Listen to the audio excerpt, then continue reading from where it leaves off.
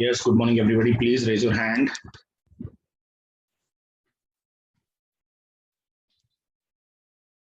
Good morning.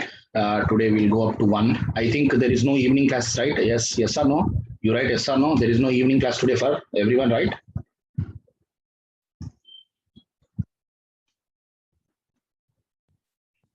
Evening class is there or not there? You write not there or there. You write like that, please. I'm not understanding yes or no. Evening class is there or not there? No class, no class. Very good. Okay, my students tell me this also. When is World Cup today? India versus Pakistan. What is the time? Even I don't know. Anyone tell me the time? India versus Pakistan World Cup T20. 7:30 p.m. Gautam, are you sure? Anyone else? Yeah. Thank you. Chalo, we will have a tough day in the morning and we will take relax and then we will watch this World Cup.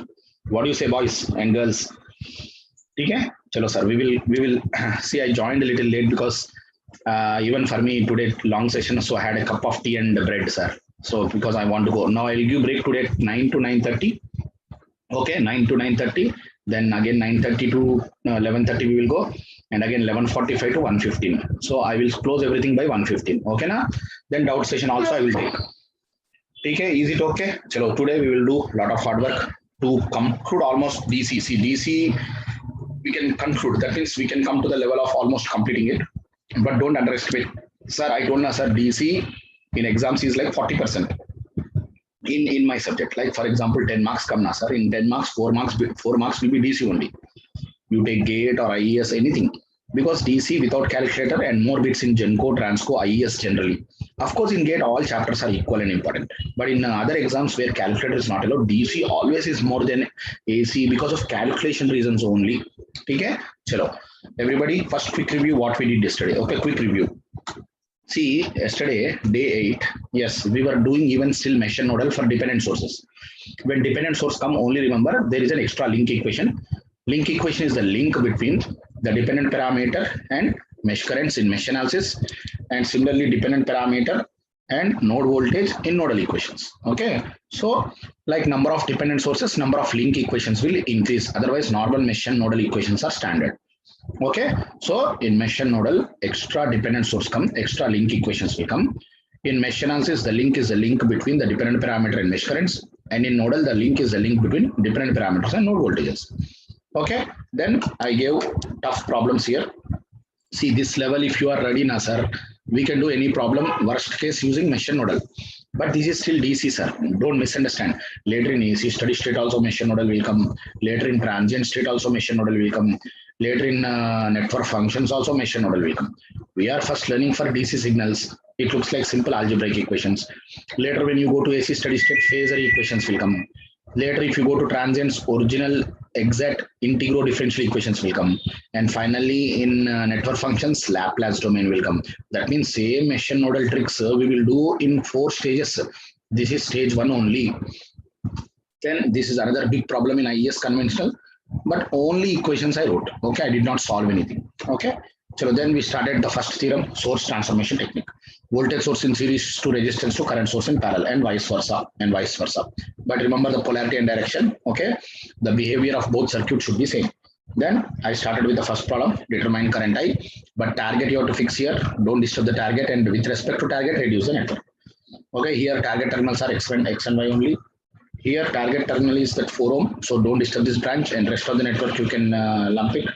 Then dependent source also it is valid. That is a very important problem. That source transformation is also valid for dependent source, but don't disturb the target.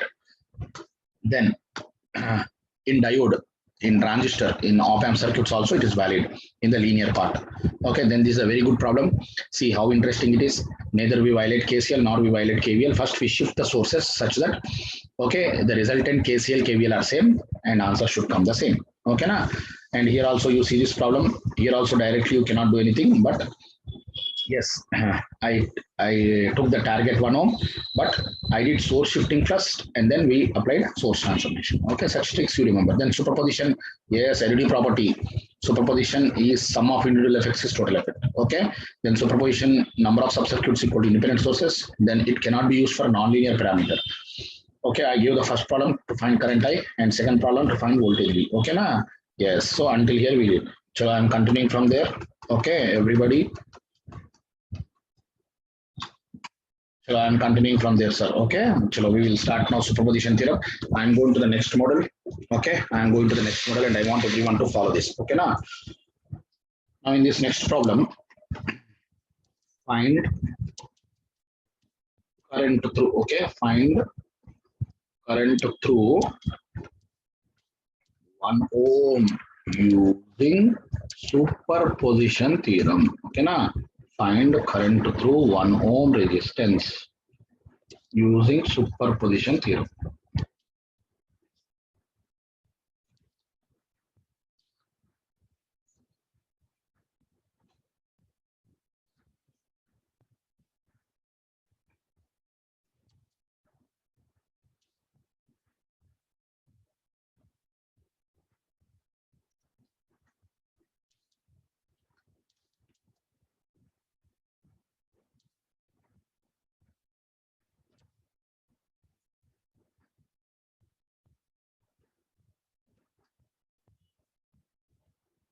Okay, find current through 1 ohm resistance using superposition theorem. That is a question. Okay, na?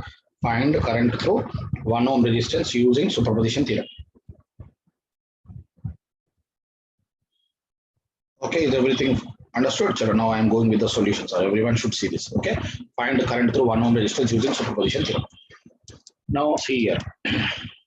Now here it is our responsibility to take reference direction because here there are 3 sources which can affect the value. So I will take one reference direction. And if all sources drive current in same direction, add it. But if they are opposite, subtract it. So you have to be careful with the reference also. Chalo, let I be the current through 1 ohm. Okay, I am taking my reference direction. If current is asked to take direction, if voltage is asked to take polarity. Okay, here current is asked, so I am taking my reference direction. So now with respect to that, now step 1. I will take 10 volt only. Okay, 10 volt only. So if I take 10 volt only, now see this here, I am taking 10 volt only. Voltage source short. Okay, this 10 I will take. And this current source is open.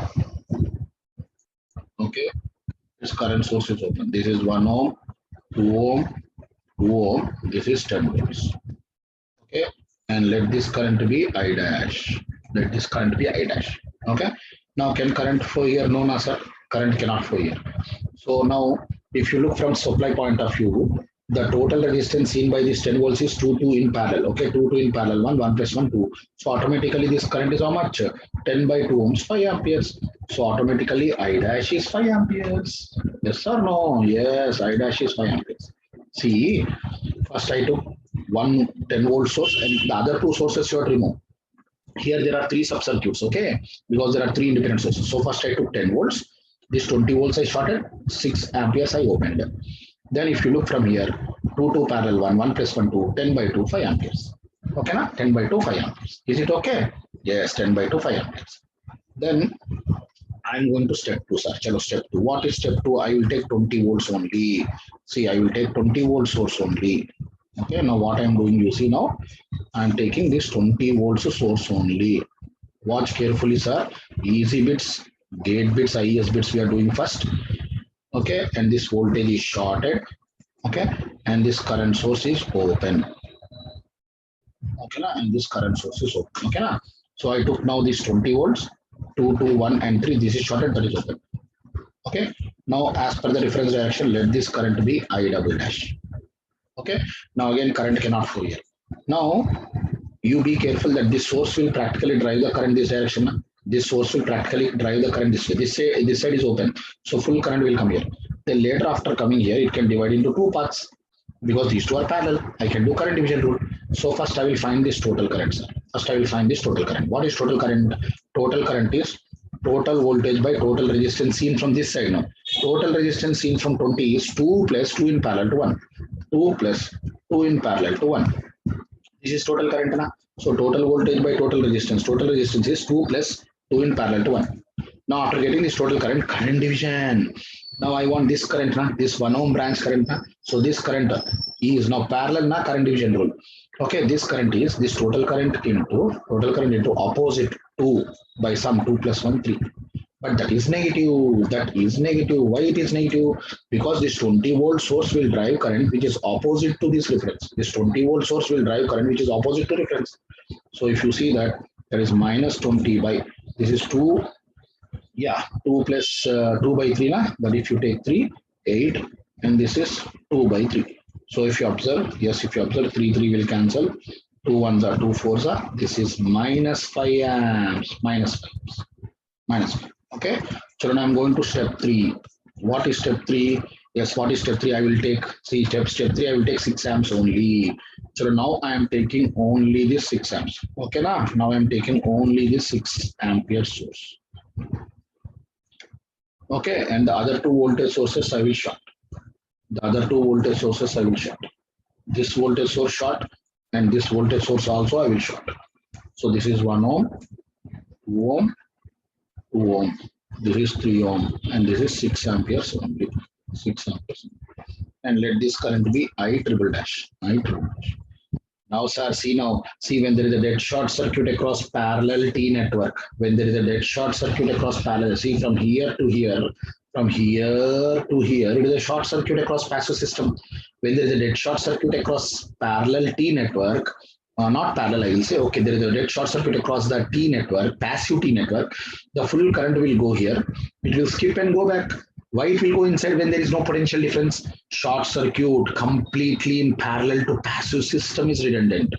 Short circuit completely in parallel to passive system. This T network is completely parallel. I can short it.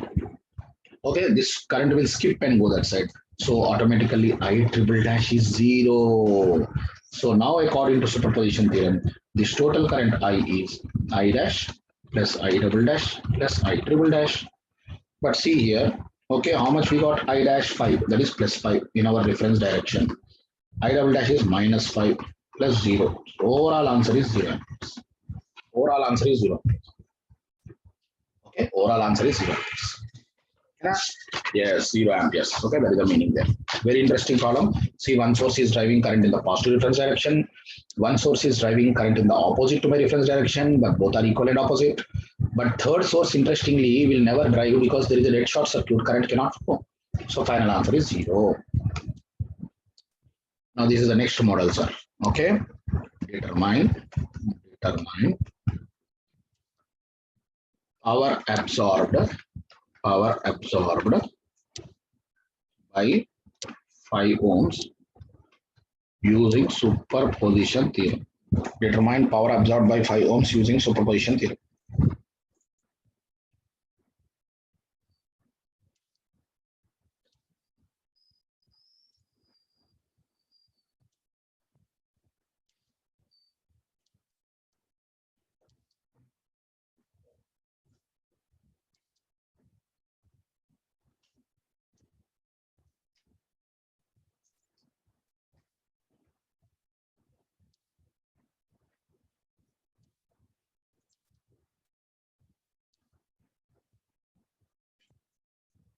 So this is 16 volts, 1 ohm, 2 ohm, 3 ohm, 4 ohm, 5 ohm. This is 8 amperes. This is 16 amperes. Okay, determine power absorbed. Okay, please understand the question. Determine power absorbed by 5 ohm resistance using superposition theorem.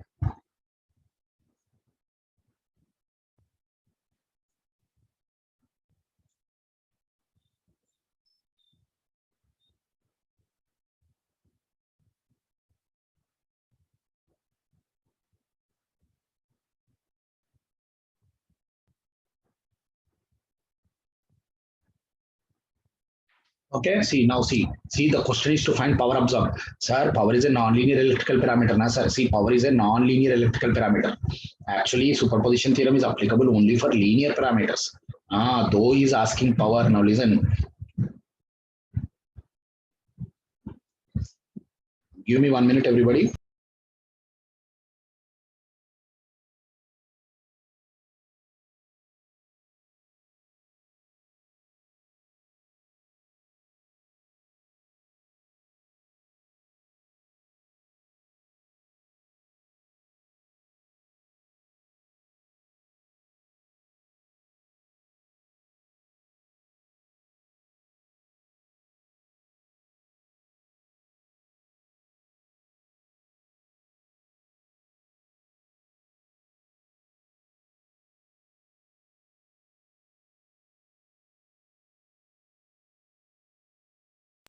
Yeah, everybody, see now, determine the power absorbed. Okay, determine the power absorbed by 5 ohm resistance using superposition theorem. Now, power is a non-linear electrical parameter, sir. Power is a non-linear electrical parameter which we cannot find directly. Instead, though the question is about find power, I will take the linear parameter, let us say current I. What I will do, first I will find the net current and then power is I square R. So be careful, sir. Power is a non-linear electrical parameter which cannot be directly evaluated because superposition additive property is valid only for linear parameters. So power is a non-linear. We cannot do like that. So what we should do first, current. Chalo, here again step 1. Now how many subcircuits here also? Because there are 3 independent sources, 3 subcircuits. Step 1. First I will take 16 volts only.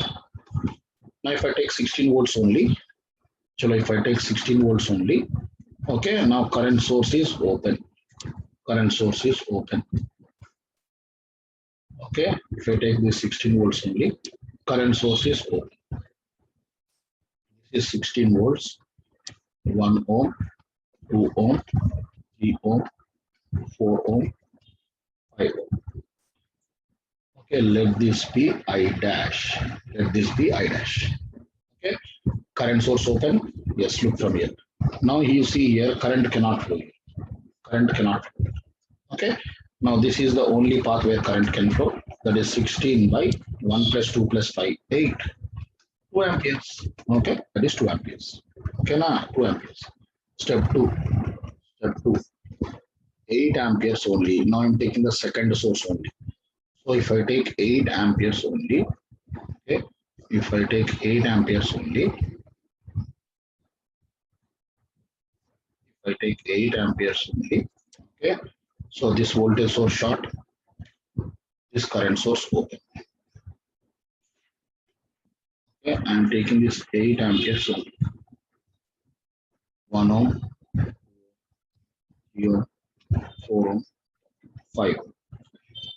Now let this current be I double dash. I double dash. Okay, now see, first case I took 16, I removed both current sources open, but in the second case I took 8 amperes, but this current source open, this voltage source short. Now I need this I double dash. Now this is open, current cannot flow here. Full current can flow here. This 8 amperes will come up to here. Now at this junction, it can divide into 2 parts. One path is 6 ohms. See, one path is 6 ohms, one path is 2 ohms. Because after coming here, now this branch 2 and this branch 5 plus 1 becomes parallel. Now current division rule. So this I double dash will be total current into opposite 2 by sum is 2 plus 6, 8. So overall 2 amperes. Overall 2 amperes. Overall 2 amperes. Yes or no? Yes. Now step 3. I will take 16 amperes only. So if I take 16 amperes only, yes, now see this.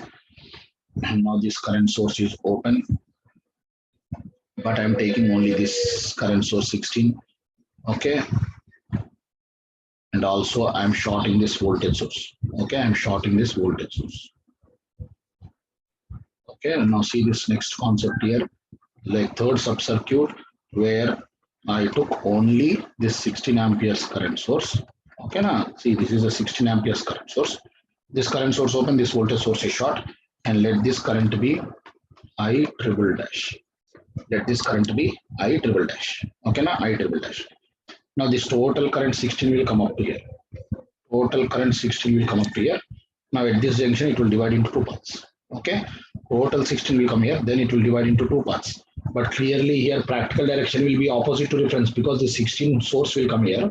It will divide into 2 parts. See, one path is 1 plus 2, 3. One path is 5. Now here 5 ohms and this 3 ohms become parallel. This 5 ohms and this 3 ohms become parallel. Later, this is always 16, but after coming here, this will divide into 2 parts. So current division rule, but practical direction is opposite to reference. So answer will be negative. So I triple dash will be negative minus of total current into opposite. What is opposite? 3. By sum is 3 plus 5. 3 plus 5. So this is minus 6 amperes. Now what does it mean? Now by superposition theorem, this total current I is I dash plus I double dash plus I triple dash. Okay. See, I dash is how much? 2. I double dash is also 2, but I triple dash is minus 6. So this is plus 2 minus 6. Plus answer means the practical direction is same as my reference. Minus answer means the practical direction is opposite to my reference. So I is finally minus 2. Now, what does minus 2 indicate? See, minus 2 is not wrong answer, sir. What does it indicate? See, in my reference direction, I took down, na? See, in my reference direction, I took down. But finally, answer came negative means actual current is going up. That is the meaning of minus. That is the meaning of minus. But register is however sink. Register is however sink only. It is a passive bilateral element. So power absorbed is I net square into R. That is 2 square into 5. 4 5 are 20 watt. 20 watt. So though the question is about power, first take linear parameter like voltage or current and then do it, please. Okay, na? So it is 20 watt. So I am going to another interesting model. Find voltage Vx by using superposition theorem. Okay, find voltage Vx by using superposition theorem. Okay, find voltage Vx by using superposition theorem.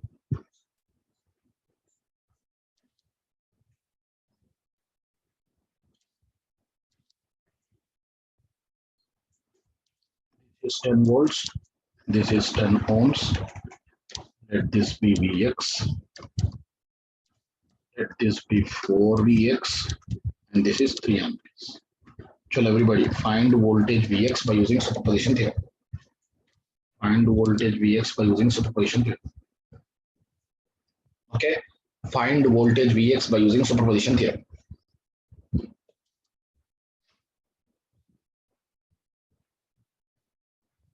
Find voltage Vx by using superposition theorem.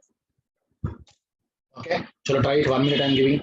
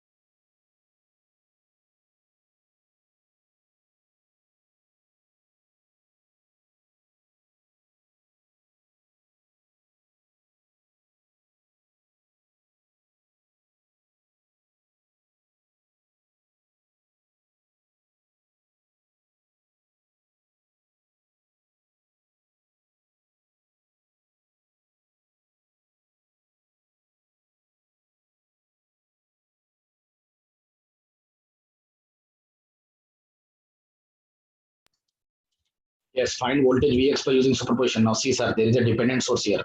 Though there is a dependent source, but the number of subcircuits equal to number of independent sources. Yesterday we did discuss that bit, na, sir. See, the number of subcircuits while applying superposition theorem is equal to number of independent sources only. Because dependent sources alone cannot work, sir.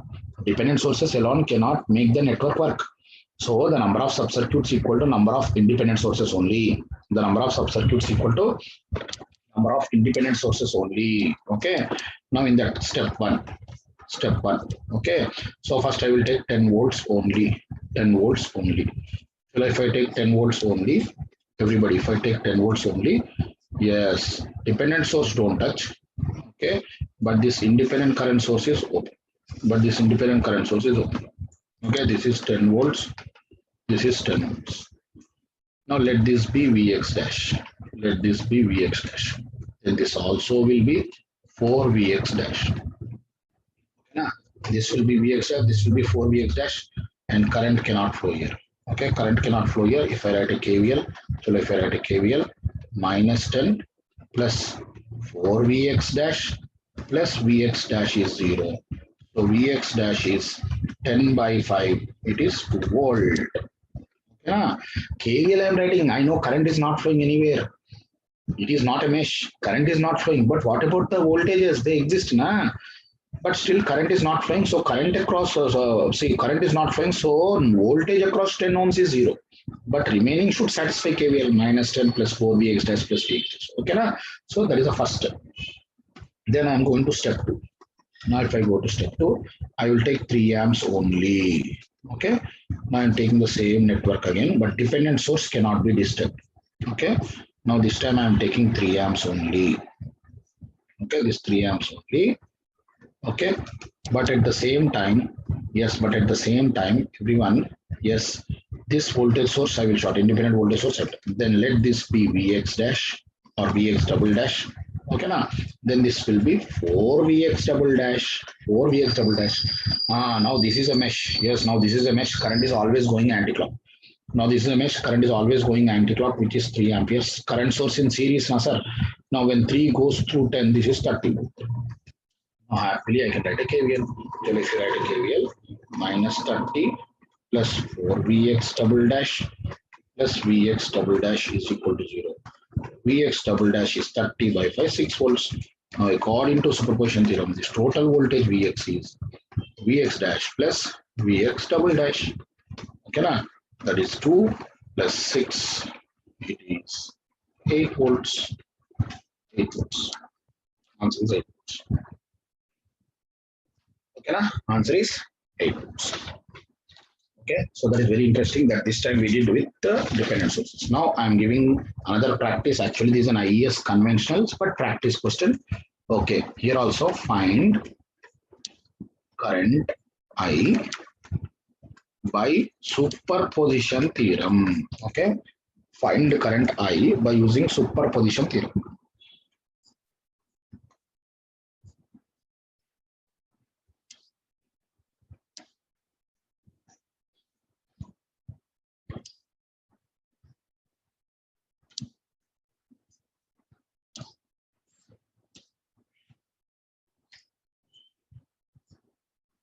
(22 volts, 1 ohm, 2 ohm, 5 volts, 2 amperes. Let this be I. Let this be 10I. Okay, let this be I. Let this be 10. Find current by using superposition theorem. Find current I by using superposition theorem.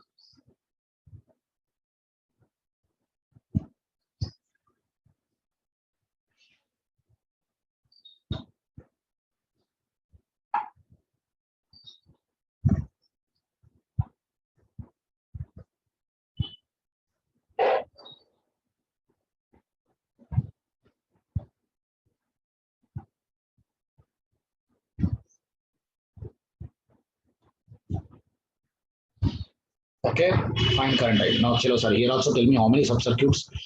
Though there is a current dependent voltage source, though here also there is a current dependent voltage source, but the number of subcircuits equal to number of independent sources. Number of subcircuits equal to number of independent sources. Now there are total 3 independent sources, sir. Two independent DC voltage source, 1 independent DC current source. So 3 subcircuits. Step 1, 22 volts only. So if I take 22 volts only, okay. Dependent source I will never disturb. Current source open and this voltage source short.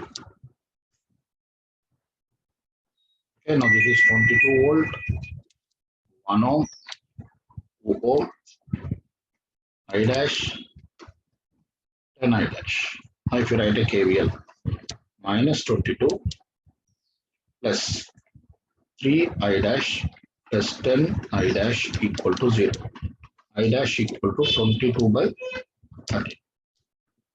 I dash equal to 22 by 30. 22 by 30. Okay, now step 2. Step 2, I will take 2 amps only. 2 amps only. Okay. This voltage source I will short. This is a dependent source. This voltage source also is short. Okay, now I'm taking this current source of 2 amps only. 2 amps. And this is 1 ohm. This is 2 ohms. Now let this be I double dash. And this is 10 I double dash. Now see, sir, I need this I double dash. Both voltage sources are shorted. Okay, now because you see original network. Yes. Now both voltage sources I thought this is I double dash, 10 I double dash.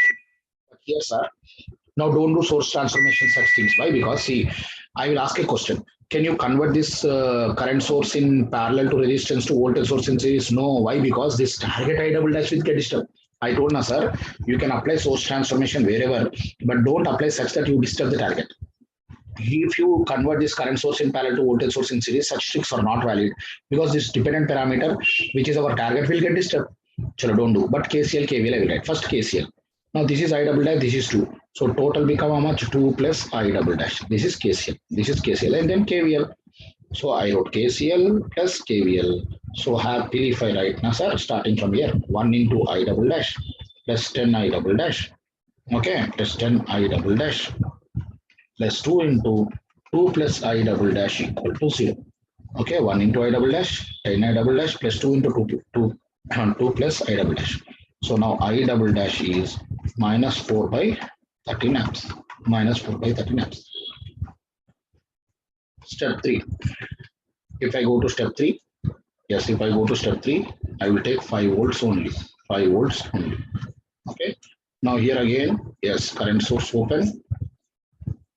Okay, this voltage source I will take 5 volts. This current source open, this voltage source is short. Okay, yes, I will take like this. This is 5 volts. Now let this be I triple dash. If it is I triple dash, this become 10 I triple dash. Now happily I will write KVL again. Chalo, happily I will write a KVL again. Chalo, if you write a KVL again, yes, 1 into I triple dash plus 10 I triple dash plus 2 into I triple dash plus 5 equal to 0. I triple dash is minus 5 by 13. Minus 5 by 13. Okay, so one source like 22 volts is driving the current in the same direction, but this current source 2 amperes and that voltage source 5 volts are driving currents opposite to my reference or opposite to the given reference, so they are minus. Now according to superposition theorem, total current I is, okay, total current I is I dash plus I double dash plus I triple dash. So how much is I dash? 22 by 13. 22 plus 22 by 13. What about I double dash? Minus 4 by 30. Minus 4 by 30. And this I triple dash is minus 5 by 30. So this if you take, yes, 13 by 13, 1 ampere. 1 ampere. Wonderful question. This is 1 ampere. Okay, na? It is 1 ampere. Okay, it is 1 ampere. Okay. Sir, I am going to one of the best models, which is given at least so many exams. This model, what I am doing, is given in so many exams. Okay, now this model, what I am doing, is now given in so many exams. Okay. Yes, this is GATE. It was given in GATE. It is given in GENCO. It is given in ESC. That is IES. So many areas. Okay. Yes. The power lost in resistor R when voltage source alone act is 25 watts. When current source alone act is 9 watts. Determine the total power lost. Total power lost in resistor R when all sources act simultaneously. Power lost in resistance R when voltage source alone act is 25 watts. and when current source alone act is 9 watts. Okay, na? The power lost in resistance are when voltage source alone act is 25 watts and when current source alone act is 9 watt. Determine the total power lost in resistance are when all sources act simultaneously. Okay, the options are 4 watts, 16 watts, 34 watts, 64 watts. And this is the network. It is linear resistive network. Linear resistive network.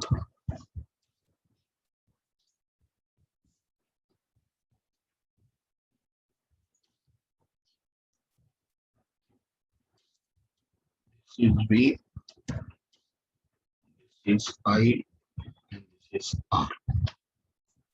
Okay, the power lost in resistance are when voltage source alone act is 25 watts and when current source alone act is 9 watt. Okay, 9 watt. I'm writing neatly 9 watt. Determine the total power lost in resistance are. Okay, determine the total power lost in resistance are when all sources or both sources. Okay, when both sources act simultaneously. When both sources act simultaneously. Okay, 4, 16, 34, 64. Okay, 4, 16, 34, 64. Okay, chalo, everyone try it immediately. I'm giving you 2 minutes. Wonderful question.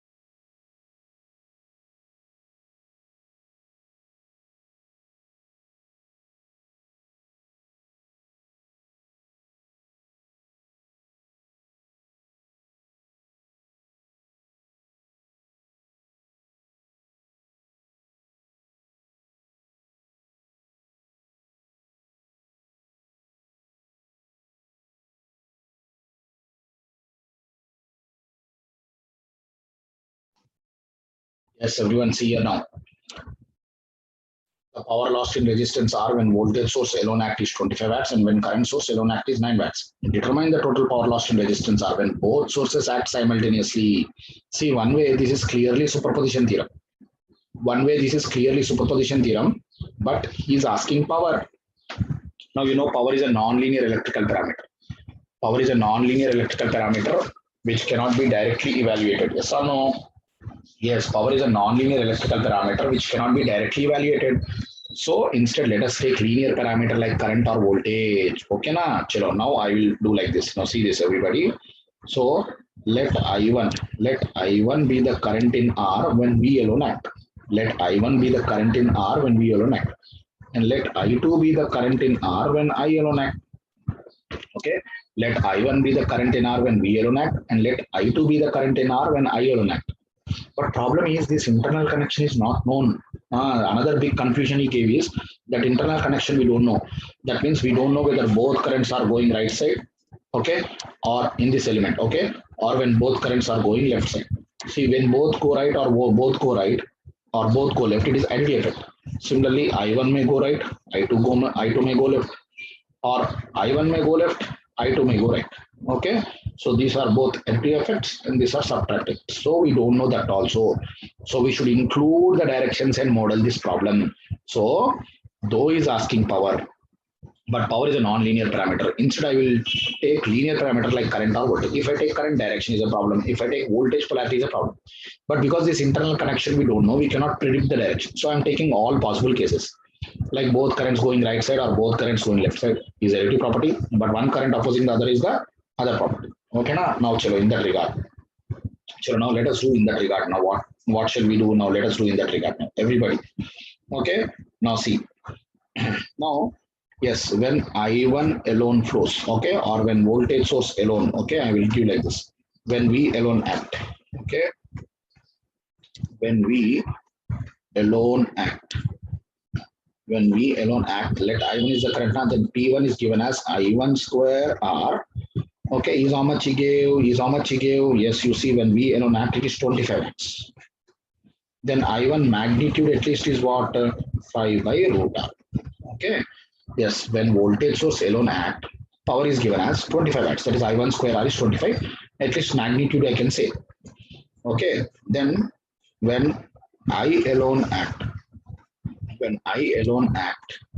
okay, he said power P2, which is something like I2 square R, which is how much? 9 watt. I2 square R, which is 9 watt. Then what is the magnitude of I2? What is the magnitude of I2? 3 by root R. 3 by root R.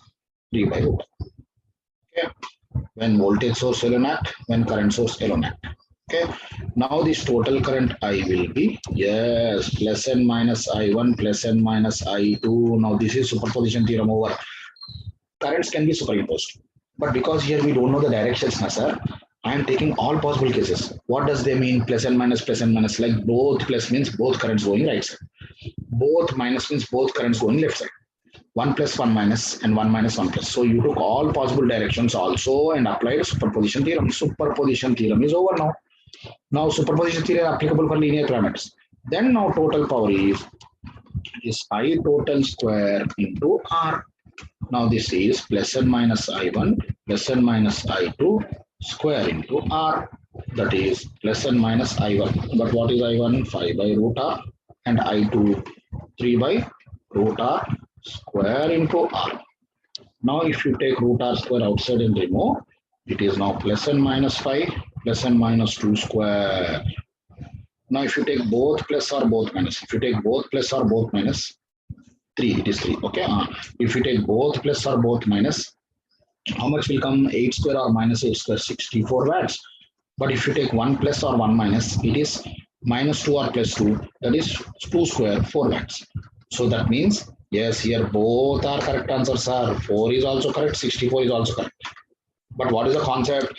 If both sources act, yes, if both sources drive the current in same direction, if both the sources drive current in same direction, then it is 64 watt.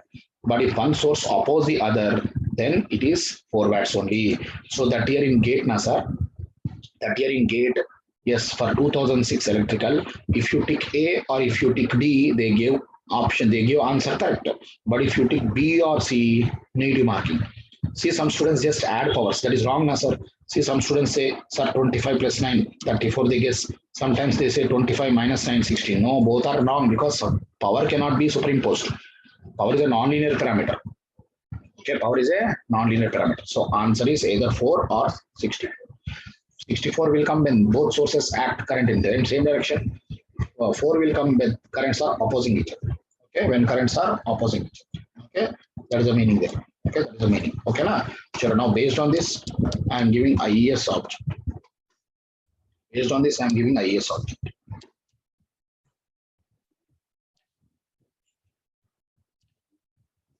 Linear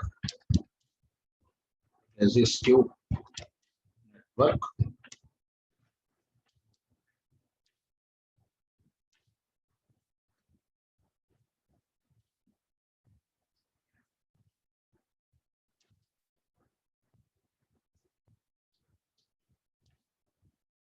This is V1.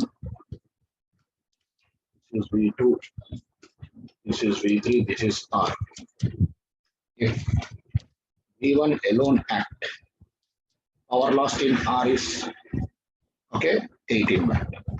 Okay, if V1 alone act, power lost in R is 18 watt, and V2 alone act, power lost in R is 50 watt. Power lost in R is 50 watt, and when V3 alone act, V3 alone act, power lost in R is 98 watt. 98 watt. Okay, now find total power lost. Total power lost in R when all sources. Okay, when all sources act simultaneously. Okay. Okay. When voltage source alone act 18 watt. When currents, when voltage V2, sorry, here all voltage sources are there. See, when V1 alone act, power lost in R is 18. When V2 alone act, power lost in R is 50. When V3 alone act, power lost in R is 98. Find the total power lost in resistance R when all sources act simultaneously. Okay, find the total power lost in resistance R when all sources act simultaneously. Okay, all sources act simultaneously. Chalo, only 2 minutes, try something. This is based on the previous model, sir. But in previous model, one voltage source, one current source was given, and internal connection was not given. But here, three sources, all are voltage sources. Chalo, 1 minute.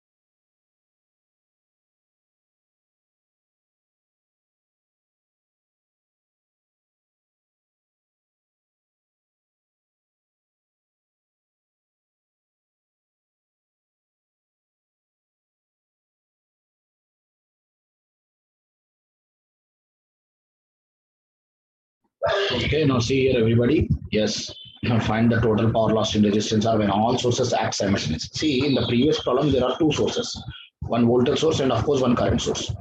And after doing all these things, we got this answer. Okay, we got this answer. Now, like formula, if you write like a formula, okay, if you write like a formula, yes, the formula will be a formula for two sources will be P total will be plus and minus root P1 plus and minus root P2 square. This is the formula, na? Because root P1 is root 25, root P2 is root 9. So this is the formula. Okay, na? Yes. Here also, if I write the formula for three sources, formula for three sources, three sources, then P total will be plus and minus root P1 plus and minus root P2 plus and minus root P3 square. Root P3 square. Okay. Now that I can write it as plus and minus root P1 root 18 plus and minus root P2. Yes, plus and minus root P2 is root 50 plus and minus root P3 root 98 square. 98 square. Okay. Now see, and this is if you take root 2 outside and square it, root 2 outside and square it, 2 will come plus and minus root 9, 3 plus and minus root 25, 5 plus and minus root 98, 49 is 7. See, though I gave question like what are the possible, there are so many possible cases, okay, but I will modify the question. See, the actual question will be, okay, I will write like this. Though here I asked find the total power loss. Now there are so many combinations. Here there are three sources, now sir. You take 1 plus 2 minus 2 plus 1 minus all minus, so many combinations here. So I will modify it. The actual question is like this. Determine, now listen, determine the values of maximum and minimum power loss in R. This is the actual question. Okay, I'm modifying. Please see what are the possible powers. Means so many will come because there are three sources, no, sir. You can take so many combinations here. Okay, 6 values will come. But yes, determine the values of maximum and minimum power loss in resistance. See when maximum will come. Yes, this is the total power loss. Okay, PT maximum will come when all are positive or all are negative. That means what are the meaning? All sources driving current in the same direction. You take all positive or all negative. This will be 2 into, if you take all positive also 15, all negative also minus 15. That is 15 square. That is you will get 2 into plus or minus 15 square. That is 225 into 2, 450 watts you will get. Then when P total will be minimum when difference is maximum. When P total will be minimum when difference is maximum. Difference is maximum means, yes, 1 bigger minus 2 smaller or 2 smaller minus 1 bigger. That is 8 minus 7 1 or 7 minus 8 minus 1. So this is coming 2 into plus and minus 1 square you have to take. That is 2. So the maximum and minimum possible power loss in resistance are 450 watt, 2 watt respectively. 450 watt, 2 watt. But there are so many other combinations, sir. But that is the meaning here. Okay. So now I'm giving a very interesting IES objective. Okay.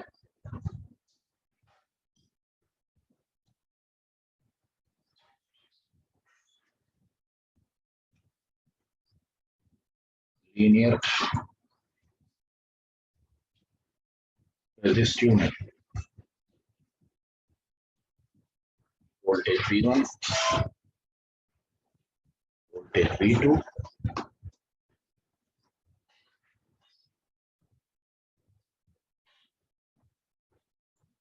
voltage V1, voltage V2, and this is where current I is flowing. So the data is given in the table.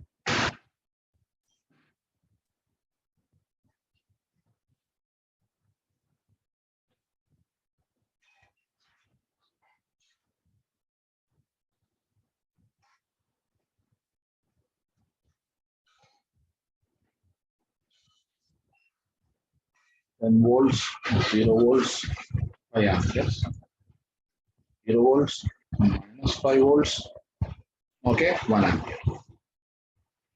Okay. Now if V1 equal to V2 equal to 15 volts, then I is how much? Okay, see the data. He gave the data in the table, sir. If V1 is 10 volts, V2 is 0, current I is 5 amperes. Then V1 is 0, V2 is minus 5, then current is 1 ampere. Then when both are 15, how much is I? Okay, both are 15, how much is I?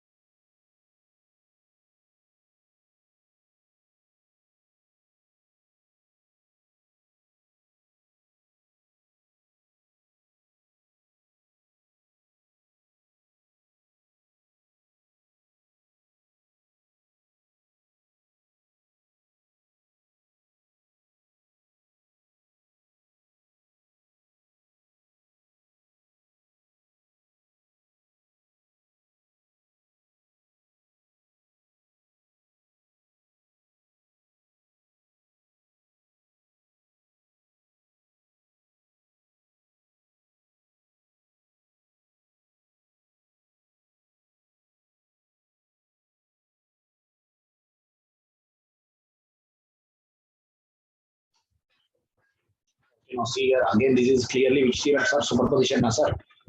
Because individually give and totally is asking. Chalo, now see here, everybody watch this. See when V1 alone act, he gave that 10 volts is giving how much current? 5 amperes.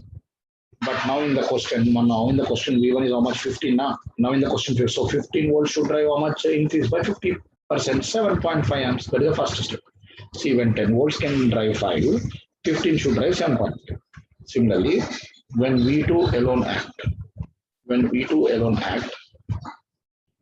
minus 5 volts is driving 1 ampere. Okay, minus 5 volts is driving 1 ampere. So plus 5 volts will drive minus 1 ampere. Plus 5 volts will drive minus 1 ampere. Okay, but now V2 is also how much? 15 now. Now 15 volts will drive how much? Minus 3 ampere. So now according to superposition theorem, when both source act simultaneously, yes, this total current, when both source act simultaneously, one is 7.5 minus 3. So answer is 4.5 amperes. Answer is 4.5. So here superposition and homogeneity. Okay, see first case, 10 volts is driving 5, so 15 volts should drive 7. Second case, minus 5 is driving 1. See when only network with single source is there, minus 5 is driving 1, plus 5 will drive minus 1, and 15 will drive minus 3. So again add, it is 4.5 amperes. Okay, it is 4.5 amperes. Okay. So now I'm giving another interesting gate question. Now this is also linear resistive network. Linear resistive network indicate that these are DC problems, please. Okay, na? Now here I am taking current I1. Here also I am taking current I2. And I am finding voltage Vx. Plus and minus. Okay, na? Now I am giving if the data I am giving here.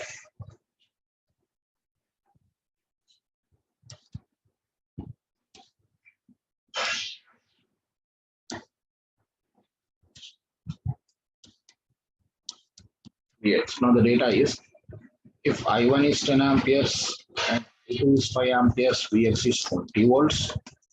If I1 is 5 amperes and I2 is minus 10 amperes, then Vx is 5 volts. Now if both I1 equal to I2 equal to 15 amperes, Yes, if both I1 equal to I2 is 15 amperes, then Vx is how much?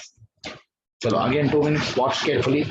Here also see I1 he gave, I2 he gave, and he changed, but both together 15 how much?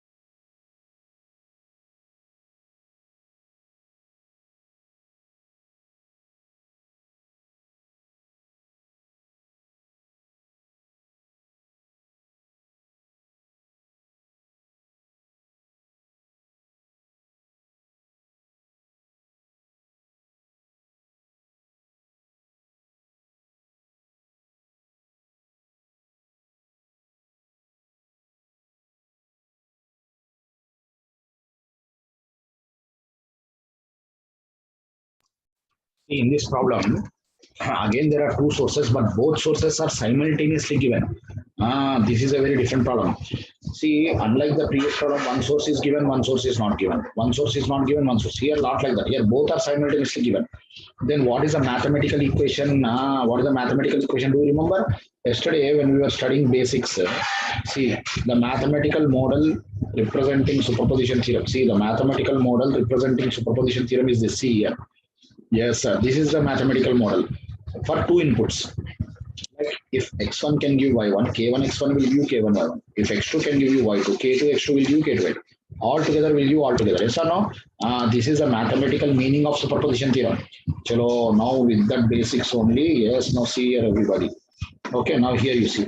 Now the mathematical equation describing the superposition for two inputs is this Vx is okay. Vx is k1 I1 plus k2 I2 for two inputs. K1 I1 plus K2 I2 for two inputs. This is for two inputs. Okay, this is clearly for two inputs. Okay, this Vx is K1 I1 plus K2 I2 for two inputs. K1 I1 plus K2 I2 for two inputs. Okay, na? Yes. Now, if you substitute the first one, this Vx is okay K1 I1 plus K2 I2. But what is this Vx according to the given data? 20 volts. Okay, na? That is the first equation. This is the first equation. Then what is the second equation? Vx is 5 when I1 is 5 and when I2 is minus 10. Minus 10. Now first solve and find K1, K2. Now 2 times and add. 2 times and add. This is 25, this is 45. So K1 will be 45 by 25, 9 by 5. And automatically what will be K2 if you take 9 by 5, 9 by 5 if you take? Yes, K2 will be 2 by 5. Now finally, the actual model will be this Vx is yes K1, that is 9 by 5 I1 and K2, that is 2 by 5 I2. Okay. Now if both I1, yes, if both I1 equal to I2 equal to yes 15, then I can write Vx is 9 by 5 into 15 plus 2 by 5 into 15, which is how much now? This is 27 plus 6, 33 volts. That is very interesting. So unlike the previous problem, here separate sources were given, sir. But here both together are given. Then the mathematical equation describing superposition for two inputs is this. Suppose if there are n inputs, K1 I1 plus K2 I2 plus K3 I3 like that, K and Xn. Even if voltage source is also there, like K3 V3 like that. Okay, na? So now I'm giving another important problem, IES objective. If E is if E is 20 volts, then I1 is 5 amperes, V2 is 15 volts, V3 is 12 watts. Now, if E is changed to 30 volts, then what is I1, what is V2, and what is P3?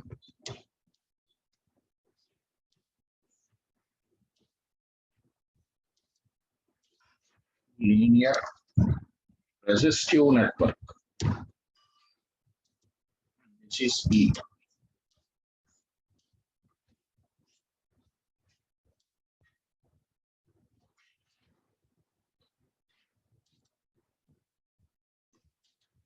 This is R1, this is R2, this is R3. Okay, this is I1 and this is V2 and this is the power in resistance P3. Okay, see the concept, sir. If this E battery E is 20 volts, I1 is 5, V2 is 15, P3 is 12. If this is 30, then what is I1, what is V2, what is P3? Okay, so do it.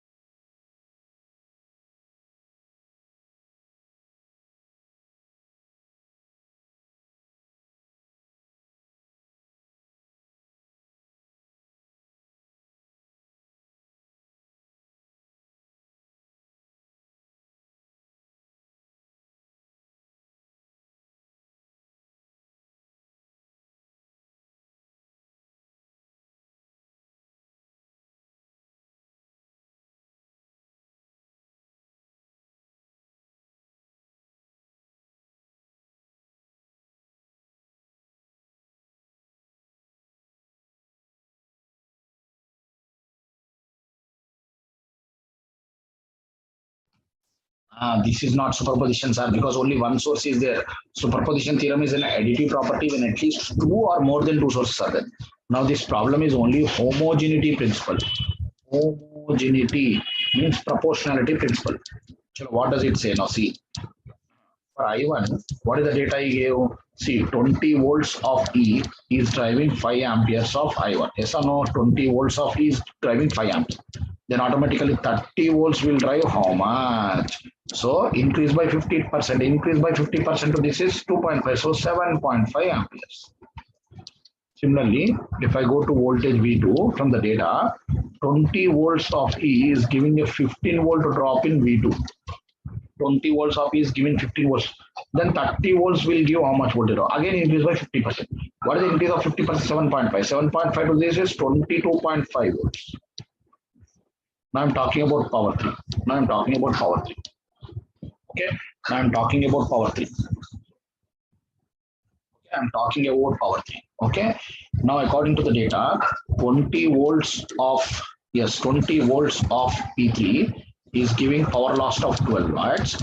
Then 30 volts will give how much? Now this is interesting, sir.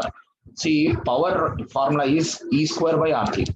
Power is square. Now this is not superposition, please. This is only homogeneity, but power is square times na. So I will write like this. Now I'll modify 20 square. Now I'll modify this. Yes, I'll modify this. Now 20 square by R will give 12 watts. Then 30 square will give how much? Then this is 30 square into 12 by 20 square, which is 27 watts. 27 watts. Okay, that is the meaning. Okay, that is very interesting. Okay, with this, I covered all the models. Yes, I covered all the models of superposition theorem. Okay. I'm just taking 1 minute breaks, sir. Not big break. Big break I told I will give at 9 o'clock. Just 1 minute, I am coming. Just I need a sip of water. Don't go anywhere. We are going to start the big theorem. That is theorem number 3 and 4 simultaneously I will teach. That is going to be, yes, Thevenin's and Norton's theorem. Thevenin's theorem. Okay, I will write the statement. At least then I will just have a water. Okay, Thevenin's theorem. Statement is in any linear bilateral network, okay, in any linear active bilateral network consisting of number of energy sources, resistances, etc. In any linear active bilateral network consisting of number of energy sources, resistances, etc. Okay, with open output target terminals. With open output target terminals can be simplified into a simple network, can be simplified into a simple network consisting of voltage source in series with resistance.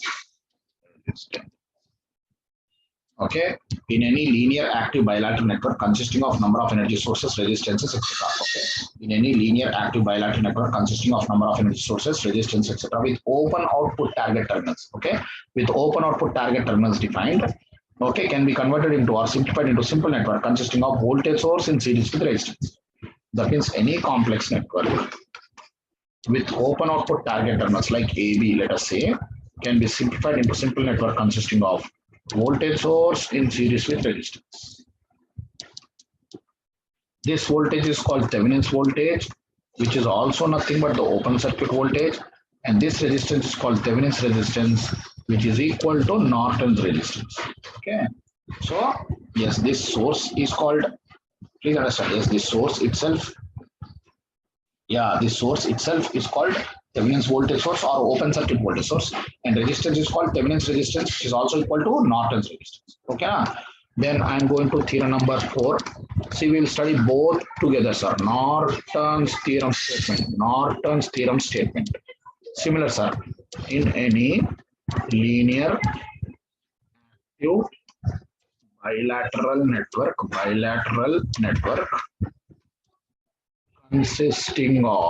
consisting of number of energy sources,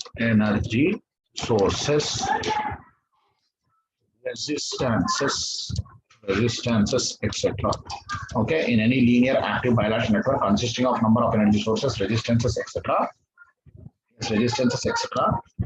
With open output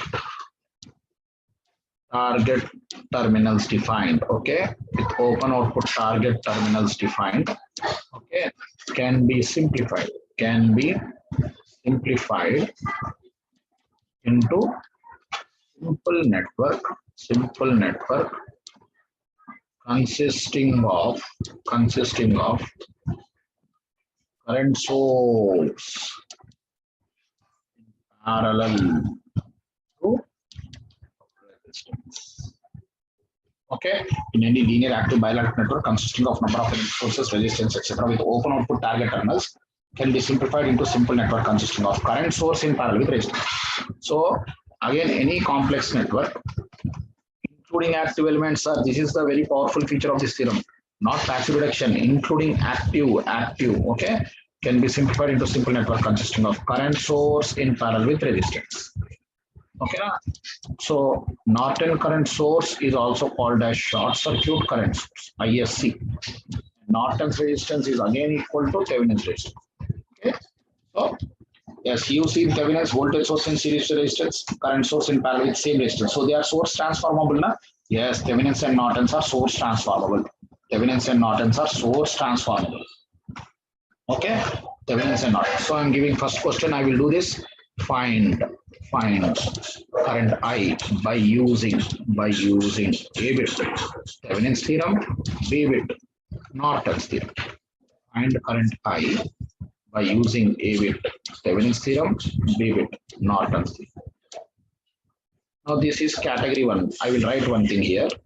Okay, this is something like 10 volts, 2 amperes, 1 ohm, 2 ohm, 3 ohm, and I am asking find current I. See, I want to add a point here. Yes, I want to add a point here that this is category 1 problems. What is category 1? Problems with, yes, problems with only independent sources. Only independent. Okay, only independent sources. Independent sources. So first let us do them easy problems. Because independent voltage source ideal, we can short it. Independent current source ideal open. Okay. Chalo. This is category 1, problems with only independent. I will start this in 1 minute, sir. This is not a break, please. This is not a break.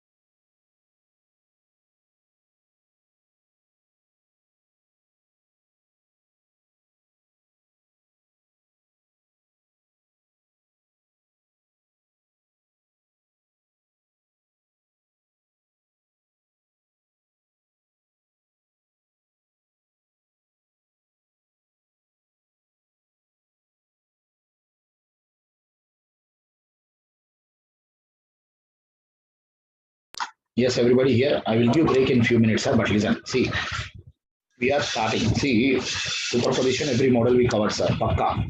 Now we will do both theorems simultaneously. Why? What is the reason? Because Thevenins and Nortons are duals of each other. Thevenins will convert any complex active bilateral network into voltage source in series with resistance. And that Thevenin's voltage is called open circuit voltage, and resistance is Thevenin's voltage, which is also nothing but Norton's resistance.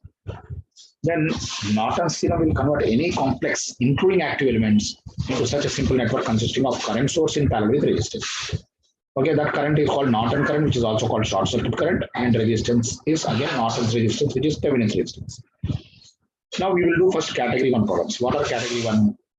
Category 1 problems are the problems with only independent sources. Okay, category 1 problems are the problems with only independent sources. Okay, now category 1 problems are the problems with only independent sources.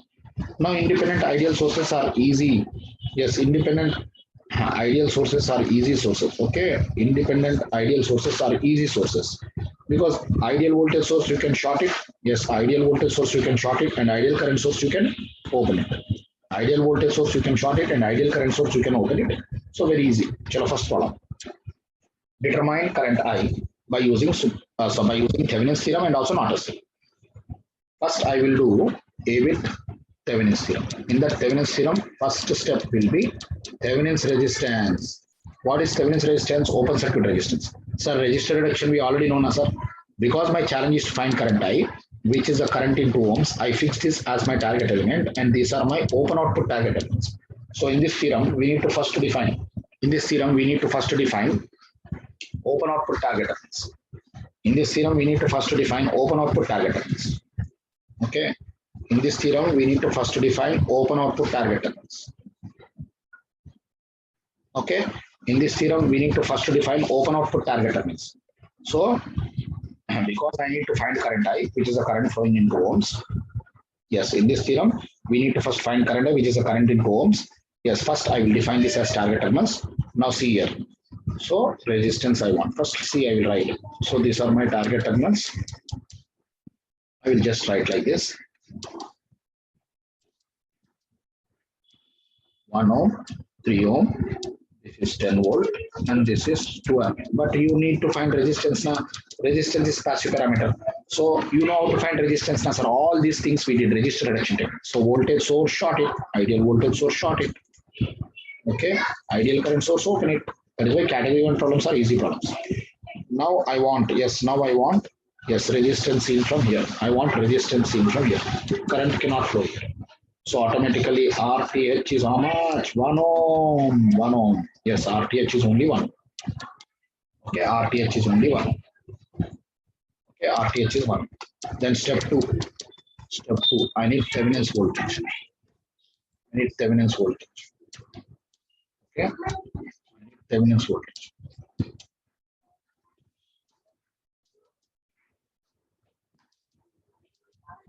This is 10 volt and this is 2 ampere, 1 ohm, 3 ohm, AB.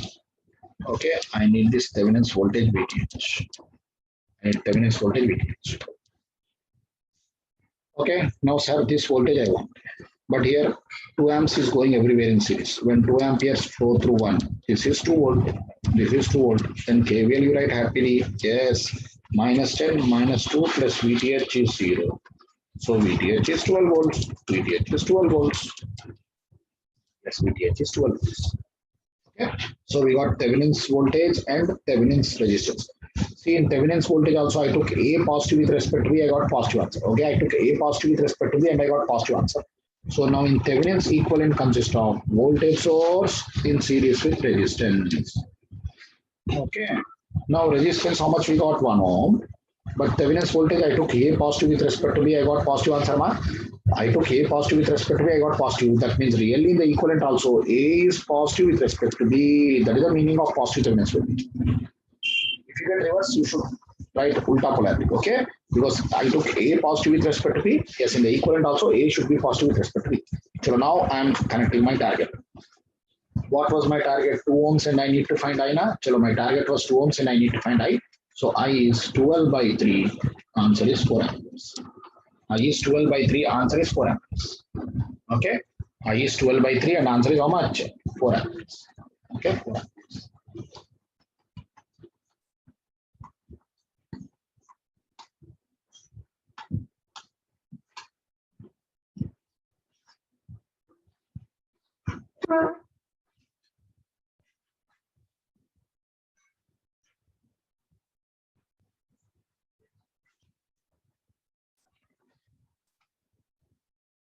Okay, na? Yes, 4 amperes. I'm doing the same thing by Norton's theorem. Norton's theorem also step 1. First Norton's resistance. See, Norton's resistance same as Thevenin's, sir. So that is why this step I am not repeating. See, this step I am not repeating, sir. Because Norton's resistance same as Thevenin's. Okay, na? And moreover, it is category 1 problem now. Category 1 means problems with only independent sources. So voltage source short, current source open. We can do like that. Okay, na? And now step 2 is interesting. Norton current, short circuit current. So I am taking the original question after defining my target terminals. Yes, target terminals.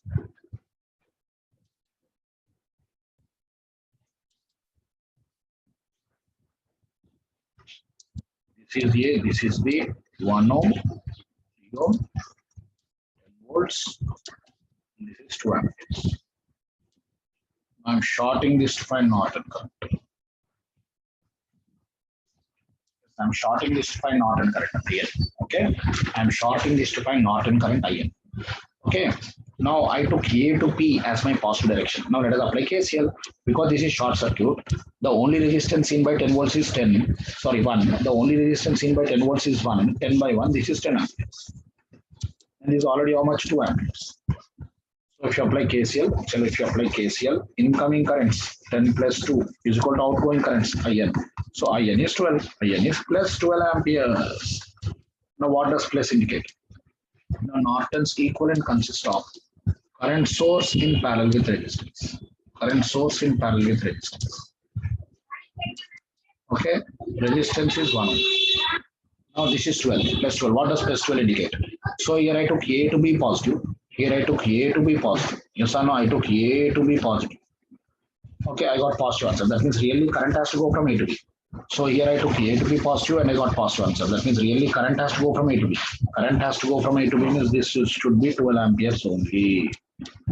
Please understand. See, I took A to be positive direction as reference. I got positive answer, sir. That means if I connect any element between AB, current has to go from A to B. A to B positive means if I connect any element between AB, current has to flow from A to B. That can be possible only arrow is up, sir. When arrow is up only, it will divide and go from A to B. So this is the Norton's equivalent of this original network. Okay, this original network's Norton's equivalent is this. In fact, you see Thevenin's equivalent and Norton's equivalent are duals now because here voltage source in series can be converted into current source in parallel. So now I am coming to my target. So I am fixing my target 2 ohms and this is current I, current division rule. I is total current into opposite by sum. It is clearly 4 amperes. 4 amperes. This is 4 amperes. Opposite by sum. Yeah, 12 by 3, 4 amperes. Okay. So both ways answer is same. Both ways answer is same. Okay. I'm giving the next question. Yes. Find V by using A bit Thevenin's theorem, B bit Norton's theorem. Okay. So I'm going to the next model.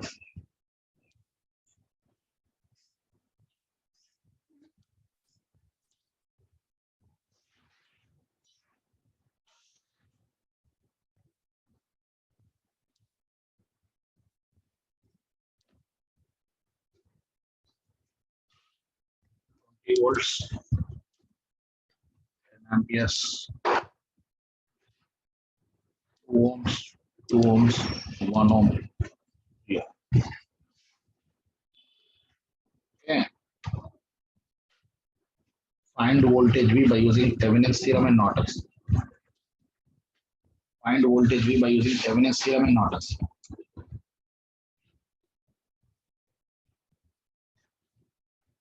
Find voltage V by using Thevenin's theorem and Norton's. Okay. Everybody look at this problem. Now I'm asking to find voltage V by using Thevenin's and Norton's. Okay. So first A bit, Thevenin's theorem. In the Thevenin's theorem, step 1. First Thevenin's resistance. Now Thevenin's resistance. Because my challenge is to find V, I took this as my target element and these are my open output target elements. Okay na? So now first voltage source short, current source open. Current source open. This is 2, 2, 1 and look from here. Yeah, 2, 2 and 1 and look from here. So voltage source short, current source open. Now this will be like 1 plus 2 in parallel to 2. 1 plus 1, 2 ohms. 1 plus 1. Yeah, that is Thevenin's resistance. Category 1 easy. Now step 2, Thevenin's voltage. Okay, step 2, Thevenin's voltage. Now Thevenin's voltage is the open circuit voltage.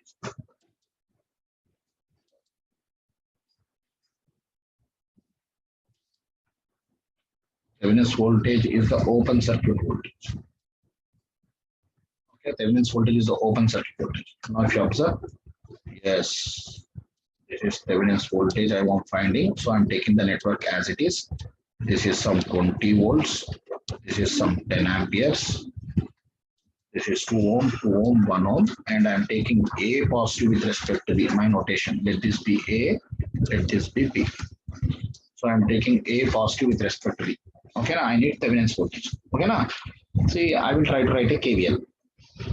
But to write a KVL, okay, to find unknown voltage, let me do nodal here. Now here I'm taking the help of nodal. I will take this as reference.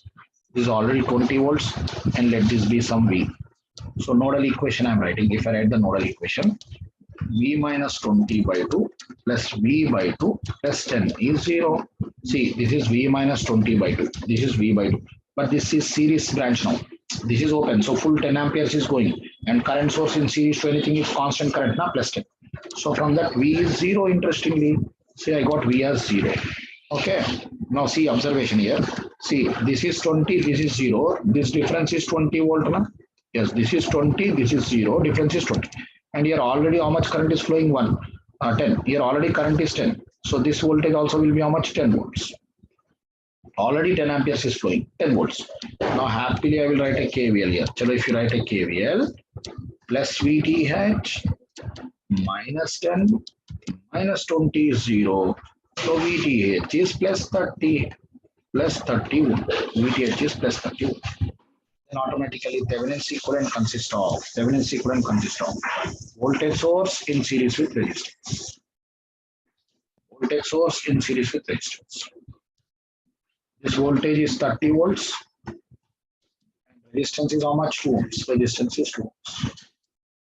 Okay, now I'm connecting my target. So what is my target? 3 ohm, and I need to find V. Voltage division. This V is total voltage into same by sum. So 18 volts is the answer.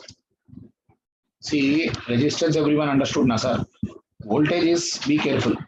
In this case, I took the help of nodal. Why? Because there are two sources and deduction not possible. So to find Thevenin's voltage, I wrote a KVL in this path. But to write KVL, I need this branch voltages now. Here already 10 is going. Here already 10 is going, 10 ones are 10 volts. But here to get this, I did nodal equation. V minus 20. Because this is 20 now, V minus. I took this as reference. So V minus 20 by 2, V by 2 plus 10. So I got V as 0. Now this is 0, this is 20. The difference is 20 again. KVL. I got VTH as 30. Okay, VTH as 30. Okay, na? And then I got this. Okay.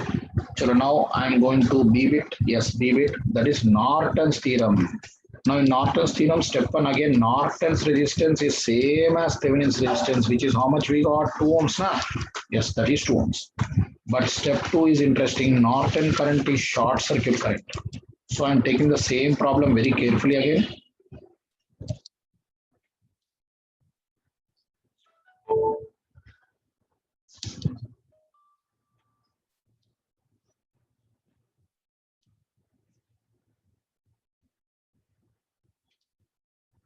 Okay, now this is 20 volts. This is 10 amperes. 2 ohms, 2 ohm, 1 ohm. And this is Norton current or short circuit current. Norton current or short circuit current. Norton current or short circuit current.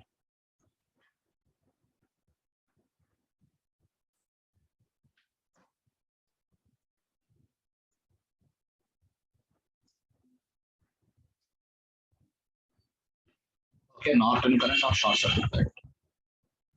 Okay, now I need this.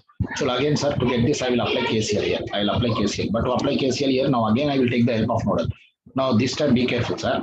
This is reference. This is 20. If this is 20, same wire connected here. This is also 20 now. Now I'll write only one equation B. Now nodal equation I'm writing. If I write nodal equation, yes, now see here. V minus 20 by 2 plus again V by 2 plus V minus 20 by 1 is 0. This time this is 20. Now this is 20, same wire connected 20. But don't misunderstand short circuit.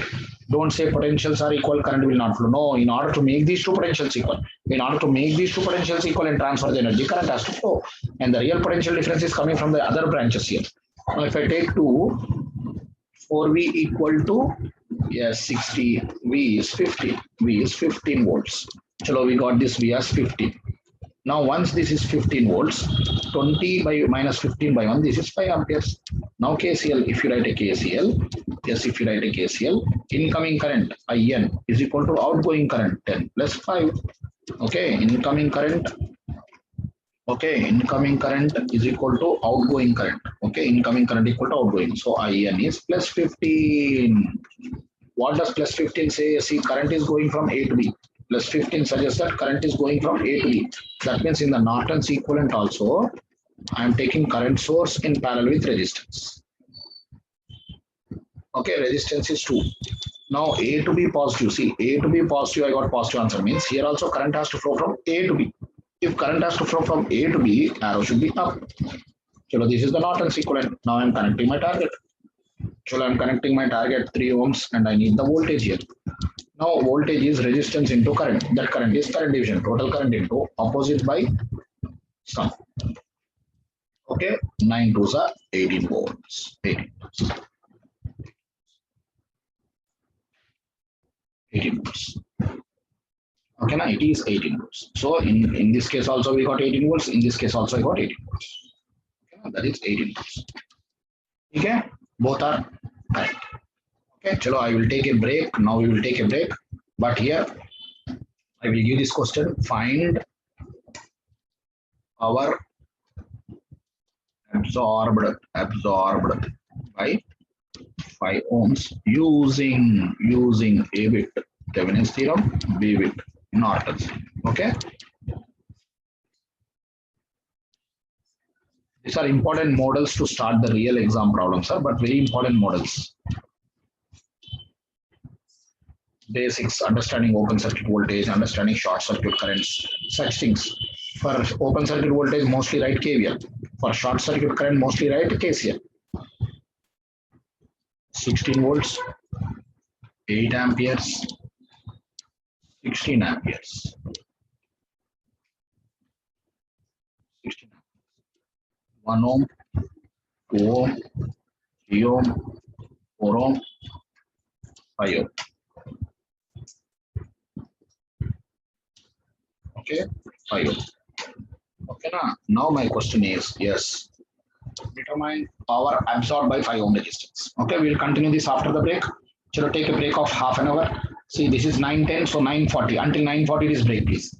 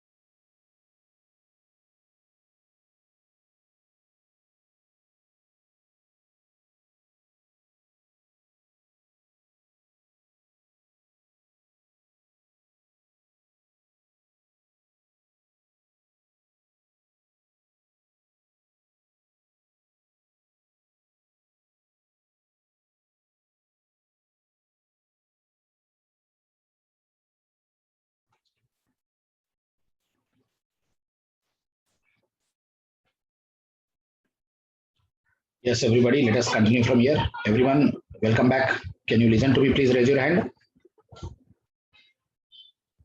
Yes, it is 9:42 already. Please come back. Everybody, still some students need to join. Chalo, now see these questions are everybody. We are doing Thevenin's and Norton's theorem, which is the most powerful theorem. And in that category one, we are doing. So what is category one?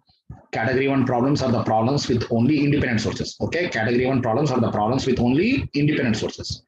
Now these are very easy problems because finding resistance by eliminating or suppressing the independent sources is very easy. Independent voltage source short, independent current source open. Chalo. Now because my challenge is to find power absorbed by 5 ohms, I fix this as my target element and these are my open output target elements.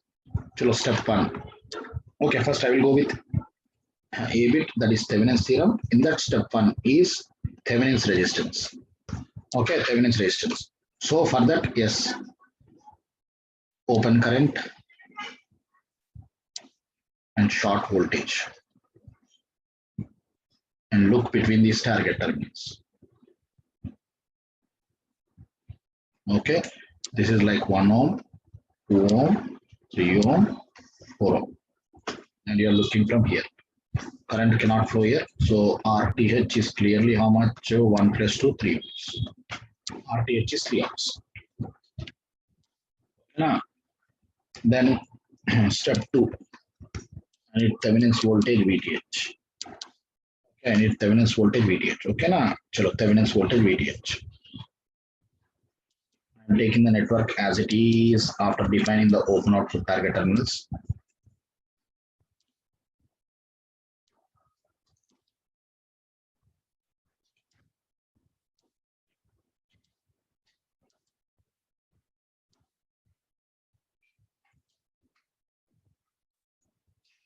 AB, this is 16 volt,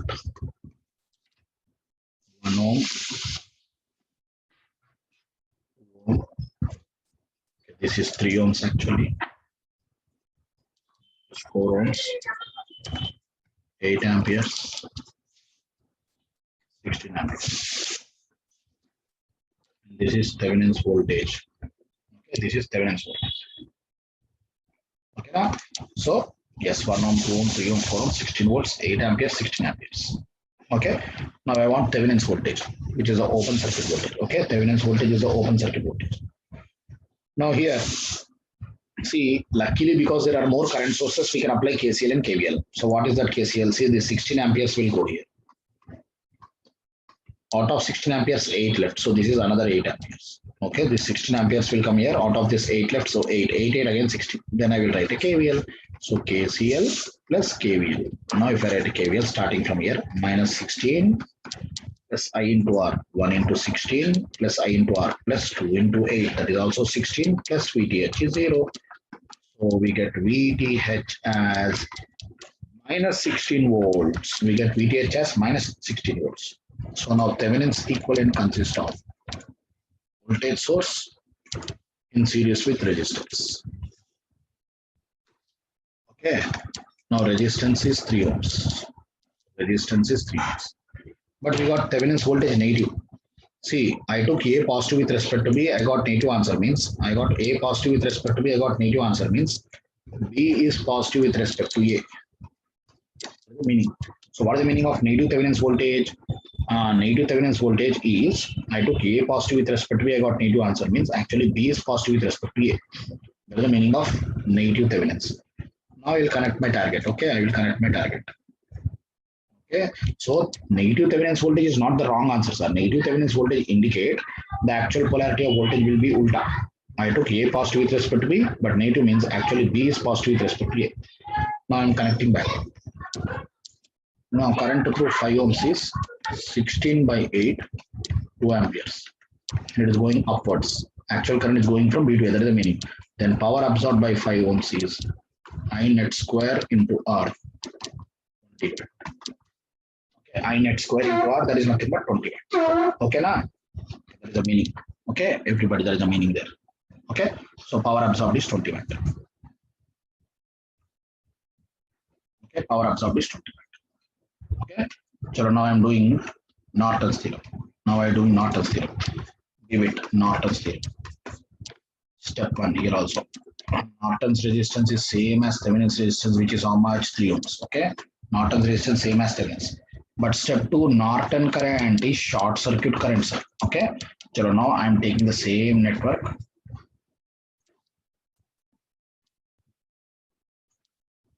Norton current is short circuit current.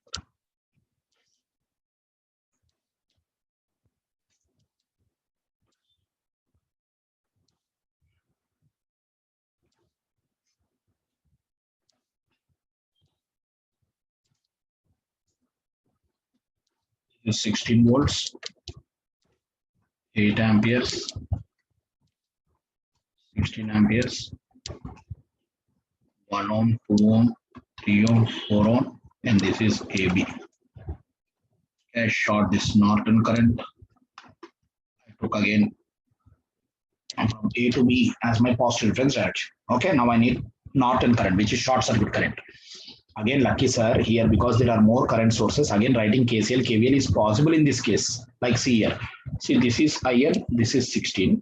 Both together KCL, this will become how much? IN plus 16. Now out of IN plus 16, 8 went. So this is how much then? This is how much then? So this is IN plus 8. This becomes IN plus 8 because out of IN plus 16 here 8 left. So IN plus 8. Now IN plus 8, IN left 8. Again 8, 8, 16. KCL satisfied now? Then I will write a KVL.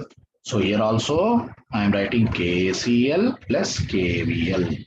That is minus 16 plus 1 into IN plus 16.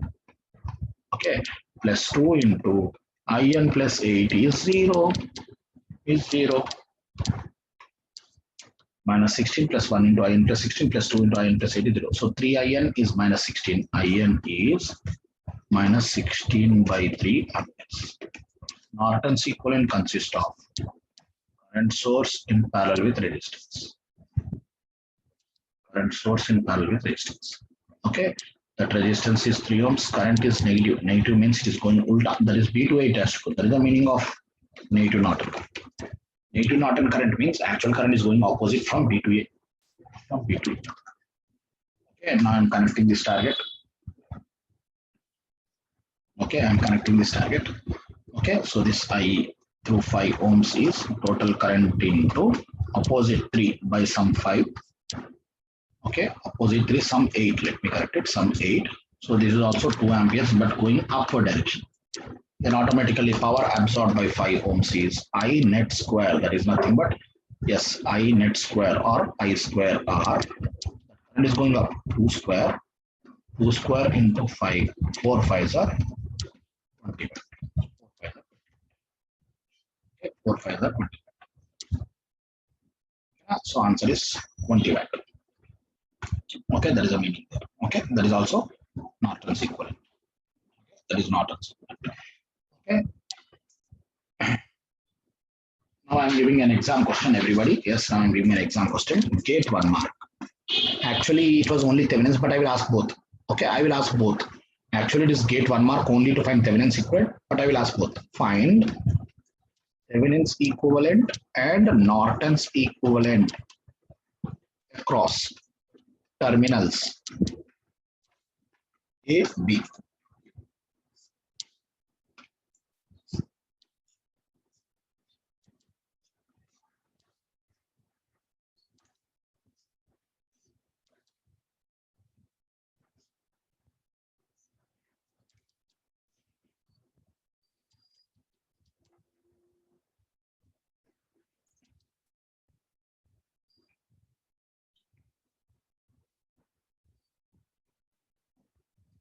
18 volts, 3 ohms, 6 ohms, 2 amperes.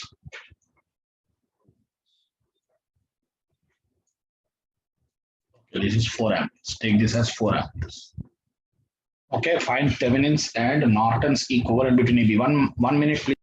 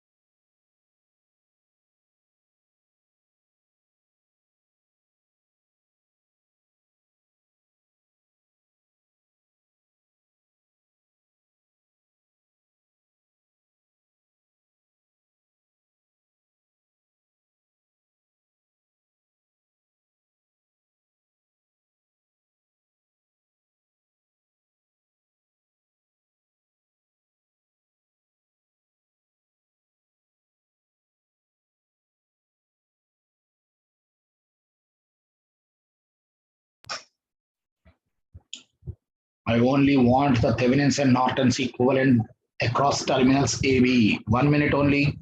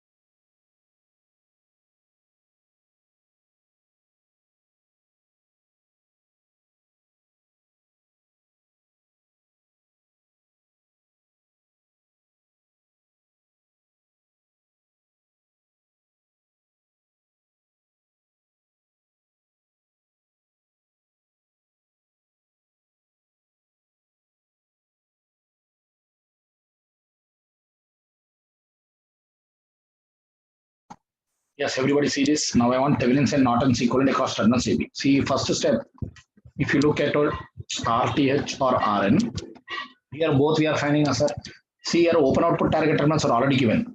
Not like the previous question, find current, find voltage, find power. No, here already open output target terminals are already given. Yes or no? Yes, here open output target terminals are already given, sir. Okay, na? So here open output target terminals are already given. So we are now directly finding equivalent. Chalo.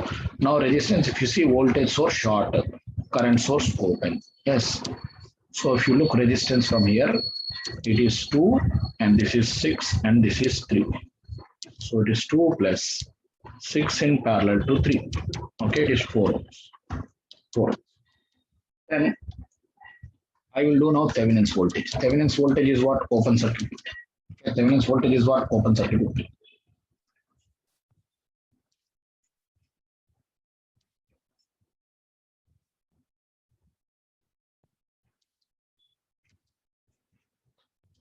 This is A, this is B, this is 18 volts, 3 ohm, 6 ohms, 2 ohms, and this is 4 amperes. Okay, now Thevenin's voltage is open circuit voltage. Okay, Thevenin's voltage, open circuit voltage. Okay, now sir, see, very interesting. These two are independent meshes. Okay, why? Because this mesh and this mesh are not interconnected. The current here will flow only here. See, to find the Thevenin's voltage, I will write a KVL. But to write a KVL, let us find the path voltage. Okay, to find the Thevenin's voltage, I will write a KVL. But to write KVL, I will find the path voltage. Now listen.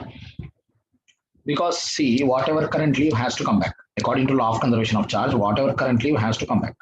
So the current will go here, but it has to come back. It cannot come from the that direction. It has to come from this direction. So current will go, it has to come back. So it has to come back from this direction. So the only resistance seen by this 18 volts is 9. So 9 is seen by the resistor. 9 resistance is seen by the 18 volts. So 18 by 9 is 2 amperes. Yes or no? 18 by 9, 2. When 2 is flowing through 6, this is 12 volt. Similarly, this 4 will come here. It has to go this side only. 4, it has to go this side only. So this is 4 to the 8 volt. This is independent mesh. This is independent mesh. What is the meaning? See, these two meshes are not exchanging any energy. These are independent paths. See, the current here has to come back. Whatever current leave has to come back. The current has to come back from here only now. So whatever current left has to come back here only. Here also this 4 amperes will go here only.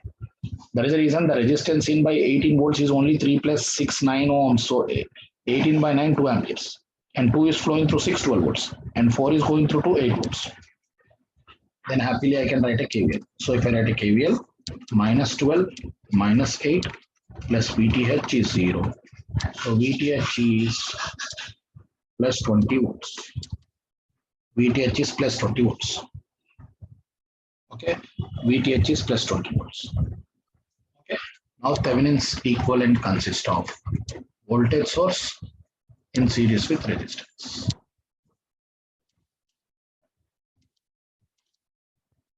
This is now 20 volts. Okay, and this is now 4 ohms. This is now 20 volts and this is 4 ohms. Yeah, 20 volts and 4 ohms. Now let us go to Norton's also. Okay, everybody, let us even understand Norton's also. Okay, now Thevenin's resistance is nothing but Norton's resistance, that is already 4. So now directly I will go to Norton's current IN. So I am taking the same network as it is. Watch carefully.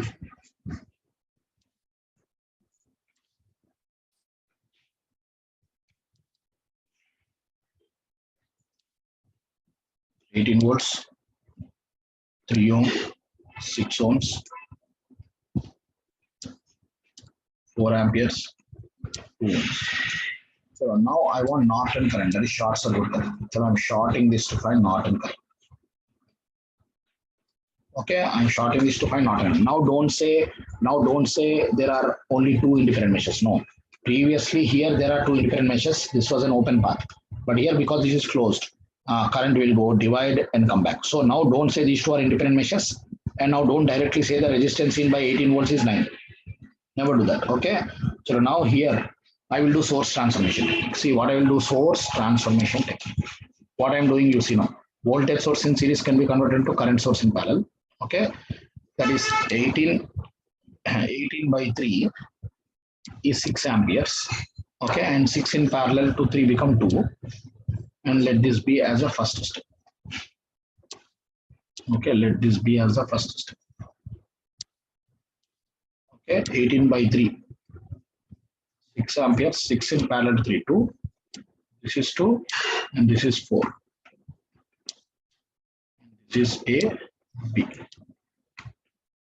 Okay, I need this Norton current IN.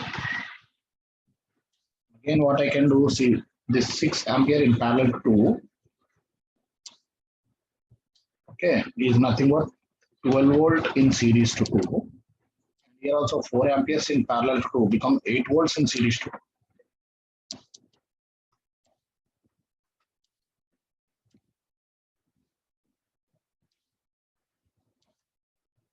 Okay. Now happily I will write a KVL. So if you write a KVL, minus 12 plus 2IN minus 8 plus 2IN equal to 0. IN is 20 by 4, 5 amps. 5 amps. Yes, that is 5 amps. Okay, so even you check here. See, I is V by R now from source transformation concept. 20 by 4 is also 5. Is also 5. So I confirm that Norton's equivalent consists of current source in parallel with resistance. Okay, this current source is Norton current source 5 amperes and resistance is 4 ohms. This is the answer. So in this problem, remember, open output target terminals are already given, sir. Okay, now in this problem, already open output target terminals are given. So we need to reduce as it is. So resistance we know, open circuit voltage is Thevenin's voltage, and then short circuit current is Norton current. Here I did source transformation with respect to target. Here what is the target IN? So with respect to that I reduce the rest of the network. Okay, and we got the same answer. Okay. Now this is a very interesting gate. Find Thevenin's equivalent across A. Everybody find Thevenin's equivalent across terminals AB. Watch network carefully.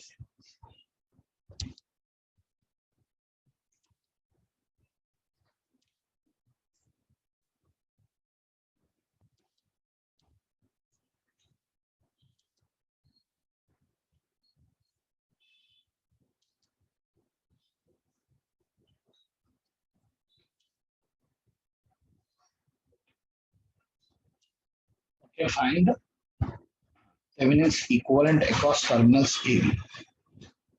Okay, this is something like 18 volts, 2 ohm, 3 ohm, 4 ohm. This is something like 6 amperes, 1 ohm, 2 ohm, 3 ohm, and this is 3 ohm and 3 ohm. Okay, I want to know Thevenin's equivalent between A and B. See sir, how interesting like. Find the Thevenin's equivalent across terminals AB. Find the Thevenin's equivalent across terminals AB. Do it. Very interesting problem. Do it.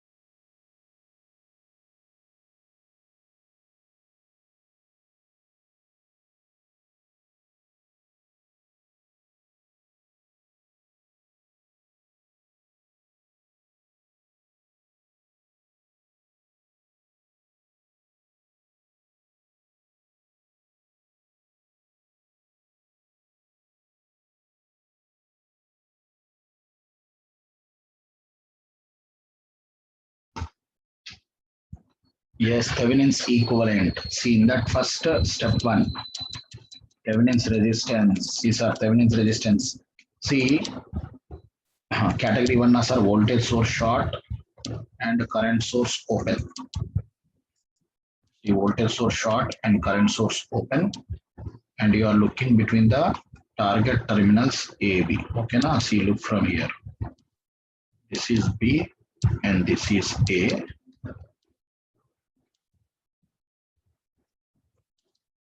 1 ohm, 2 ohm, 3 ohm, 3 ohm, 3 ohm, 4. Okay, now we are looking between terminals A and B. Okay, we are looking between terminals A and B. Okay, now current cannot flow here, so current will flow here, current will flow here, current will divide here in two parts. So this will be 2 plus 3 plus 3 in parallel to 6, 2, that is 7 ohms, altogether 7 ohms. Okay, so this is resistance, sir. Voltage source short, current source open. This is very easy category 1 problem. Thevenin's voltage is interesting. Now step 2, I will find the Thevenin's voltage. Now if you do a Thevenin's voltage, first let me take the same network as it is.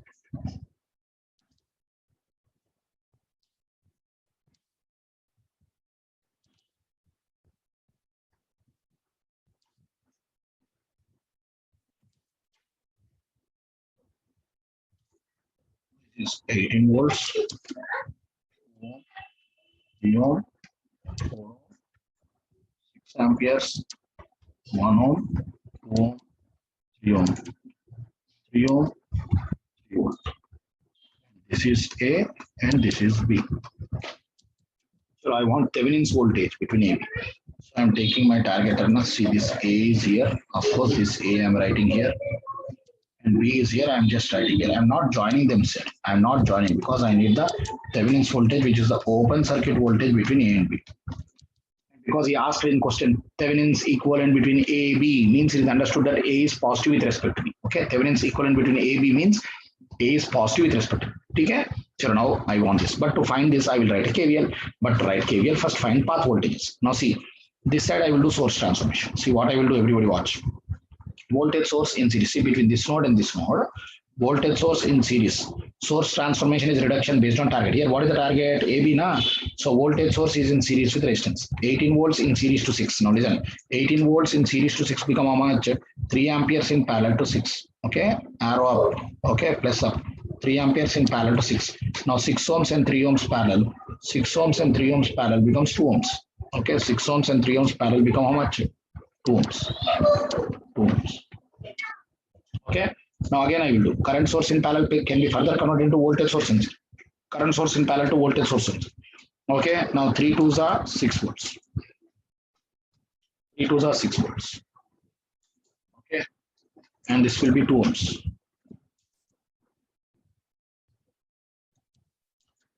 Will be 2 ohms. Chalo, that is enough, sir. That is enough. Okay. That is enough. Okay. Now very interesting that. Yes, very interesting that here current cannot flow. This all is open now. When this all is open, current cannot flow here, current cannot flow here. But this is closed. Now 6 amperes is going here. 6 2s are 12. Okay, 6 2s are 12. So now happily I will write a KVL like this, and like this. Chalo, I am writing a KVL. Now if you write a KVL minus 6, but interestingly no current is flowing here, na? Yes, no current is flowing. Minus 3, minus 12 plus VTH is 0. So from that I can write VTH is 12 plus 9 plus 21 volt. So now I can say this Thevenin's equivalent consists of voltage source in series with resistance. Voltage source in series with resistance. Thevenin's voltage is how much? 21 volts. Resistance is how much? Yes, resistance is how much we got? 7 ohms. So Thevenin's voltage is 21 volts and resistance is 7 ohms. That is the answer. Okay, na? So very interesting, sir, that you should observe here. Okay. Yes. Now another question. One more gate. Find Norton's equivalent across terminals. Okay. A. Okay. Okay, find Norton's equivalent across terminals AB.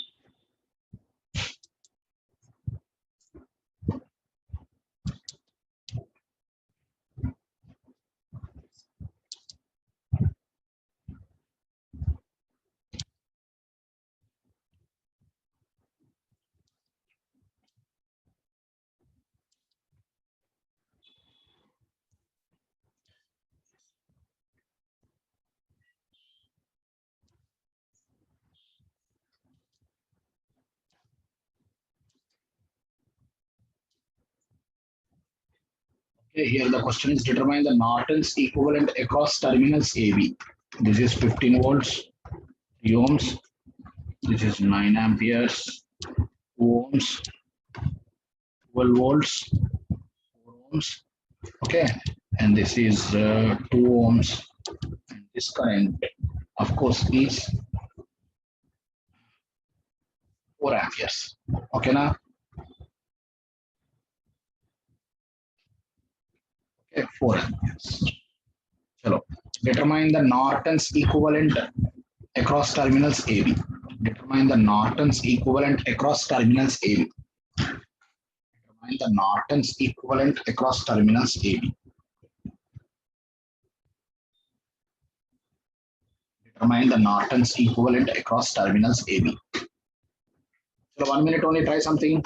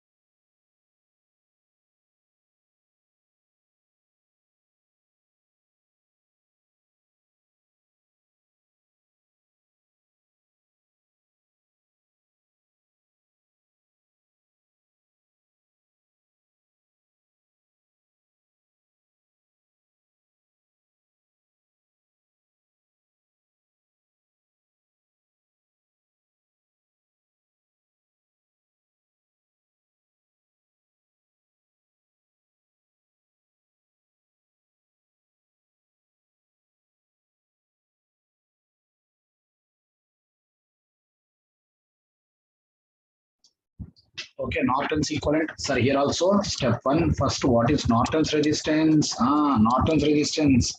So first current sources open, voltage sources short. Then you see this 2 will come. Then this 2 plus 4 will come in parallel, and then the 3 also will come. So all together, okay, all together, this 2 ohms, 2 plus 4, 6 ohms, and 3 ohms. 6 in parallel to 3 to 2 in parallel to 2. Answer is 1 ohm. Answer is 1. Answer is 1. Answer is 1 ohm. Okay, answer is 1. Then let us go to step 2. If I go to step 2, yes, if I go to step 2,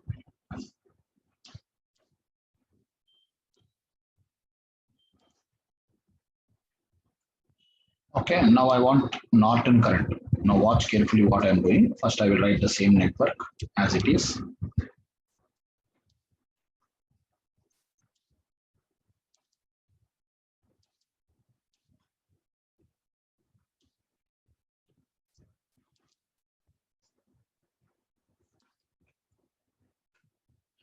Four amperes.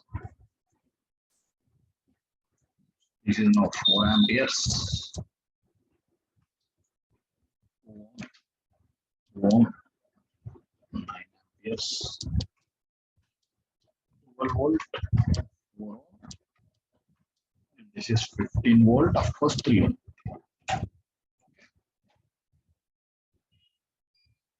Yes, if you observe, yes, this is what given network I wrote again. Now given network I gave again. So I want what Norton current. Norton current is short circuit. So I'm shorting from here to here. Okay. Yes. A to B I'm shorting. I need this Norton current. Okay, Norton. Now see first to get that I will apply KCL. Okay. Now first 19 amps in parallel to 2. See this part. 19 amps in parallel to 2 become how much? Force transformation. 19 amps in parallel to 2 become 18 volts in series to 2. Na? It becomes 18 volts in series to 2. Yes or no? Arrow left side plus left side. Then again, this is 18, this is 12. Total become how much? 18, 12, 30 volts. This is 30 volts. Okay, I can remove this. Then 2 and 4 in series become how much? 6. 2 and 4 in series become 6 volts.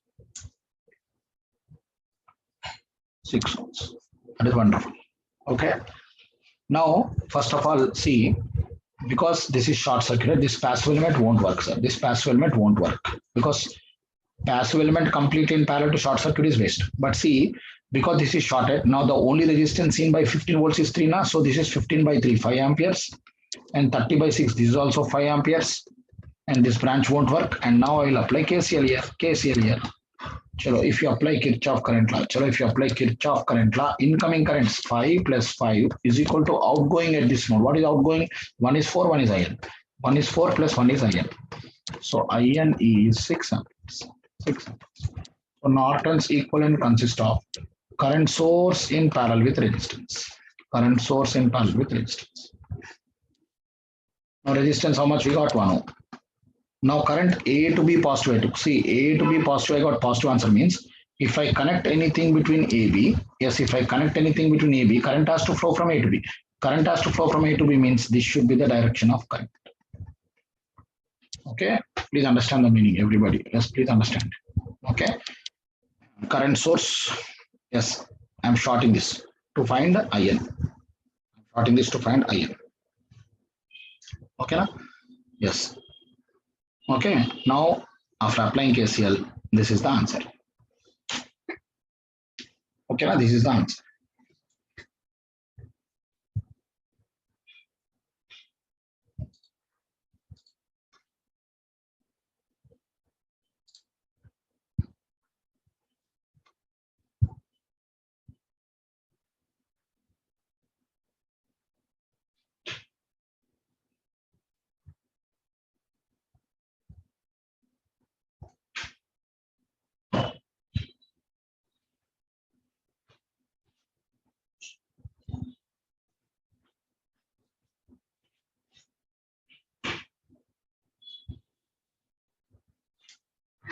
Okay, na? Chalo. Now, yes, everybody, I'm going to category two problems. Category two problems are problems with both independent, listen now, independent and dependent sources. Dependent sources. Okay, I'm writing neatly. Yes, category two problems are the problems with both independent and dependent sources. Okay, category two problems are the problems with both independent and dependent sources. Okay, now here I want to write due to the presence of dependent sources. Dependent sources. Yes, due to the presence of dependent sources. Okay, here finding RTH or RN is not possible directly. Is not possible directly. That is the first thing because dependent sources are there, Nasa. In category one, only independent sources we can short voltage open current. But here, due to the presence of dependent source, so finding RTH or RN is not possible directly. And moreover, network is already active. Moreover, network is already active due to the presence of independent source in it.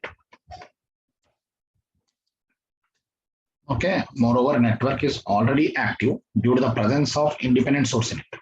Okay. So here two things are. First of all, dependent source, we cannot directly find RTH or RN. Okay, first of all, dependent source, we cannot directly find RTH or RN.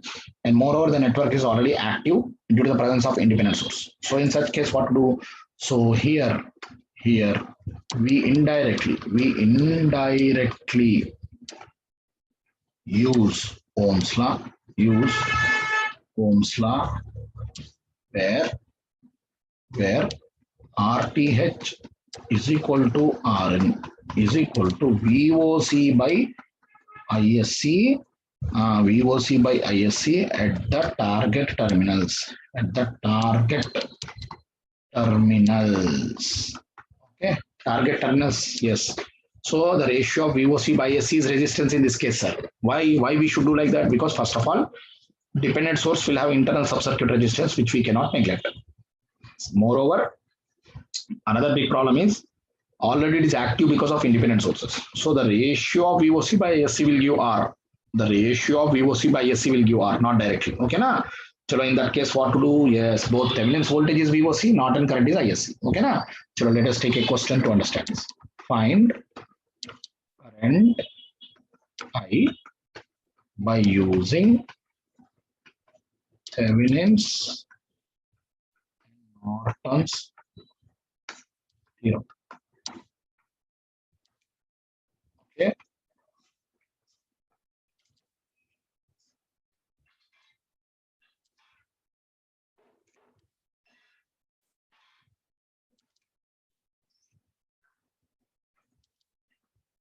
So 10 volts, 1 ohm, 2 ohm, 3 ohm.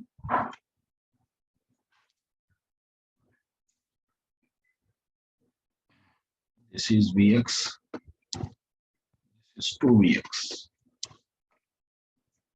My question is find current I. Yes, find current I.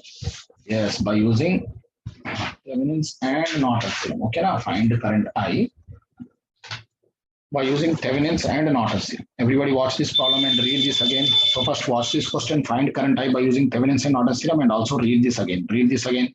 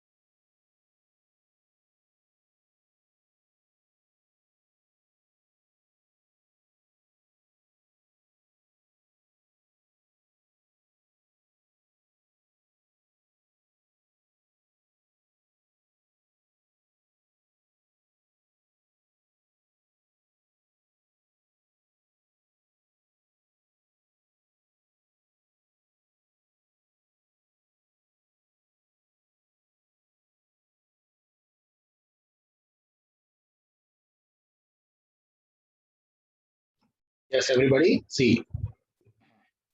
Now here, I am asking to find current I. Chalo, listen, sir, carefully listen.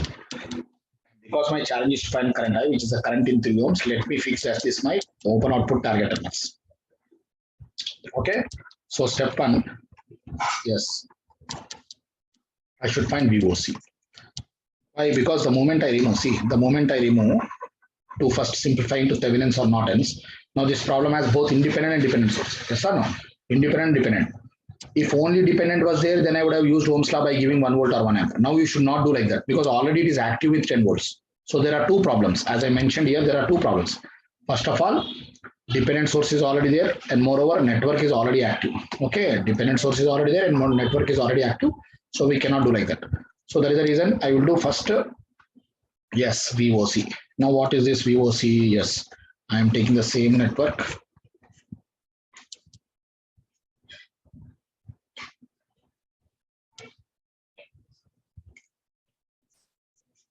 VOC.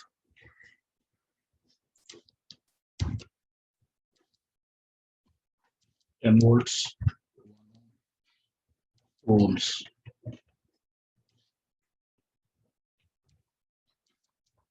Okay, I'm taking this VOC. A is positive with respect to VOC. Okay, now current cannot flow here. If this is VOC, this is also VOC. This is also VOC. I'm writing the nodal equation. So if I write a nodal equation and link equation, nodal VOC minus 10 by 1 minus 2Vx. Okay, VOC minus 10 by 1 minus 2Vx is 0. Link equation, Vx is 10 minus VOC. Vx is 10 minus VOC, that is 2. Now from this 2, if you solve, VOC minus 10 minus 2Vx minus 20 plus 2 VOC is 0. 3 VOC is 30. VOC is 10 volts. VOC is 10 volts. VOC is 10 volts. Okay, na? So now step 2. I am finding ISC. Okay, I am finding ISC. So I am taking the same problem again. Yes, I am taking the same problem again.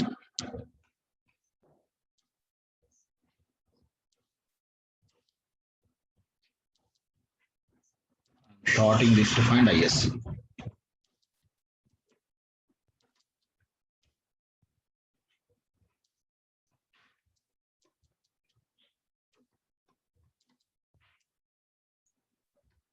I'm shorting this to find ISC, and I'm taking A to B as my positive reference edge. Okay, if A is positive with respect to B, current has to flow from A to B. Okay, if A is positive with respect to B, current has to flow from A to B. Okay, see, if A is positive with respect to B, current has to flow from A to B. Okay, passive notation you have to follow because the ratio of VOC by SC is R na. Yes, the ratio of VOC by SC is R. So yes, if A is positive with respect to B, current has to flow from A to B. Okay, this ratio is resistance. This ratio is resistance. Now this is Vx by 1, Vx amperes, Vx 2Vx, total 3Vx. Okay, Vx and 2Vx, total 3Vx. Okay, na? So now I will write a KVL. Now I will write a KVL. So if you write a KVL, yes, this is minus 10 plus Vx plus total 3 2s are okay. 3Vx into 2 equal to 0. So Vx is, yes, 10 by 7. But ISC I want now, but ISC is 3Vx. So ISC is 30 by 7 amps. Then this RTH is Rn is equal to VOC by ISC. VOC is how much? 10 by ISC is 30 by 7. It is 7 by 3 ohms. Now I am coming to conclusion. Yes, now I am coming to conclusion, everybody. Yes, now I am coming to conclusion that yes, now this conclusion is this RTH or Rn we got na. So now Thevenin's equivalent I am writing. Okay. Now this Thevenin's equivalent is voltage source in series with resistance. Okay, and Norton's equivalent is current source in parallel with resistance. Okay, now see this. First Thevenin's voltage, how much we got? Everybody see Thevenin's voltage 10 volts we got. Okay, this is 10 volts. And resistance, how much we got? 7 by 3. 7 by 3. Okay. Here also, Norton's current, how much we got? Yeah, Norton current we got 30 by 7. This is 30 by 7. Okay, 30 by 7. And resistance, how much we got? 7 by 3 ohms. So now I'm connecting the target back. Now if I'm connecting the target back. Okay, now if I'm connecting the target back. Okay, now if I'm connecting the target back. Okay, here's the target is how much? 3 ohms. And this is current type. And this is current type. Okay, this is current type. Okay. Now this current is 10 by 3 plus 7 by 3. Okay, 30 by 16, 15 by 8 amperes. Here also current division, this current is total current into opposite by sum. So this is also 15 by 8. Both mean same, of course. But please observe what is everybody. See, due to the presence of both independent and dependent source. Okay, due to the presence of both independent and dependent source. Here finding resistance is not possible directly. So we use both VOC and ISC. Okay, VOC and ISC. Okay, now we use both VOC and also ISC. Okay, VOC and ISC. Okay, so from that I got this. Okay, now here I'm writing a note. Okay, I'm writing a very interesting note. In the above problem model, if question is modified, if question is only to find RTH or RN, but not equivalent like Thevenin's or Norton. Okay, in the above problem, if question is only to find resistance like RTH or RN but not equivalent, then deactivate the network and apply Ohm's law directly. Okay, then deactivate the network and apply Ohm's law directly. Okay, in the above problem model, if question is only to find RTH or RN but not equivalent, okay, then deactivate the network and apply Ohm's law directly. Deactivate the network and apply Ohm's law directly. Okay, then deactivate the network and apply Ohm's law directly. Okay, now what to do? See, now I will ask a modified question. So I'll ask a question. Find RTH or RN between A and B. Between A, B. Suppose I ask like this. I am now giving the same network, but I am asking only resistance. Please observe this.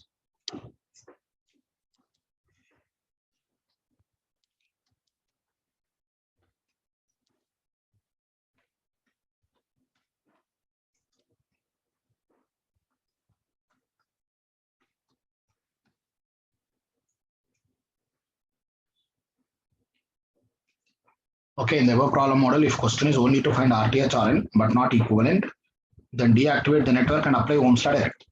Okay, deactivate the network and apply Ohm's law directly. Okay, so now the question is to find only resistance. Then what we will do? See, if only resistance, do like this. See, what is the original question? Find current by Thevenin's and Norton's.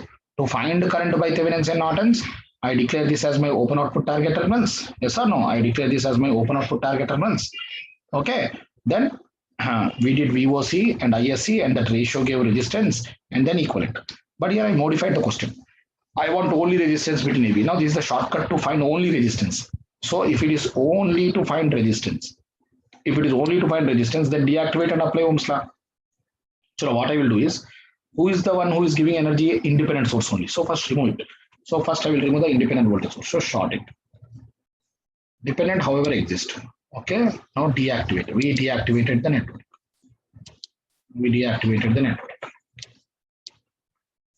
This is Vx. This is 2Vx. This is 1 ohm. This is 2 ohms. Okay, first I deactivate it. Okay, first I deactivate it. Okay, now and now apply Ohm's law direct. Now what you do? Yes, inject a current of 1 ampere. Inject a current of 1 ampere and find voltage V total. Inject a current of 1 ampere and find V total. So when 1 ampere is going through 2, this is clearly 2 volt. Now this is 1, this is 2Vx. So total this is 1 plus 2Vx KCL. And then I'm writing a KVL. So if you write a KVL, okay, then if you write a KVL, minus V total plus 2 plus I into 1 plus 2Vx is 0. That is the first equation. So V total is 3 plus 2Vx is the first equation. But what is the link equation? See, this Vx is the voltage across 1, but current is coming from right side. If current is coming from right side in a passive element, current, this should be positive now, because in a passive element, current enter positive, but he gave ulta. So Vx is minus R into I. That is the second link equation. So from that I will write 3Vx equal to minus 1. That is second equation. So when I'm solving them, V total will be 3 plus 2 Vx. But what is Vx? Minus 1 by 3.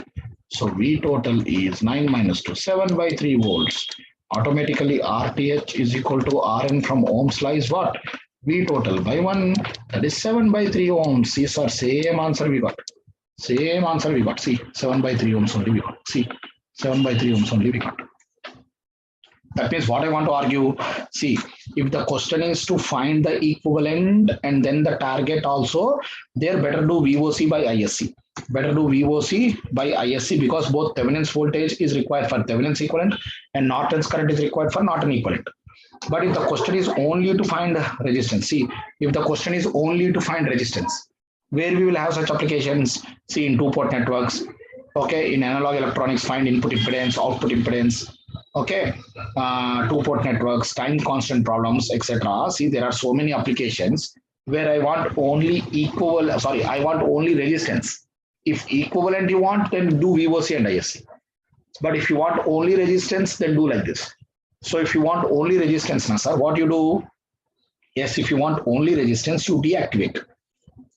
And this voltage is removed because this is the ultimate source. You remove that. Okay, remove that. Then apply Ohm's law. Give voltage, find current, or give current, find voltage. Okay. Then that ratio also will give resistance. Okay. That ratio also will give resistance.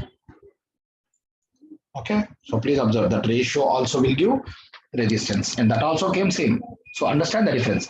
If the question is to find equivalent and target, then VOC ISC is better, because VOC is Thevenin's voltage and ISC is Norton current.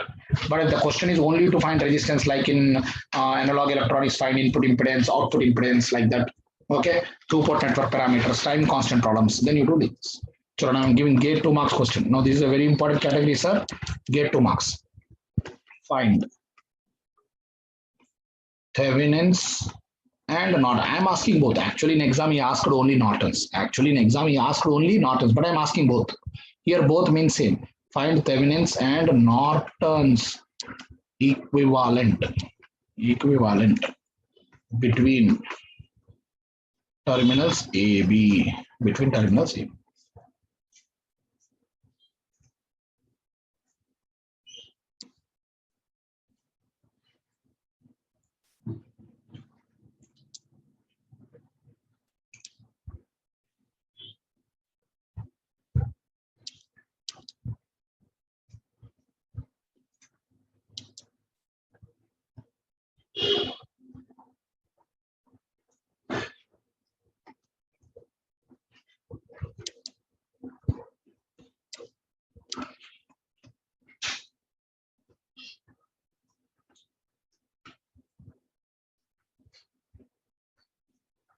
Find Thevenin's and Norton's equivalent between A, B.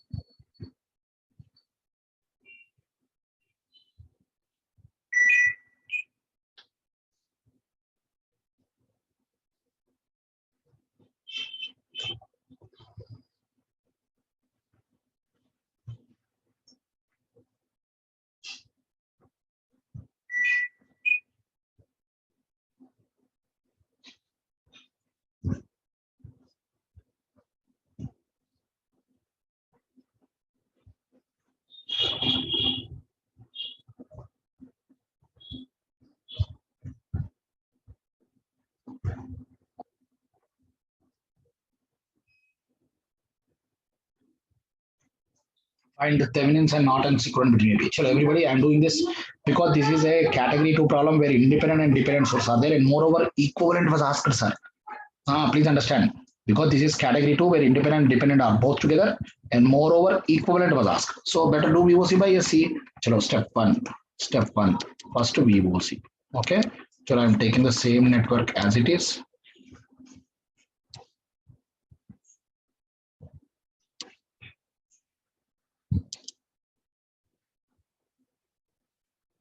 Okay, so this is 6 volts, 2 ohm, 4 ohm.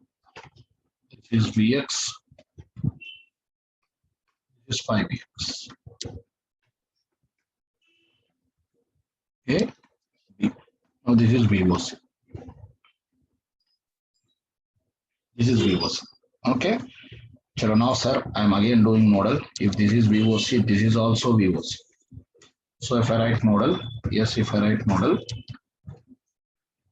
VOC minus 6 plus 5Vx by 2. Okay, VOC minus 6 plus 5Vx by 2 plus VOC by 4 equal to 0.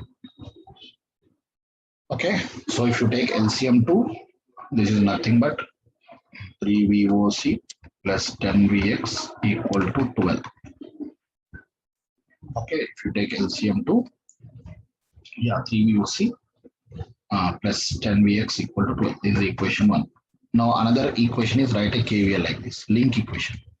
Now what is a KVL? If I write a KVL, yes, minus Vx plus 5Vx plus VOC is 0. So VOC is minus 4Vx is second. Now if you substitute 3 VOC plus 10 Vx, Vx is minus VOC by 4 equal to 12. 2 2s are 2 5s are. So 6, sorry, this I will write as, 6 minus 5 VOC equal to 12 2s are 24 volts. See here, I'm not taking any risk of reduction, sir. What is the reason? Because there are problems with dependent sources. Don't take risk in doing some nonsense reduction where you may change the property of network. So I suggest you don't take risk in doing reduction, especially when dependent sources are around. Then step 2, I'll find ISC. Okay, same problem. I'm now trying to find what? ISC. Okay, first let me take the original network as it is between AB. So this is 6 volts, 2 ohm, 4 ohm. This is Vx. This is plus and minus 5Vx. Okay, I'm now shorting to find ISC. So I'm shorting to find ISC, but passive notation. See here, I took A positive with respect to B. Here I took A positive with respect to B, and current here has to flow from A to B. Okay, current here has to flow from A to B. Okay, now this short circuit is in parallel to 4 now, so I can remove it. I can remove it. Okay, I can remove it. Okay, because passive element won't work. So now, sir, I will write one mesh equation first. Mesh equation minus 6 plus 2 ISC plus 5Vx is 0. That is the first equation. Then I also write a KVL. Minus Vx plus 5Vx equal to 0. So Vx is 0 volts. So now if you substitute, 2 ISC is 6. ISC is 3 amps. Yes, ISC is 3 amps. Okay. So now ratio, now conclusion. Now ratio RTH or RN is what here? VOC by ISC.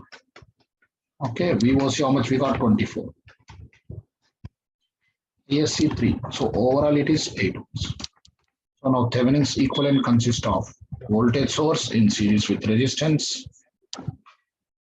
Norton's equivalent consists of current source in parallel with resistance. Voltage how much we got? 24 volts. Resistance 8 ohms. Current 3 amperes, and this is also 8 ohms. Okay, 24 volts, 8 ohms, 3 amperes, 6 ohms. So Actually, he asked only Thevenin's, but I'm asking both, but just for practice, okay? So that is why I gave the question. Find the Thevenin's and Norton's equivalent. See, in this problem, as equivalent was asked. Please understand. In this problem, as equivalent was asked, so better do VOC because that is Thevenin's voltage and ISC is Norton's current. That ratio is also resistance, and we got the answer. Okay, we got the answer. Okay. So now in that regard, yes, now in that regard, everybody. Now I'm going to another gate 2 marks question for electrical, but I'm asking both here also. Find Thevenin's equivalent and also Norton's equivalent across the load. Across the load. Okay, find Thevenin's equivalent and Norton's equivalent across the load.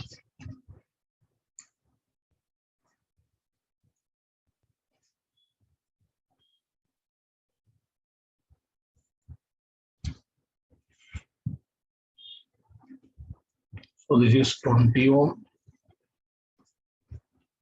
40 ohm, RL, and this is current I, and this is now 10 I, and this is now 50 volt.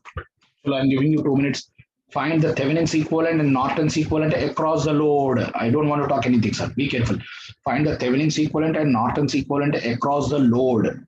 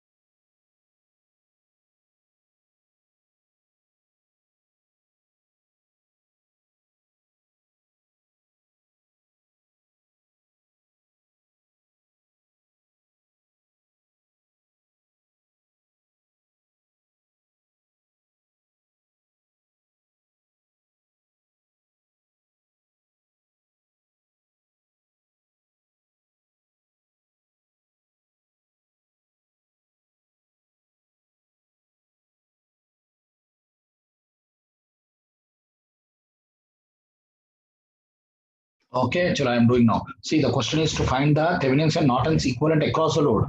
So because it is across the load, I fix this as my target element and these are my target elements. Okay, chalo. Because here again equivalent was asked, na sir. Yes, because here again equivalent was asked. So step one, VOC, VOC. So I'm taking the same thing very carefully after defining my open output target terminals across the load.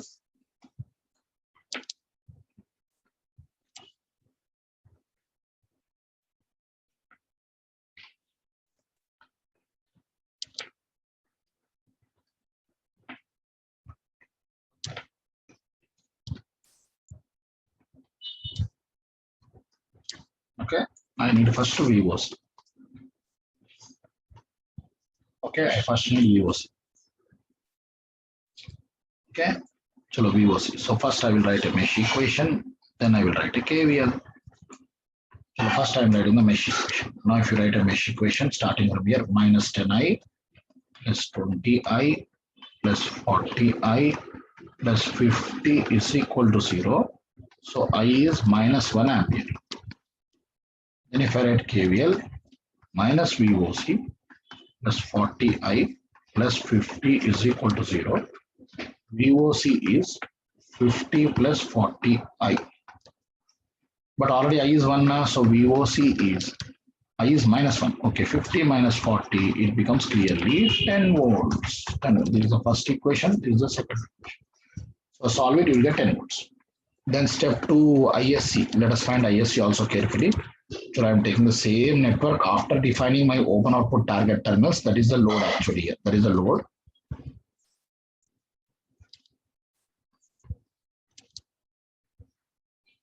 This is the 20 ohm, 40 ohm. This is I. This is 50 volt, and this is now 10I. Now I'm shorting this ISC to find ISC. But what should be the direction? Passive notation, na? Because ratio of VOC by ISC is R. See, ratio of VOC by ISC is R. Yes or no? The ratio of VOC by ISC is R. Okay, na? So VOC, I took A positive with respect to it. Current has to flow from A to B. That is the meaning of passive notation. So now, sir, direct, sir, because this is a short circuit, everybody, because this is a direct short circuit, this current is directly 50 by 40, that is 5 by 4. So I is minus 5 by 4. If I is minus 5 by 4, this becomes minus 50 by 4. Minus 50 by 4, this polarity means ulta 50 by 4 polarity. Now 50 by 4 by 20. 50 by 4 by 20 is 5 by 8. 5 by 8. Now write a KCL. Now write a KCL. Chalo, if you write a KCL, yes, if you write a KCL, incoming current is equal to outgoing. Incoming 5 by 4 is equal to outgoing ISC plus 5 by 8. So ISC is also 5 by 8. Yes, ISC is also 5 by 8. So now in that regard, Norton's equivalent consists of, okay, yeah, first resistance we'll find. Yes, now resistance RTH or RN is VOC by ISC. So VOC we got how much? 10. ISC we got how much? 5 by 8. So overall it is 16 ohms. So now Thevenin's equivalent consists of voltage source in series with resistance. Norton's equivalent consists of current source in parallel with resistance. Okay, here voltage source in series with resistance, there current source in parallel with resistance. 10 volts, 16 ohms across the load. Okay, here also 5 by 8 amperes, 16 ohms. Okay, so this is the correct answer. Okay, both Thevenin's and Norton's equivalent I got. Okay, so sir, now I'm giving interesting gate 1 mark bit which came in 2019. Yes, I'm giving one gate interesting 1 mark bit, sir. Now gate 1 mark. Find Thevenin's resistance across terminals A, B.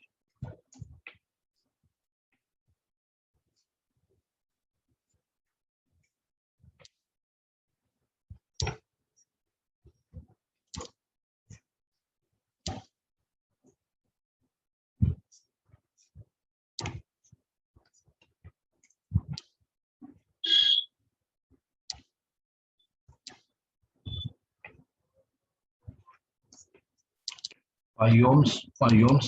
This is I, this is 10 volts. This automatically is 0.5 I. This is 1 ampere. Okay. Chalo, question is this. Find Thevenin's resistance across terminals AB. Find Thevenin's resistance across terminals AB. Okay, find Thevenin's resistance across terminals AB. So I'm giving the options 0 ohms, 2.5 ohms, 5 ohms, and 7.5 ohms. Okay, na? So I'm giving 4 options. 1 mark 2019. Thevenin's resistance only is asking, sir. 0, 2.5, 5, 7.5. 7.5 ohms. Chalo, I'm giving only 1 minute. Try something, everybody.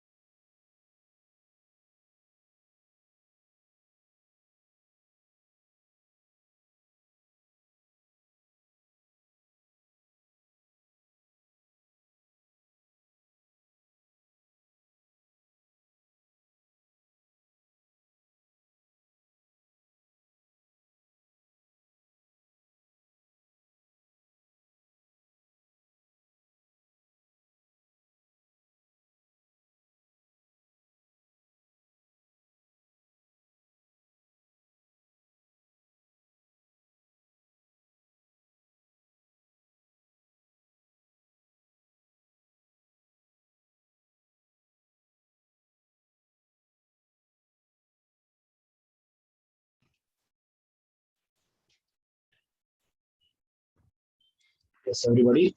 I need only resistance. See, in this problem, yes, in this problem, we need to find only resistance. Please understand. I told the shortcut, na sir. If it is only resistance, deactivate and find directly. Here, no need to do VOC by ISC. See the difference. It is 1 mark gate, so less than 1 minute. If the question is to find Thevenin's or Norton's equivalent, then VOC ISC is mandatory. If the equivalent is necessary, okay.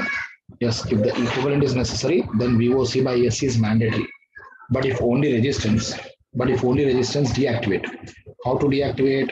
Yes, current source open. Current source open. And voltage source short. Then voltage source short. Okay, and I'm finding resistance here. Okay. Actually, there is a dependent source. Here. You may say, sir, why should not I give 1 volt or 1 ampere? Actually, you can do, but no need, na, sir. Though there is a dependent source, but this branch is a floating branch. This branch is a floating branch which will not affect the resistance. So directly RTH or RN is 5N parallel to 5, 2.5, one step, sir, 2.5. Okay, 2.5. That is the meaning here. Okay, na?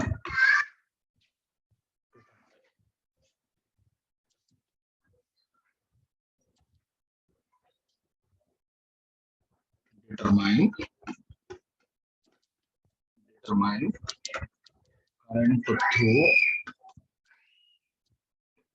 current through 1 ohm resistance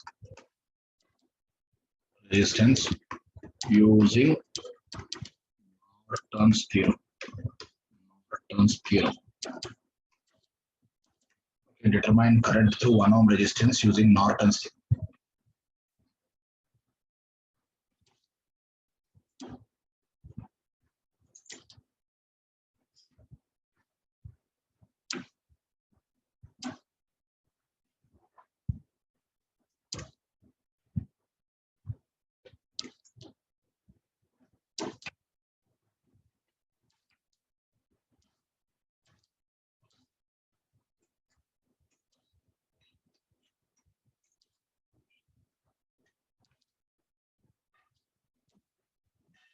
Determine current through 1 ohm resistance using Norton's theorem.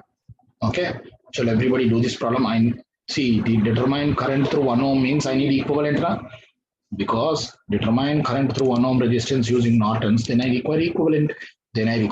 Means I need VOC by SC. VOC by SC. Shall everyone do that and tell me what is VOC by SC? Very interesting problem, sir. Determine current through 1 ohm resistance using Norton's theorem. Determine current through 1 ohm resistance using Norton's theorem. Everybody please understand. Determine current through 1 ohm resistance using Norton's theorem I want. Determine current through 1 ohm resistance using Norton's theorem.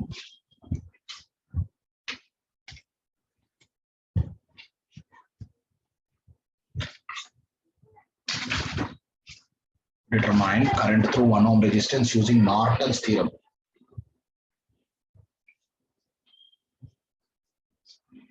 So because the challenge is to find current through 1 ohm, I fix this as my target element and we should find the equivalent across 1 ohm. Chalo, do it, sir. 1 minute.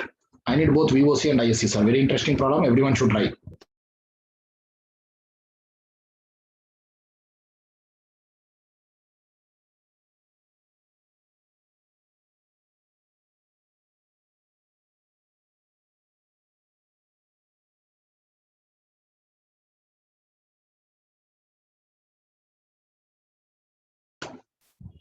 See, some students are asking doubts, sir, here and there, sir, how that 1 ohm came, how that source transformation happened, etc.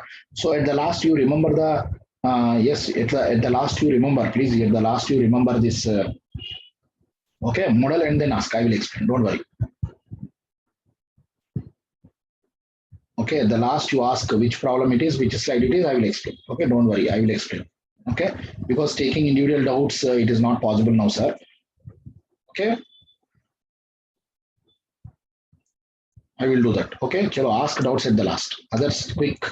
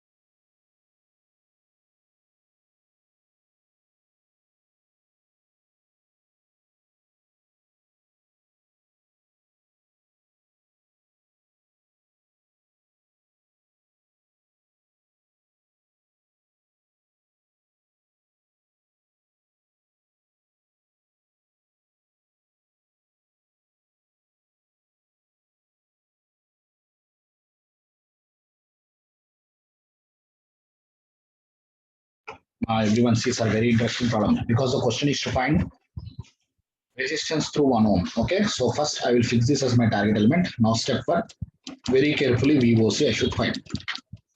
Okay, I'm taking the same network.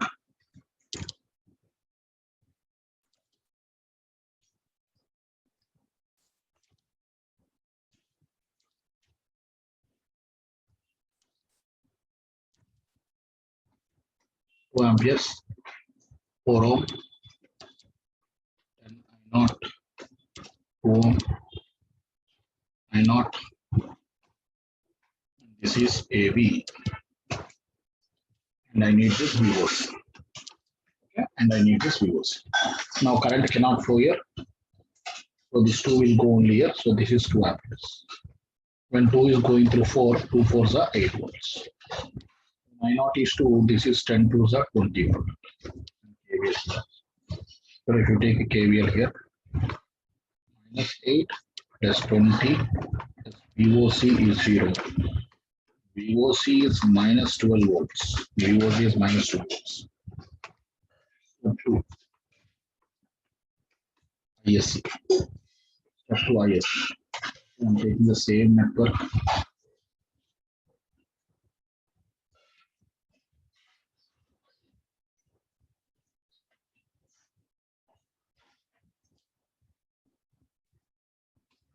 Okay, this is 2 amperes. And this is I naught. And I naught 2. Okay, now I'm shorting this to find ISC, but the ratio, but the ratio of VOC by ISC, passive notation. If A is positive with respect to B, current has to flow from A to B, then only resistance notation is coming now, because we are reducing the network between AB. And this ratio of VOC by ISC is R. Now here two meshes are there. So KCL, KVL out of 2 I naught went. So this automatically becomes 2 minus I naught. So ISC is 2 minus I naught. So let us write a KVL. So if you write a KVL, minus 4 I naught plus 10 I naught plus 2 into 2 minus I naught is 0. 10 minus 4, 6, 6 minus 2 is 4. 4 I naught is minus 4. I naught is minus 1.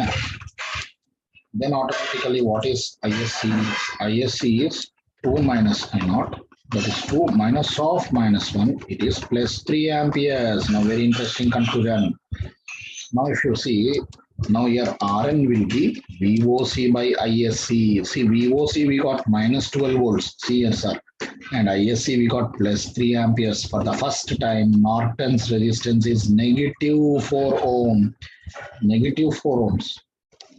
So sir, very special problem that negative resistance exists as a concept here. Okay, what is that we'll see, but first Norton's equivalent consists of current source in parallel with resistance. Okay, current source in parallel with resistance. Now current source, Norton current how much we got 3 amperes. This is 3 amperes. Resistance how much we got minus 4 ohms. Okay, minus 4 ohms. Okay, now I am connecting my target back. So now I am connecting my target back. Okay, yes. I need current through 1 ohm now. So finally this current through 1 ohm is total current into opposite by sum, which is plus 4 amperes, plus 4 amperes. Now to convey and confirm that negative resistance is valid, let us check directly. Without theorem. Please understand what I'm trying to do. See, before some student argue, sir, what is this negative resistance? How can you take like that? Does negative resistance really exist? Yes. To understand that, I'm first checking directly. So I'm taking the original problem now. See this original problem I'm doing. Find the current through 1 ohm directly I'm trying to find. So I'm taking the original problem.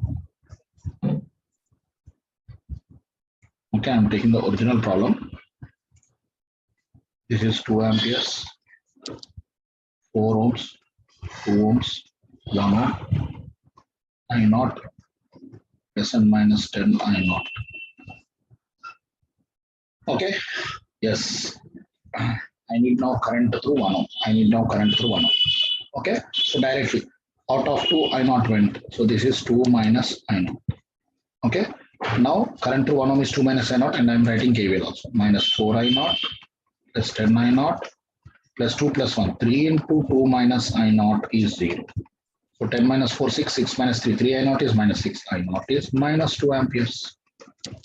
If I naught is minus 2, then finally current through 1 ohm. Current through 1 ohm is 2 minus I naught. 2 minus of minus 2. This is also plus 4 amperes. Plus 4 amperes. So plus 4 amperes. So here it is very clear that, yes, here it is very clear that whether you do by Norton's equivalent or you do directly, answer is correct. That means that negative 4 ohms is valid answer. So here very evident that negative 4 ohms is valid answer. Yes or no? Because here we took negative Norton's equivalent, we got 4, and directly checking also 4 amperes. So minus Norton's is valid. Okay, what is this minus Norton's? Let us listen. Okay, like I want to argue that I am writing a very special note. Yes, that in above problem, we got RTH or RN negative. Okay, now negative resistance, please understand, negative resistance is a characteristic way, okay, characteristic way to model active regenerative, okay, active regenerative, okay, active regenerative networks, okay, in electrical engineering whose operating VI characteristics steady state points, okay, characteristics steady state points appear either in quadrant 2 or quadrant 4, whose operations of VI characteristics appear either in quadrant 2 or quadrant 4. Okay, quadrant 2 or quadrant 4. Okay, na? Yes, quadrant 2 or quadrant 4. Example, high gain amplifiers, photo transistors, okay, solar cells, okay, positive feedback networks like oscillators, etc. Oscillators, etc. So remember, sir, read this carefully. See, I told that negative resistance is a characteristic way, that means mathematical way to model active regenerative networks whose operating VI characteristics appear either in quadrant 2 or quadrant 4. See, ideal voltage source, short circuit, internal resistance 0. Ideal current source, internal resistance infinity. But there is a dependent source, and that overall is working in active region. So high gain amplifier, photo transistor, solar cells, etc. will have what? Negative resistance. But still I want to write. However, negative resistance is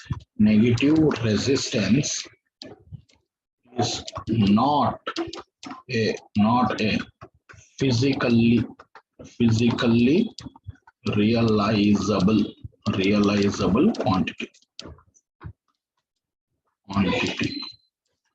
Negative resistance is not a physically realizable quantity. Negative resistance is not. That means negative resistance is a max concept, sir. We cannot design it. But what is the meaning?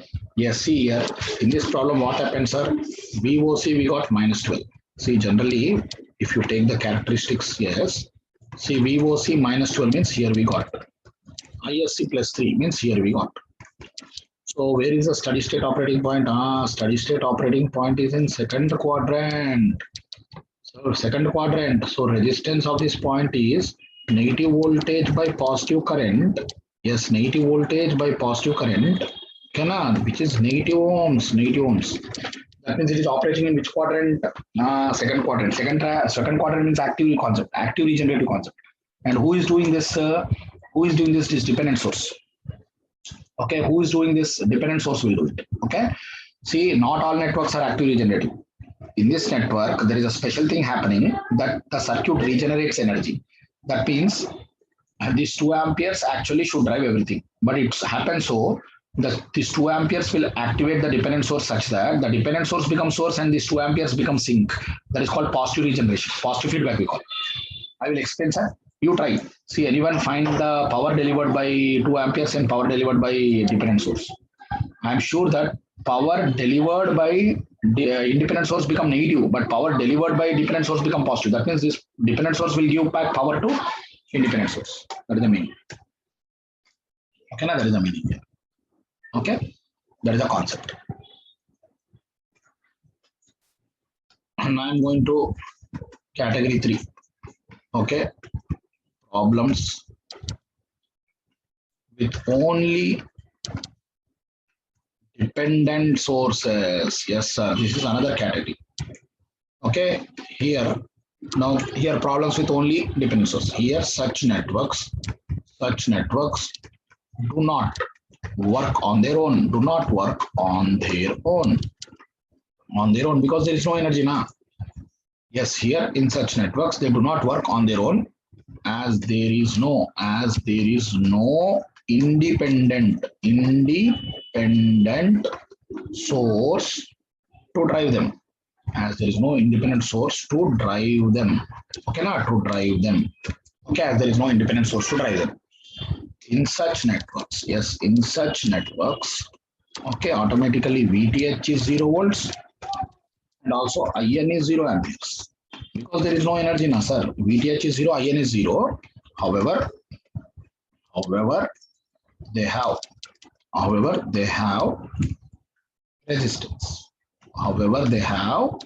resistance. This resistance, okay, can be indirectly determined.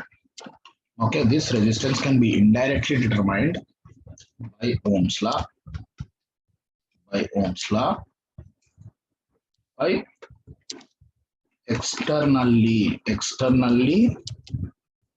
externally exciting them. Okay, so here such networks do not work on their own as there is no independent source to drive them.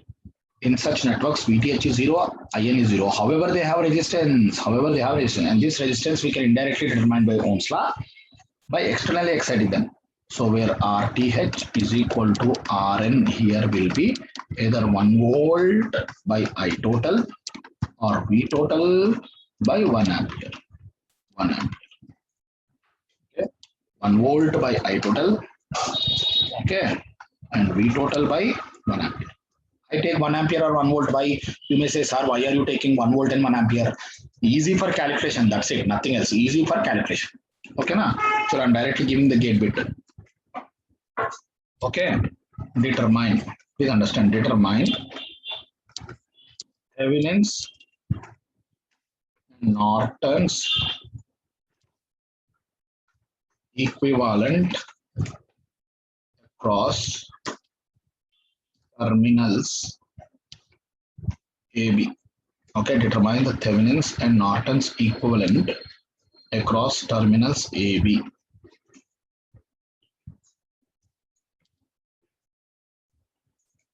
Okay, this is 1 ohm, 2 ohm, 4 ohm. This is V0, 2 V0. Okay, determine Thevenin's and Norton's equivalent across terminals AB.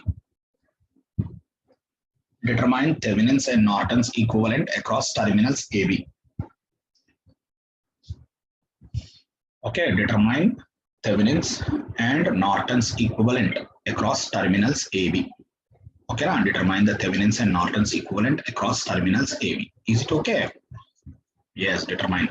So here, first of all, this is category 3, problems with only dependent source. So here very clearly, once you understand, because there is no energy, VTH is 0 volts and IN is also 0 because there is no energy now, sir. How can this work alone without any source?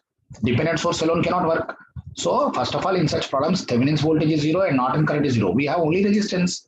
Yes or no? Yes, that resistance we can find either giving voltage, find current, or give current and find voltage. Anything is okay, sir. So let me inject a current of 1 ampere. And and I will find voltage across it, V total. So first 1 ampere is going here. So 1 4s are 4 volts. Now this is 1, this is 2. So total 1 plus 2 V naught. So I'm writing here one KVL and link equation. KVL if I write. Okay. Yes. This will be something like C here. Or you can go the either way. Okay. This is going this way. So minus of 3 into, okay, minus of 3 into 1 plus 2 V naught, because 1 plus 2 3 ohms now, and I'm going clock, but current is going on opposite. Minus of 3 into 1 plus 2 V naught. Okay, minus 4 plus V total is 0. So V total is clearly how much we are getting. Yes, V total is, okay, this is like minus 7 plus 7. Okay, this is plus 7 minus 6 V naught. Okay, V total is plus 7 plus 6 V naught. Okay, minus is there common now. Yeah, see V total I am taking this side. So this is like minus 3 minus 4 right side plus 7, and this is minus 6 V naught plus 6 V naught. This is the first equation. Now link equation you see here. See, actually current to 1 plus 2 V naught is entering here. So already V naught should be I into R, 2 into 1 plus 2 V naught. That is nothing but 3 V naught equal to minus 2. That is second. That is second. Okay. Now if you substitute there, this V total is 7 plus 6 V naught. 7 plus 6 V naught. But what is V naught? Minus 2 by 3. So V total will be how much now? 3 volts. Then RTH or RL is equal to V total by 1, that is 3 ohms.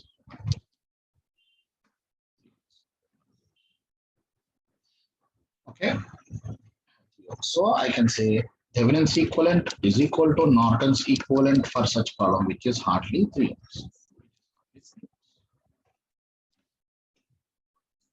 It's hardly 3 ohms. Okay, na? That is our answer. So now everyone should do this. Okay. Yes, ISRO bit. ISRO.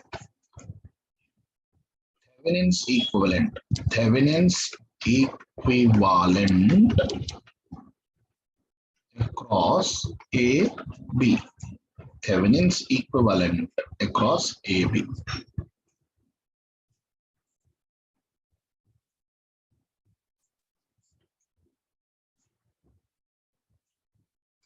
One ohm, 4 ohm. This is current Ix. This become 10 Ix.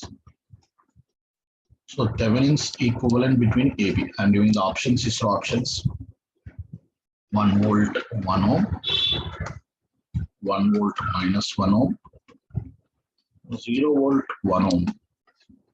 0 volt minus 1 ohm. So Thevenin's equivalent across AB. I'm giving you 2 minutes to do this.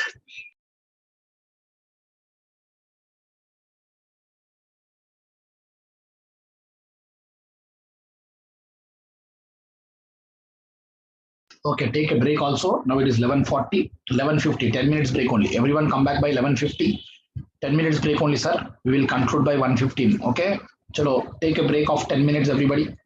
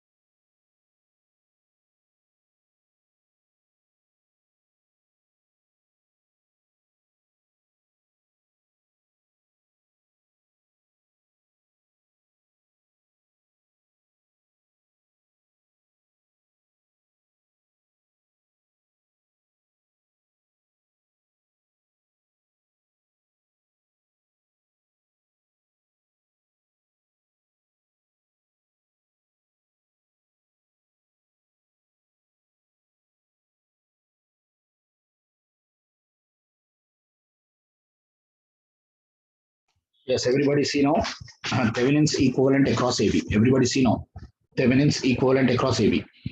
Now here category 3. Why it is called category 3? Because problem with only dependent sources. Okay, it is problem with only dependent source. So in such case again, everyone, there is no Thevenin's voltage here. So that is why these two bits are default eliminated, sir. Because this does not have energy, only Thevenin's resistance exists. So for Thevenin's resistance, you can give current and find voltage. See, let me inject a current of 1 ampere. I generally take 1 ampere for easy calculation, and let me find the voltage across it. Okay, let me find the voltage across it. Okay, now V total by 1 ampere is R. Now what I will do, see now. Now when 1 ampere is going through 1, this is 1 volt. Now out of 1 ampere Ix went. So out of 1 ampere, yes everybody, out of 1 ampere Ix, yes, out of, see when 1 ampere is going through 1 ohm, 1 volt. Now out of 1 ampere Ix went. So this is 1 minus Ix, 1 minus Ix. Now happily I am writing KVL and KVL here. So I shall write KVL1, KVL1 minus 10Ix minus 4 into 1 minus Ix plus 2Ix is 0. So this is Ix is minus 1. Second link equation, minus 2Ix minus 1 plus V total is 0. So V total is 1 plus 2Ix, that is 2. So if you substitute, V total is 1 plus 2 into Ix. So it is minus 1 volt, minus 1 volt.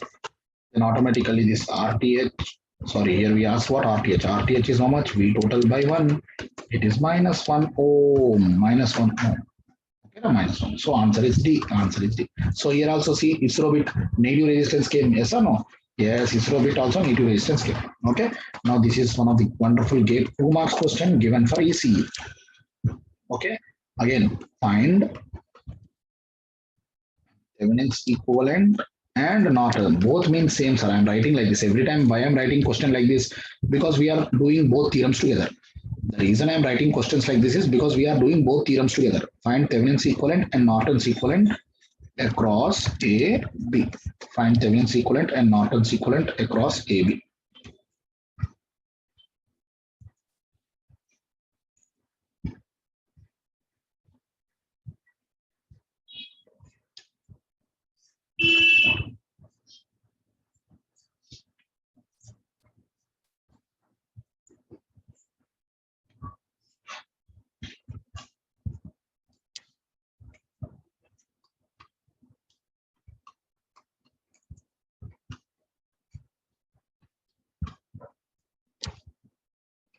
Point 2 Ix plus and minus 2 I1.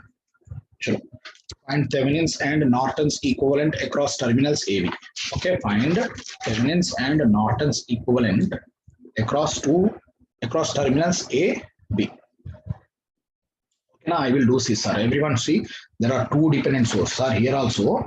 This is category 3. Why? Because only dependent sources are there. Okay, this network cannot work on its own. This network cannot work on its own. The reason, yes, this network cannot work on its own. The reason, yes, please understand, the reason is there is no independent source to drive it.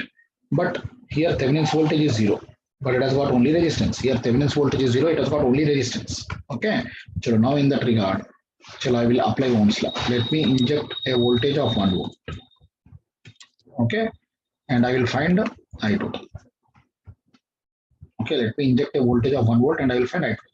So when 1 volt is given to 80, this is 1 by 80 amperes. If Ix is 1 by 80, this is 0.21 to 1 by 80, 2 by 800. 2 by 800 is 1 by 400. Okay, 400. So now I got this current and I got this current. Now if I can somehow find this current, I can apply KCL here. See, I will apply KVL, big mesh equation, outermost. KVL if I write, see, minus 1 volt plus 2 Iy plus 100 Iy equal to 0. So Iy is 1 by 102 amperes. So Iy is 1 by 102 amperes. Okay. Now I'll apply KCL. So if you apply KCL, incoming currents 1 by 102 plus 1 by 80 is equal to outgoing 1 by 400 plus I total. So I total is 1 by 102 plus 1 by 80 minus 1 by 400. You do this, sir. You will get I total. Okay, you do this. You will get this as 0.09. Yeah, 0.0. Okay, 0.0198 you will get. Then finally, this RTH is equal to RN is equal to 1 volt by I total. This is 1 by 0.0198. So this will be, yes, 50.5 ohms. This will be 50.5 ohms. Okay, this will be 50.5 ohms. Okay, 50.5 ohms. Okay, now 50.5 ohms. Okay. Yes, this is 50.5 ohms. Okay, now I'm asking another question. Find. Okay, so this is a very interesting problem. Okay, now I'm asking a question. Find Ix by using Norton's theorem only. Norton's theorem only. Find current Ix by using Norton's theorem. Something extra model I'm doing, sir. Find current Ix by using Norton's theorem.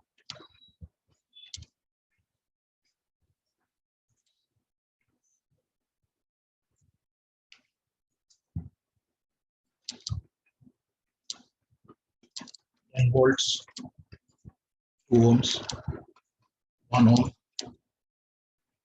3 ampere, Ix, 2 Ix. Okay, find Ix by using Norton's theorem. Okay, now listen, sir, very interesting. Because my challenge is to find current Ix, which is the current flowing in 2 ohms, I fix this as my target element, and these are my open output target elements. Okay, here I want Ix by using Norton's. What is special in this problem? The special is this current Ix what we are finding. Yes, this current Ix what we are finding is a dependent parameter which will affect the property of dependent source. Okay, this current Ix what we are finding is a dependent parameter which will affect the property of dependent source. That is special here. Okay, so to find Ix, I fix this, yes, 2 ohms as my target element, and these are my open output target elements. Now to reduce first into Thevenins or Nortons, yeah, Nortons. To reduce first in Nortons, everybody observe. Suppose I want to reduce between AB into Nortons. Okay, everybody. This becomes category 1 or 2 or 3. Everybody, this is category 2. Yes, category 2 because independent sources are there and dependent sources are also there. Yes or no? This is clearly category 2. Category 2 is both independent and dependent. So in category 2, how to do it? Yes, step 1. First VOC. Okay, same network. I'm taking to find VOC. This is A and this is B and this is VOC.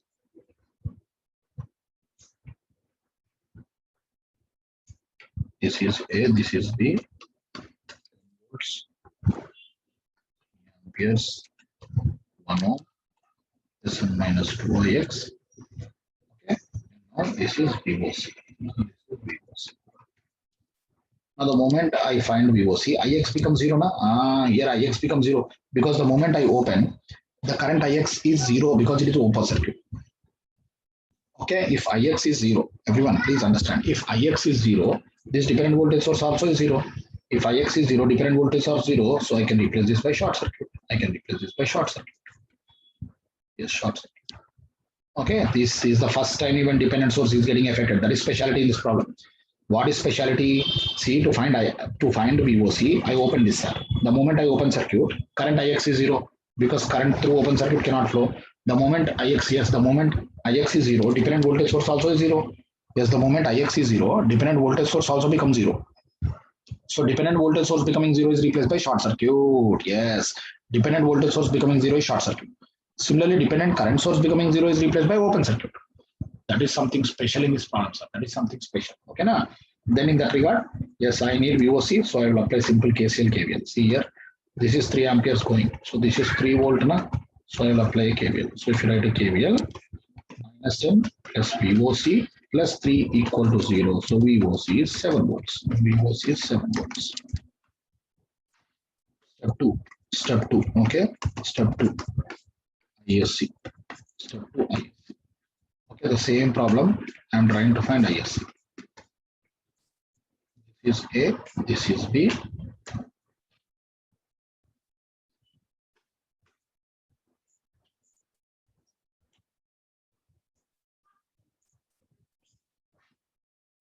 This is AB. This is 10 volts, 3 amperes, 1 ohm. This is 2 Ix. Now I'm shorting this to find ISC. I'm shorting this to find ISC. Okay, I'm shorting this to find ISC. Okay, I'm shorting this to find ISC. So, and now Ix is ISC. When Ix is ISC, this become 2 ISC. This become 2S. Now KCL, KVL. This is ISC plus 3. This is 3 plus ISC. KCL and then KVL. So left right KVL minus 10 plus 1 into 3 plus ISC plus 2 ISC equal to 0. So ISC is, okay, ISC is, okay, 7 by 3. Yes, 7 by 3. Yeah. Now conclusion. See, conclusion is this R. What is the question I asked, sir? See, I want by Norton's now. See, Rn is VOC by SC, category 2. VOC how much we got? 7. ISC how much we got? 7 by 3. So overall it is how much? 3 ohms. So Norton's equivalent consists of current source in parallel to resistance. That current is how much? That current is how much? 7 by 3 amperes. And resistance is how much? 3 ohms. Now I'm connecting what? Yes, I'm connecting here. What? I'm connecting my target, which is 2 ohms, and I need to find Ix. Now current division. This current Ix is total current into opposite by sum, which is 7 by 5 amperes. 7 by 5 amperes. 7 by 5 amperes. So one special thing we learned is in this problem, dependent source also for the first time got affected, sir. That is the meaning. Dependent source also for the first time got affected. Why? Because category 2 Thevenin's, the moment I open Ix becomes 0, dependent voltage source 0. So dependent voltage source 0 is like short circuit. Similarly, dependent current source 0 is like open circuit. That is special here. Now this is the gate bit on this model, sir. This is the gate bit. Find Thevenin's equivalent across AB. Now this was the gate bit 2 marks, sir. 2 marks gate question. Now I want everyone to quickly do this. That concept what we learned in the previous problem is applicable here very carefully. Applicable here very carefully.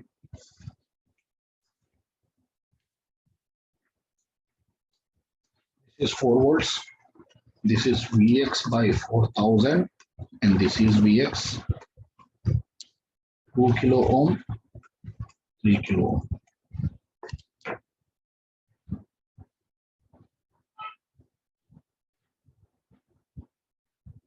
Okay, determine Thevenin's equivalent across terminal AB. Chalo, 2 minutes everyone should do.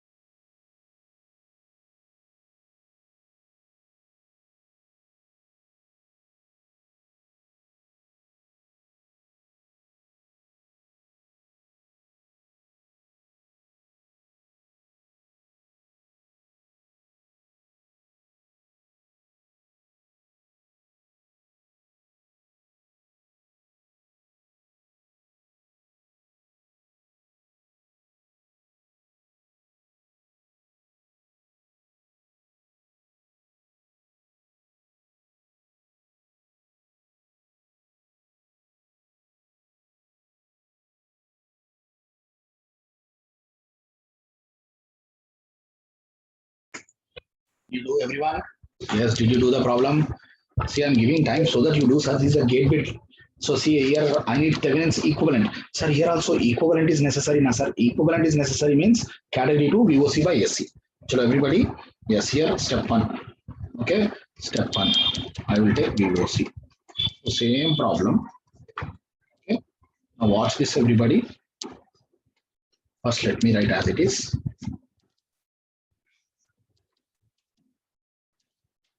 4 volts, 2 kilo ohm, 3 kilo ohm. First, let me take as it is Vx, and this is Vx by 4000. Vx by 4000.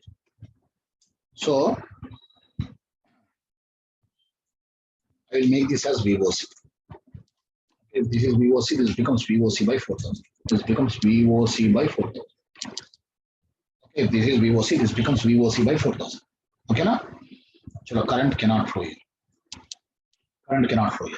So, because it is a voltage dependent current source, if Vx is VOC, this becomes VOC by 4000. But I need VOC now, now current cannot flow here. See, this VOC by 4000 will go this side because this is the only series. Now, dependent current source is the only series element, current is always constant. So, this dependent current source will go anti-clock and this is the potential drop. Okay, now I am writing a KVL. Now, if I write a KVL, yes, minus 4 minus IR, VOC by 4000, okay, into R, 2000 plus VOC is 0. Okay, now this is 1 time, this is 2 times. So VOC minus VOC by 2 is VOC by 2. Okay, so this becomes VOC by 2 is 4. So VOC is 8 volts. VOC is 8 volts. VOC is 8 volts. Okay, now this is 8 volts. Okay, so VOC is clearly 8 volts. Okay, now once you know VOC, yes, now once you know VOC, now step 2 ISC. Step 2 ISC. Okay, step 2 ISC.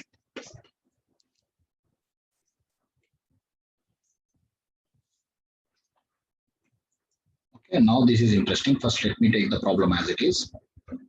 This is AB, this is Vx, and this is clearly Vx by 4000. This is 2 kilo ohm, this is 3 kilo ohm, this is 4 volts. Okay. I'm shorting this to find IS. See here, A is positive with respect to B. Okay, and here current has to flow from A to B.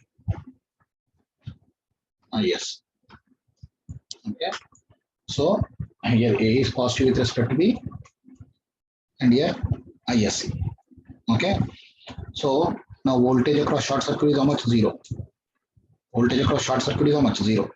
Okay, now once Vx is 0, then dependent current source also 0.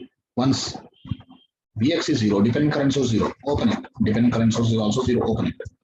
So now automatically from Ohm's law, ISC is 4 by 5K. So now conclusions are. Now RTH is VOC by ISC.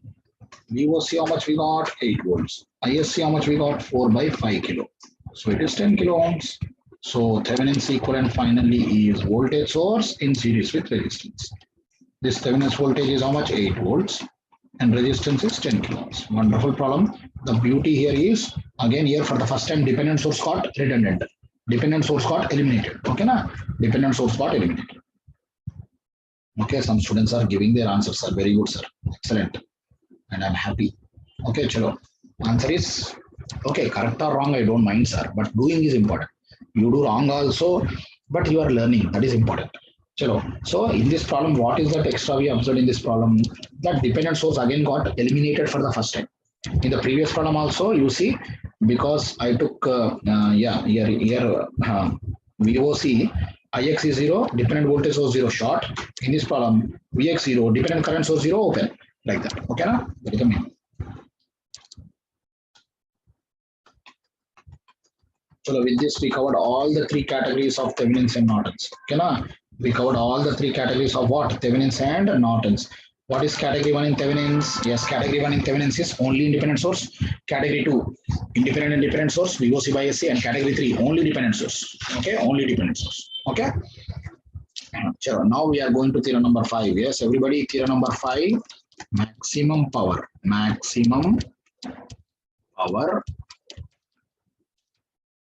transfer theorem.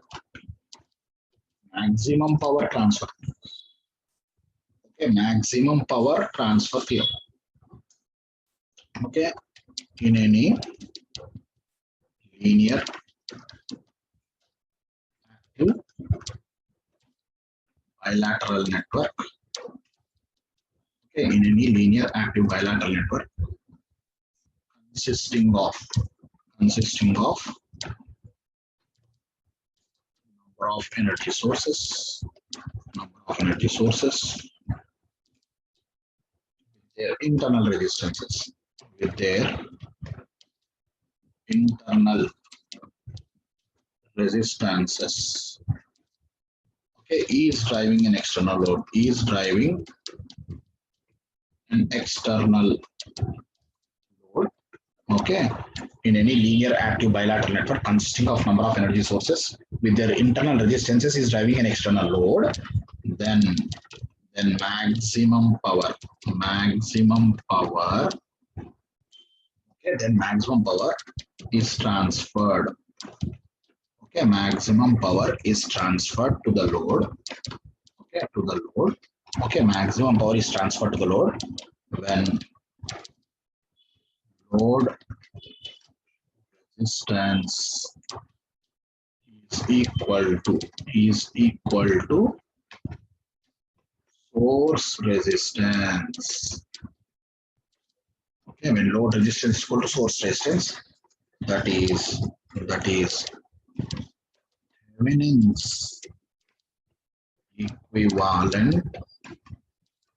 Thevenin's equivalent resistance seen by the load. See the meaning, sir. Everybody read the statement. Everyone read the statement. In any linear active bilateral network consisting of number of energy sources with their internal resistances. Okay, in any linear active bilateral network consisting of number of energy sources with their internal resistances is driving an external load, then maximum power is transferred to the load when load resistance is source resistance. That is nothing but the Thevenin's equivalent resistance seen by the load. That is nothing but the Thevenin's equivalent resistance seen by the load. Okay, na? That is nothing but the Thevenin's equivalent resistance seen by the load. Okay, chalo sir. Now let us attack this concept. Okay, first to understand this, let me take a practical voltage source. What is a practical DC voltage source? Practical DC voltage source consists of resistance in series to it. Now this is driving a load. Which is variable. So please observe here what is variable? Load, and we are also maximizing power in the load. So here we are adjusting. The source is already designed. Source is perfectly designed. So here we are varying the load and also maximizing the power in the load. Please understand. Okay. Here we are varying the load and also maximizing the power in the load. Okay. Here we are varying the load and also maximizing the power in the load. Yes or no? So now see, first of all, let us bring the power expression. Let IL be the load current. Then what is this IL? IL is Vs by both Rs plus RL. Okay. Yes, IL is Vs by Rs plus RL. Okay. Then what is the power in the load? Power in the load is IL square into RL. That is Vs square by Rs plus RL square into RL. Okay. Chalo. Vs square by Rs plus RL square into RL. Okay, na? Now, yes, everybody. Now I want to maximize this. By varying RL. Yes or no? Now I want to maximize this by varying RL. So this is the power expression. So for that, dPL by dRL equal to 0. Because you know any function at maximum or minimum point slope will be 0. So dPL by dRL is 0. So if I do that, yes, this Vs square is constant. Now this you square it. So Rs plus RL square whole square. Or VU dash Rs plus RL square. Okay. DRL by DRL1 minus UV dash minus RL into 2 into Rs plus RL equal to 0. So if you remove that, Okay, this also remove. Now we are equating this. Yes, if you equate that, this RS square plus RL square plus 2 RS RL is equal to right side also 2 RL RS plus 2 RL square. Now you remove this, you remove one RL. So finally we get RL is RS. Here negative resistance has no physical meaning. When we are designing something, physical meaning not there.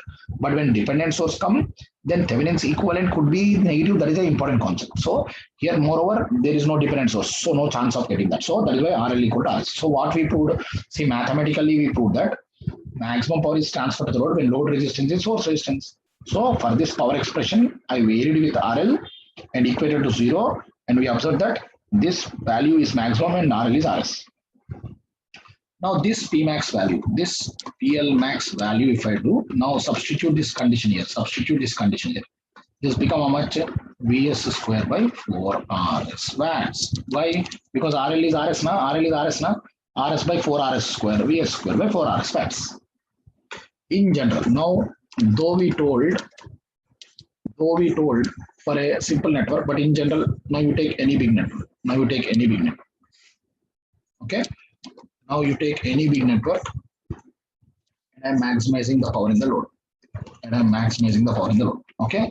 Any big network, and I'm maximizing the power in the load. Okay. Now first what you do? First bring Thevenin's equivalent. First convert into Thevenin's equivalent. Okay. Yes. Convert into Thevenin's equivalent. Then Pmax occurs in RL. If what we have tried, RL is RTH this time. Instead of source, we write Thevenin's. And this Pmax value is also how much? Instead of source voltage, we will write Thevenin's voltage. VTH square by 4 RT. See, it is the same proof, sir. But what is the reason? See, any network in the world can be bought into this equivalent by Thevenin's. See, any network in the world can be converted into voltage source in series, but this becomes VTH and this becomes RTH. So same derivation becomes RL is RTH and VTH square by 4 RTH. Yes or no? That is the meaning here. Okay, na? Chalo. Now, yes, now after understanding this, sir, yes. Now this is a graph. IES objective he asked. Okay. Power in the load versus resistance. Graph is asking. Power in the load versus resistance. So this is power in the load in watts. This is resistance. Okay. The graph is something like this. Okay. So when RL is RS, this PL max. When RL is RS, then PL max. Okay, when RL is RS, PX max occurs. Okay, that is the meaning there. Then, yes, then I'm asking this note one. During Pmax transfer to the load. Okay, during Pmax transfer to the load. Okay, output efficiency is dash percentage, and note 2 also I'm asking, note 2 during Pmax transfer to the load,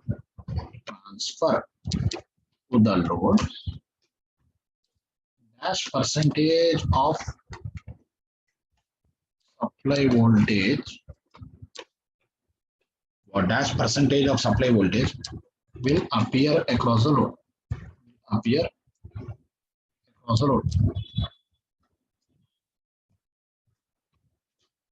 During Pmax transfer to the load, dash percentage of supply voltage will appear across the load. Okay, dash percentage of supply voltage will appear across the load.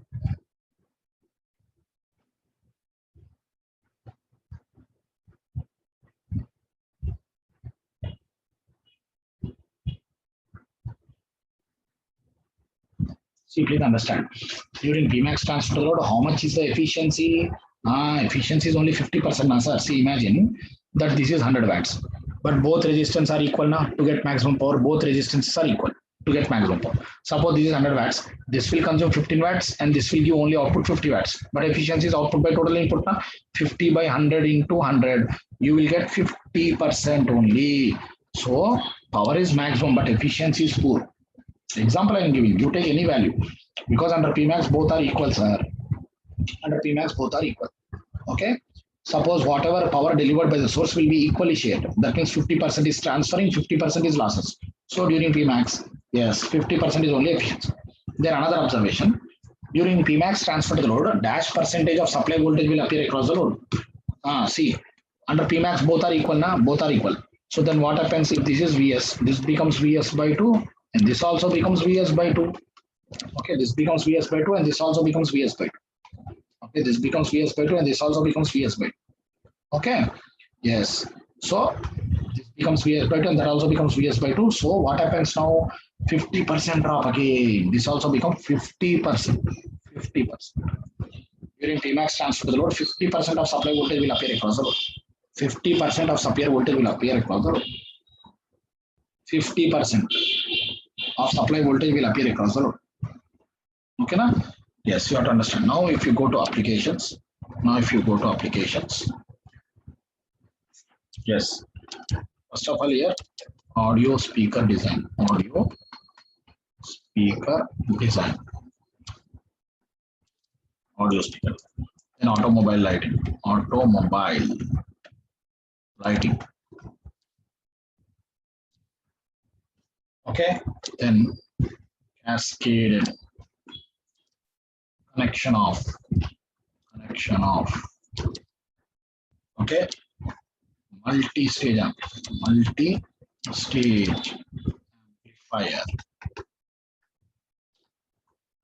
With impedance matching. Now, what is the meaning? See, I will review everything, sir. See, what is this theorem telling? We can extract maximum power from the source when load resistance is equal to source resistance. Yes or no?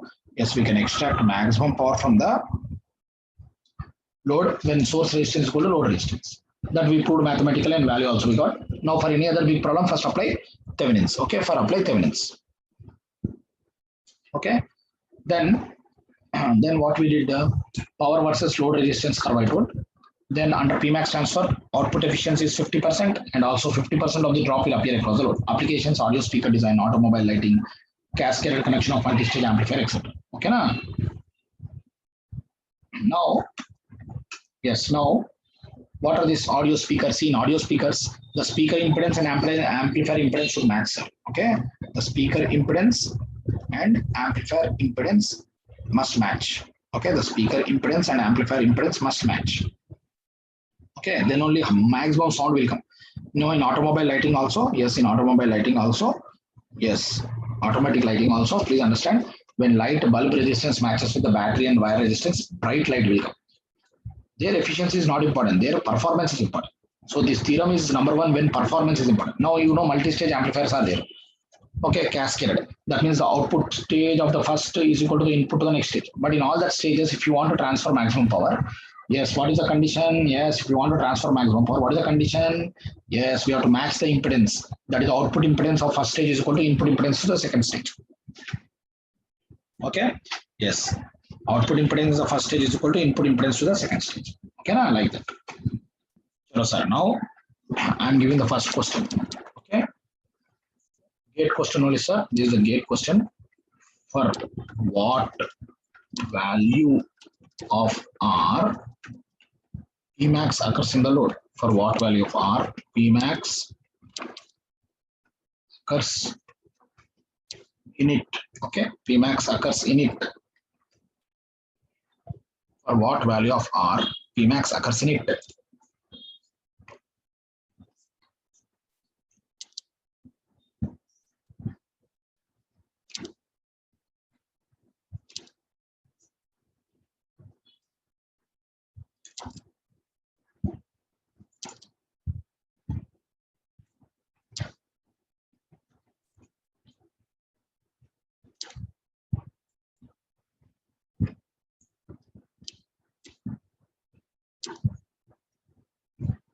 For what value of R Pmax occurs in it? what value of R P max occurs in it. Shall I do it now?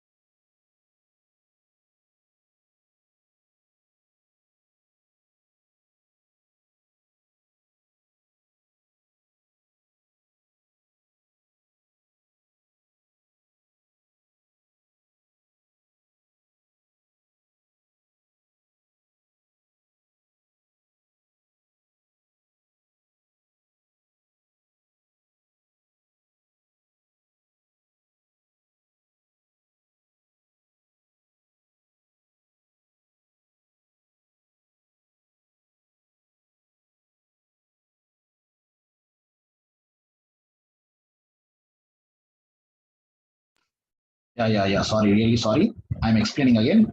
I did not unmute my mic. I'm really sorry. Everybody listen again. See, here is asking for what value of R Pmax occurs in it. Okay, now for what value of R Pmax occurs in it. We know Pmax occurs in the load when load resistance is source resistance. Okay, Pmax occurs in the load when load resistance is source, but source is a big system now. Source is not like a standard circuit what we have derived. See, source is not like a standard circuit what we derived. So source is a big system here. So for that, what we did now, because source is a big system, Thevenin's indirectly R is R Thevenin's only. Indirectly R is R Thevenin's only. Okay, indirectly R is R Thevenin's only. Now, if you look at R Thevenin's voltage source short, look from here. Okay, voltage source short, look from here. Okay, now if you see everybody, now if you see, yes, everybody, if you see, yes, and now this voltage source is short. Okay, now look from here. Now, yes, I will take A, B, and all these things. I did node shifting because this is A, this is B, voltage source short. Now the same wire connected, this is also B, this is A, and this is C. So I'm doing node shifting, A, B, C, finally A, B, C. One A to B, 6 ohms, sir. Okay. And one B to C, 4, and another B to C is also 4. That means 2, 4, 4 parallel. And then A to C is 1. And you are looking from A to B. So now if you observe carefully, these two are parallel, these two are parallel. 4, 4 parallel, how much? 2. 2 plus 1, 3. So finally, R is RTH. That is 1 plus 2, 3 is in parallel to 6. 3 is in parallel to 6, 18 by 9. Answer is 2 ohms. Answer is 2 ohms. So if you place R 2 ohms, then Pmax occur. Don't confuse with bridge balance. Anyone wrote 6? Anyone wrote 6? I'm not asking for what value of R bridge is balanced. Okay. I'm never asking for what value of R. Yeah, I'm never asking for what value of R. 2 ohms, so many wrote. 6. Imtiaz Pasha, you wrote wrong. Bimalendra Swain. So many wrote 6. See, Yogesh Bhavana, you also wrote 6. See, sir, what I'm trying to say is, this is nothing to do with bridge balance. If I ask for what value of R bridge is balanced, then your answer is 6, sir. For what value of R bridge is balanced, then 6. Here I'm not asking that. For what value of R Pmax occurs in it. Okay, Pmax occurs in the load when load resistance is source resistance. Okay, Pmax occurs in the load when load resistance is source resistance. There is nothing but Thevenin's resistance. So answer is 2 only, sir. Okay, now. So now gate question. Gate question. This is also 1 mark. What is the maximum power? Okay, what is the maximum power transferred to the load? What is the maximum power transferred to the load? Everybody watch this, please. What is the maximum power transferred to the load this time?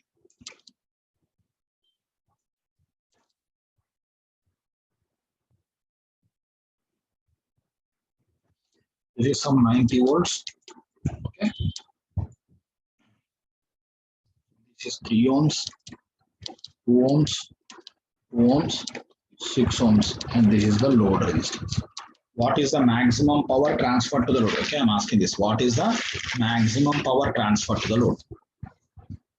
Okay, I'm asking what is the maximum power transferred to the load?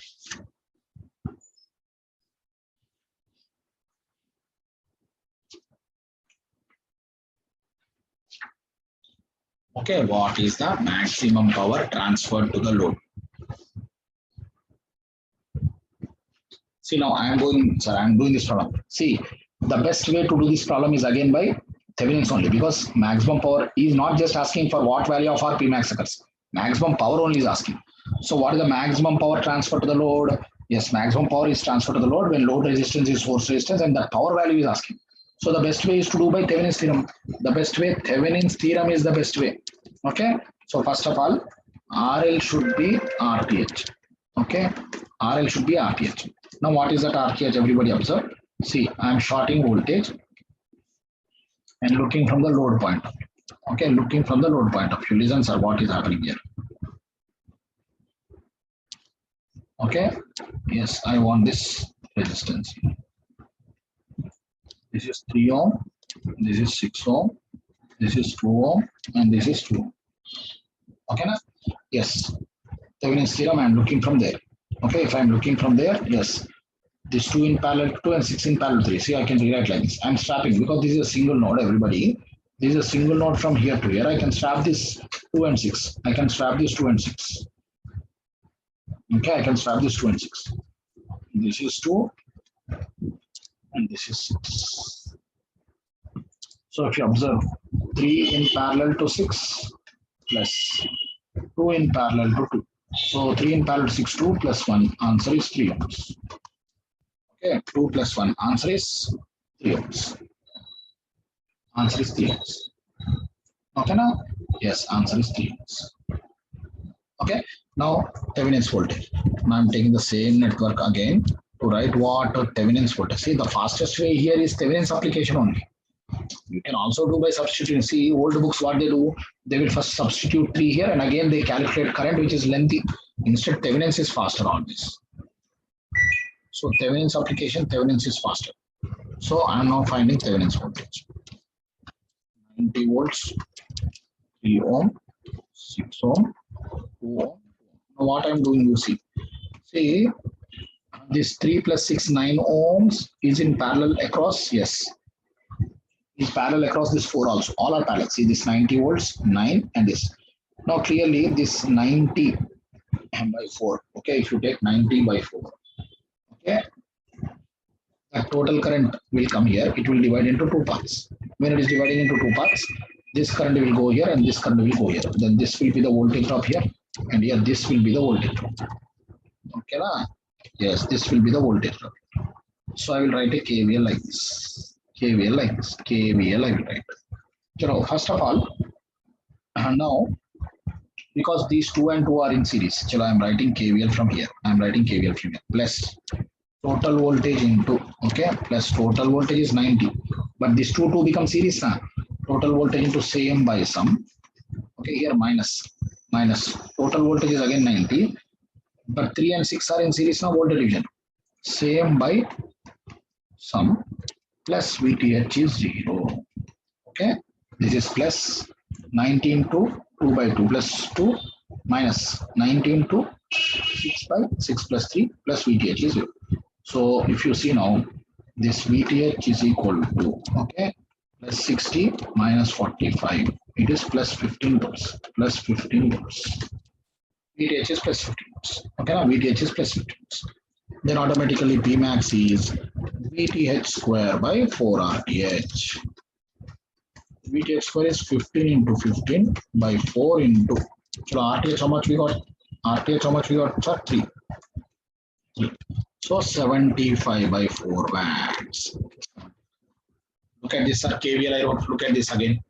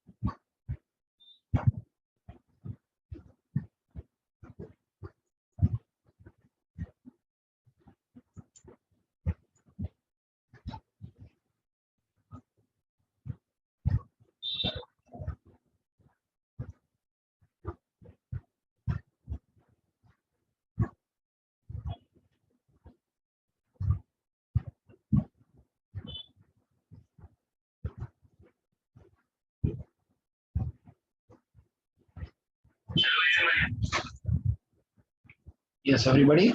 How I wrote, see, to this 90 volt, there is 3 plus 6 in parallel to 2 plus 2.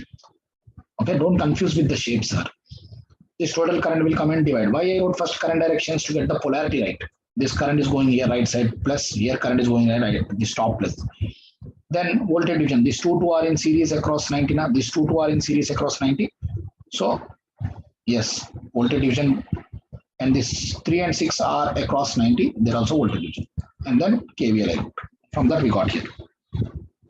Okay, na? So this is the answer we got. Okay. Now this is gate. You have to wait. Don't raise your hand. I told wait. After 115, 120 only, I will take doubts. Put down your hands, everybody. What is the maximum power? Maximum power transferred to the load. Okay, what is the maximum power transferred to the load? Okay, what is the maximum power transferred to the load?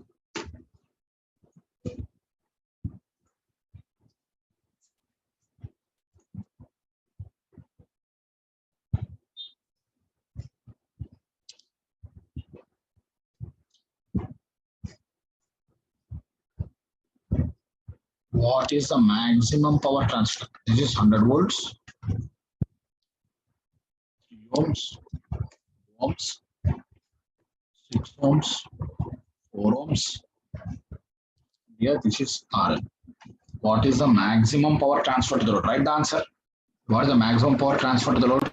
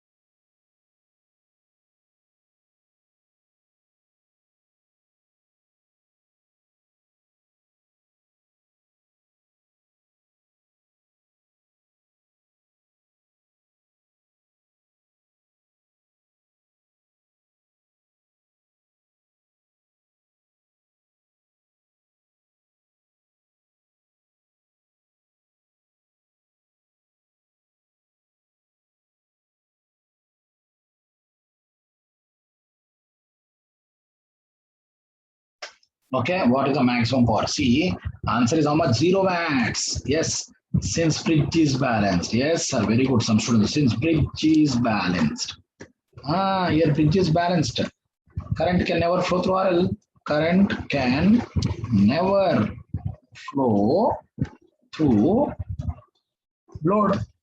Current can never flow through load for any value. For any value of RL. For any value of RL. So automatically P max is 0 watts. 0 watts. Now this is another gate bit. Again, be careful. What is the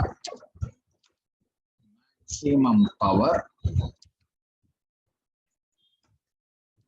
transferred to the load?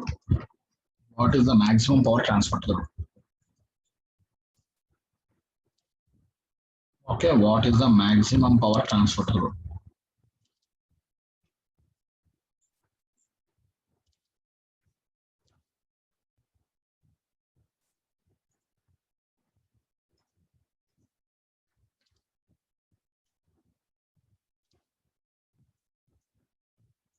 It's 24 volt, 1 ohm,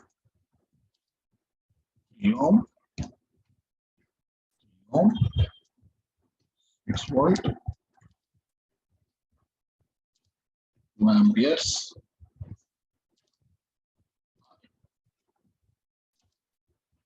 What is the maximum power transfer to the load? What is the maximum power transfer to the load? Okay, what is the maximum power transfer to the load? Chalo, now I'm doing, sir, let me do. As time is running out, let me do. See, what is the maximum power transfer to the load? So here also, We know maximum power is transferred to the load when load resistance is source resistance, but here also Thevenin's is better, na sir. I will again go with Thevenin's here. This is not a bridge concept anything. Thevenin's theorem I will use. Okay. Previous problem you see is a balance bridge. Current can never flow through RL, but here it is not like that. So first Thevenin's theorem. First of all, RL is RTH. Now what is RTH? See here. The target I will take. Voltage source short. Okay. This current source open. So this is 3 ohm, 1 ohm, 3 ohm. Okay. And if you look from here, what is this RTH? Yes, RTH is 3 in parallel to 4. 12 by 7 ohm. Okay, na? Yes, 3 is in parallel to 4. That is 12 by 7. Okay, na? So now I'm going for Thevenin's voltage. Okay, I'm taking Thevenin's voltage. So same problem now with voltage sources I will take. But I need what now? Thevenin's voltage I want. Okay, I'm writing here. The same network I'm writing here. 24 volts, 6 volts, 3 ohms, also 3 ohms. This is 2 amperes. I need now what? I need this Thevenin's voltage. I need Thevenin's voltage. So I'll take this as reference and let this be Thevenin's voltage. Okay, Thevenin's voltage. Now, right here nodal. This is creating a problem because principal node I will do source transformation. See, current source in parallel to resistance can be converted to voltage source in series. What is the value? Voltage 3 to the 6 volts. Arrow up plus up. So now happily I will write what, sir? Happily I will write a nodal equation. Now if I write nodal equation, yes, if I write nodal equation, nodal. What is that nodal equation? VTH minus 24 plus 6. VTH minus 24 plus 6 whole by 4 plus VTH minus 6 whole by 3 equal to 0. So if I take LCM 12, 3 VTH minus 72, okay, plus 18, okay, plus here 4 times 4 VTH minus 24 equal to 0. So I'm taking LCM 24. Sorry, 12 now. Okay, 12. Yeah, I wrote 12 3 times, 3 times, 3 times, and 3 times. Here I wrote 4 times, 4 times, and 4 times. So you get 7 VTH is equal to 96 minus 18. Okay, so 7 VTH is 78. So VTH is 78 by 7. So finally this Pmax is VTH square by 4 RTH. Okay, that you do its value. VTH square is how much? 78 by 7 square by 4 into RTH. Okay, this RTH is how much? 12 by 7. Okay, 12 by answer. Okay, calculation if there is any problem. Just calculation if there is any problem. Okay. I'm doing the next model. So calculation, we'll check it. If there is any problem, please tell me. That is not an issue. Yes, calculation. If there is any issue, please tell me. Okay.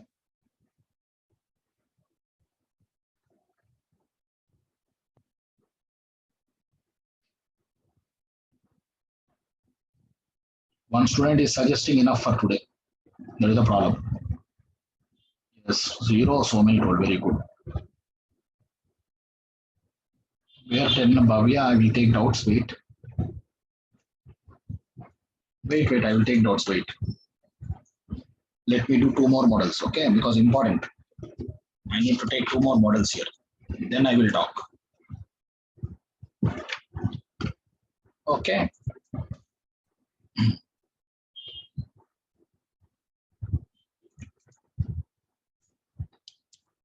This is very important. For what value? See here, for what value of R? For what value of R? Pmax occurs in 3 ohm resistance. For what value of R? Pmax occurs in 3 ohms resistance. Watch carefully, please. For what value of R Pmax occurs in 3 ohm resistance?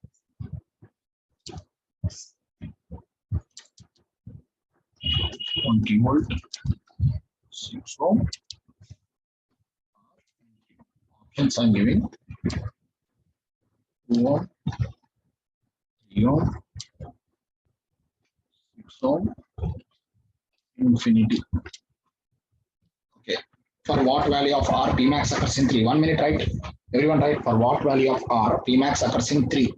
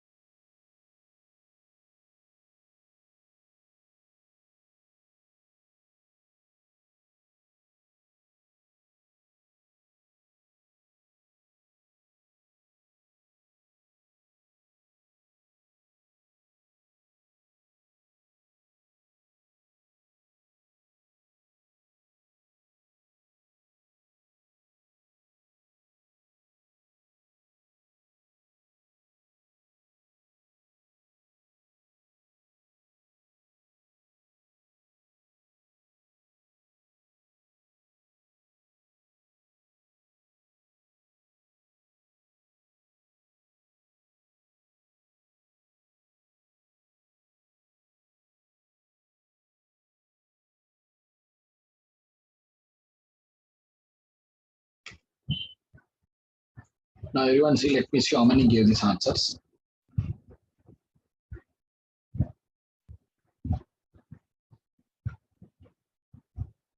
So many are writing C, 6. You're all wrong. Those who wrote 6 and C option, you're all wrong. See, sir. See, here we are adjusting the source to maximize power in the load. See, so far all our statement is what? See, even the original statement. See, original thing what we learned. See here, sir. Okay, in the original concept also, we are adjusting load and maximizing power in the load now. Then load resistance is source resistance. See, we are adjusting the load and also maximizing the power in the load. Then load resistance is source resistance. Yes or no? We are adjusting the load and also maximizing the power in the load. Then load resistance is source resistance. But here you see, sir. Here you see, we are adjusting the source side and maximizing power in the load. So first I will write here. This question, okay, is not related to the original statement of Pmax theorem, Pmax transfer theorem. Okay, this question is not related to the original statement of Pmax transfer theorem. Okay, this question is not related to the original statement of Pmax transfer theorem. Understand that? Okay, not related to the original statement of Pmax transfer theorem. Okay, as we are adjusting source side resistance to maximize power in the load. We are not adjusting the load here. We are adjusting the source side to maximize power in the load. Then let us check this. What happens? Suppose if you really take 6. Those who told 6 now, listen. This is 6 in parallel to 6, 3. 3 plus 3, 6. So then total current will be how much? 20 by 6 amperes will come. Okay, that means if you take this option 6, then 20 by 6 is the current, I square R will be the losses or power absorbed. But suppose if you take 3 now, chalo, suppose if you take 3. Yes, everybody listen now. Suppose if you take 3, 6 in parallel to 3, 2 plus 2, 4. This is 20 by 4 now. Yes, 6 in parallel to 3, 2 plus 3, 20 by 5, because 6 in parallel to 3, 2 plus 3, 5. 20 by 5 is greater than 20 by 6, na? So this is giving more than. Then what about 2 then? Suppose if you take 2 ohms, 6 in parallel to 2, 12 by 8, 1.5, 1.5 plus 3, 4.5. So 20 by 4.5 highest na. But if you take infinity, 20 by 9 is least. So least resistance is giving highest current. Here least source resistance gives high current and high power. High current and high power. So answer is 2. So answer is 2. But suppose now this is the gate options. For above problem, okay, if options are for above problem, if options are okay for the above problem, everybody, if options are like this, okay, 2 ohms, 3 ohms, 6 ohms, and 0. What is your answer?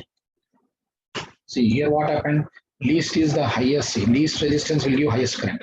But suppose if these are the options, again out of 2, 3, 6, 2 is winner, but out of 0, who is the winner? Now if you make this 0 short circuit, it becomes ideal source. Huh? Then 0 is the answer. See, 0 is answer. That is why least source. See, in these options, 2 is the least, that is the best answer. But in this option, 0 is the answer. Okay, because 0 will make it as an ideal voltage source. Full power, highest current will come. Okay, na? Chalo, now based on this, IS objective, what is the, be careful sir, what is the maximum power transferred to the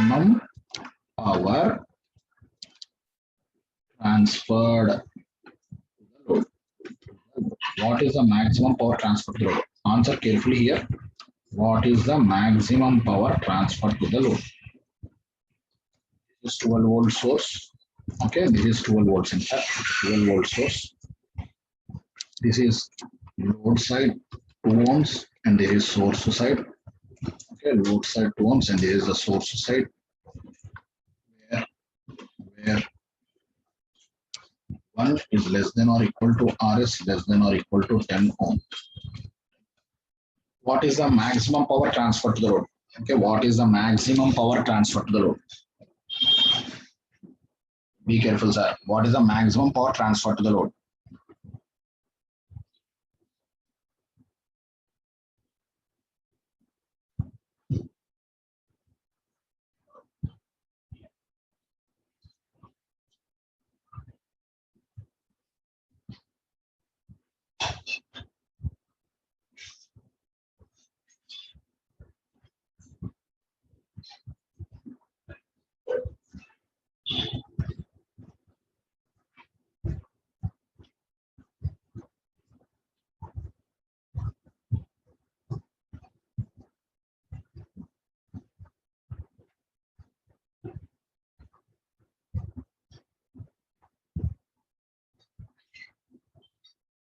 Be careful, sir. What is the maximum power transfer to the load, but is varying the source side resistance? But is varying what? Source side resistance.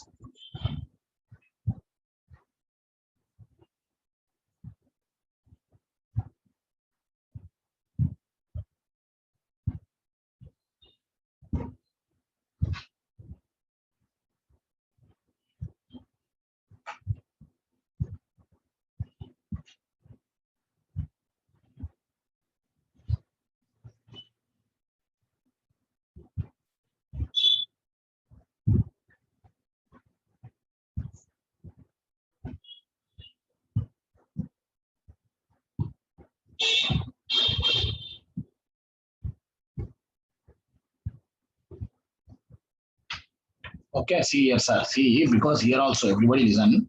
Here also, since low source side is varying. See, he said, what is the maximum power transfer to the load? This is the load which is fixed, but source is varying. Since source is varying, here we should say for Pmax in load, RS should be minimum. RS should be minimum.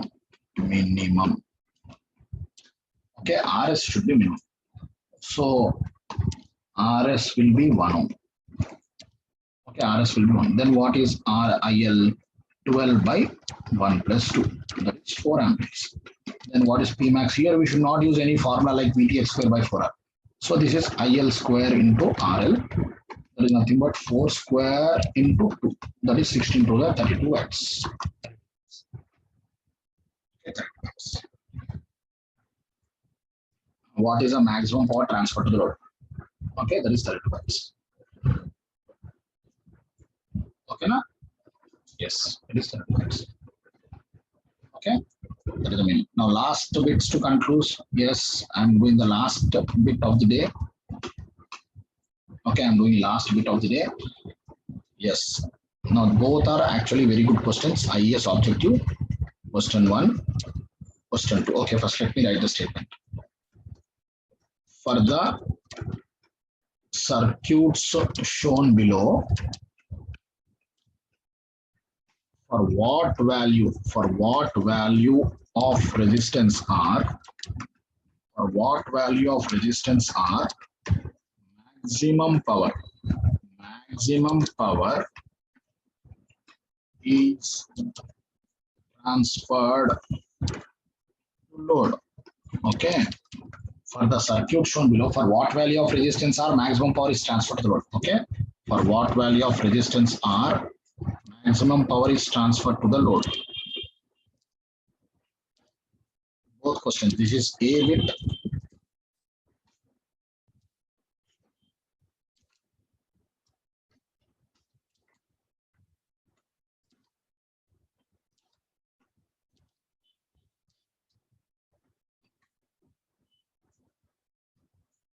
Now B bit.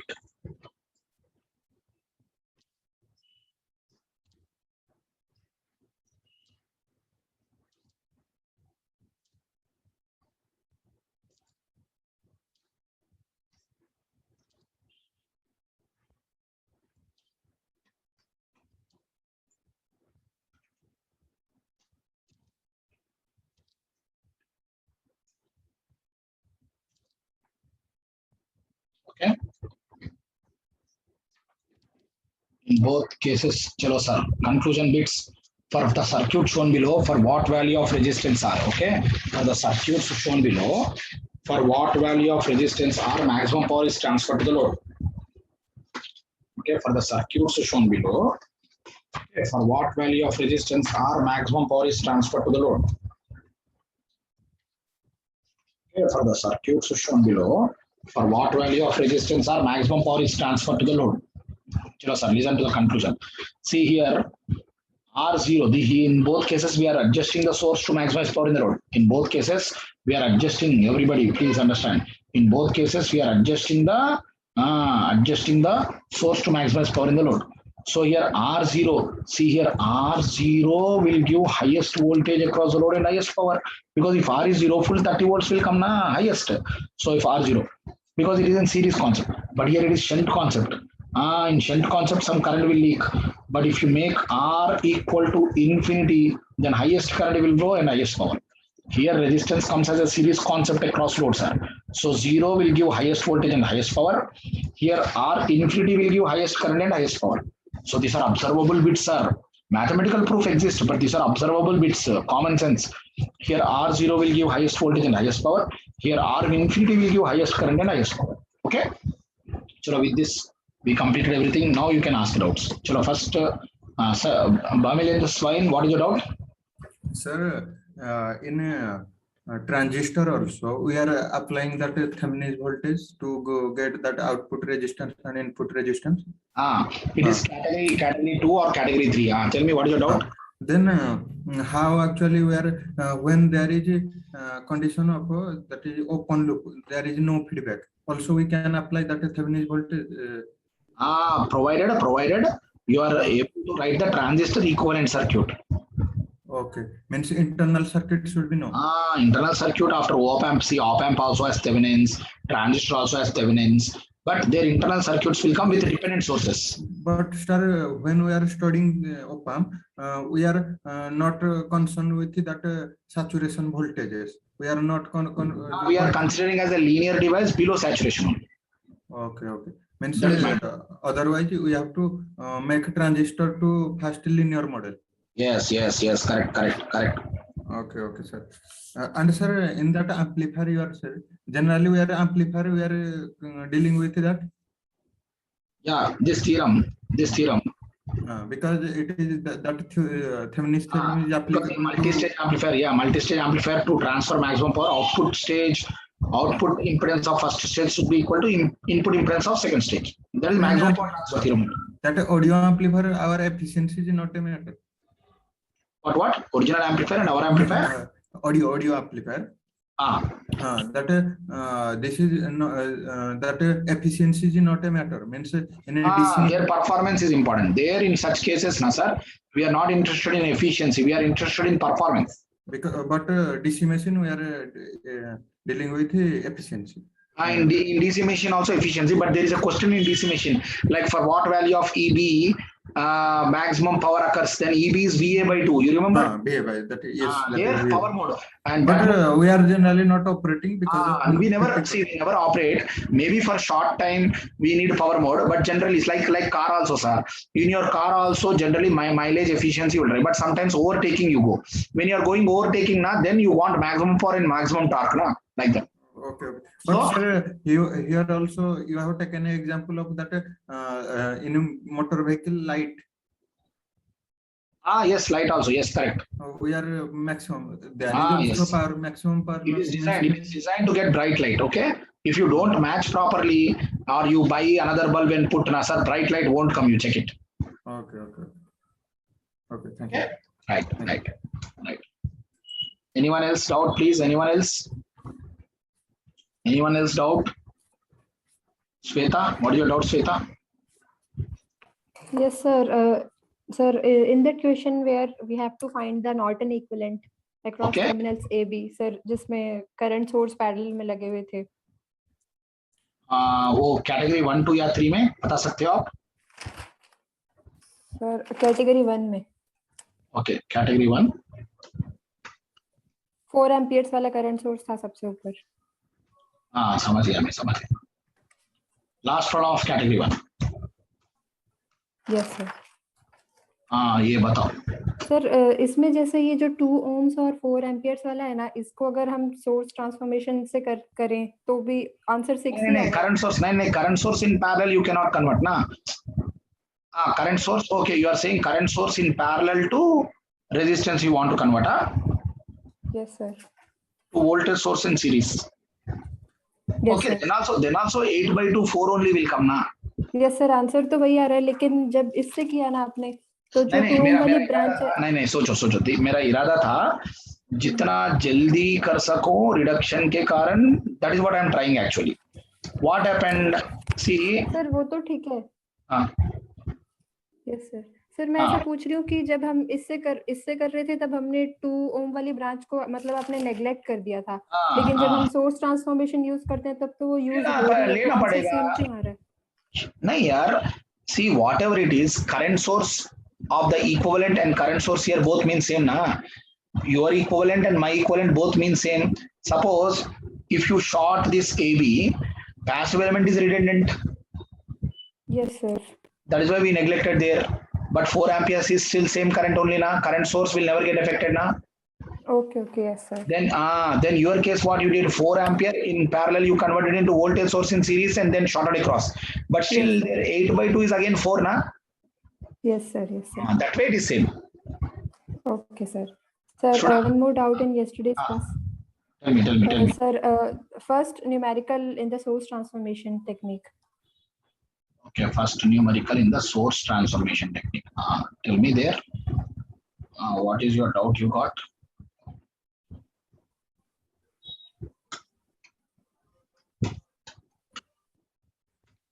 What is the doubt? Sir इसमें मुझे ये समझ नहीं आ रहा, जब जैसे 2 current source आ जाते हैं ना, जैसे इधर 20 एम्पियर्स और 9 एम्पियर्स, तो वो आप रिजल्टेंट 1 11 कैसे बनाते हो, मतलब डायरेक्शन कैसे? टेक एनी नोड लाइक ऊपर का नोड ले लो या नीचे का नोड ले लो. ऊपर का नोड लिया तो 20 अंदर आ रहा है और 9 बाहर जा रहा ना. Yes sir. तो ऊपर का नोड लिया तो 20 अंदर जा रहा है, 9 बाहर जा रहा है, तो टोटल अंदर कितना 11 आना है? 11. अच्छा ठीक है. Okay sir. Like that. Okay right. Yes sir. Thank you sir. Right. Vishwajit. Yeah, sir. My doubt is an MPPT, maximum power transfer. Tell me. Sir, so if there is any voltage source we have and you're connecting it directly parallel to a bulb, so whatever the thing is, the bulb will have some resistance. No, sir. Okay, resistance should match with the voltage source internal resistance. So if it is an ideal voltage, it will never glow bright, the maximum brightness. Ideal voltage source means it is the only defining everything. That is the brightest of all, because voltage source internal resistance 0 means you are applying maximum voltage across the load only. Like in this problem you see, if source itself become ideal, like option 0, then it becomes ideal source. Ideal source will give highest than ever. So there this MPPT They doesn't don't even exist. apply.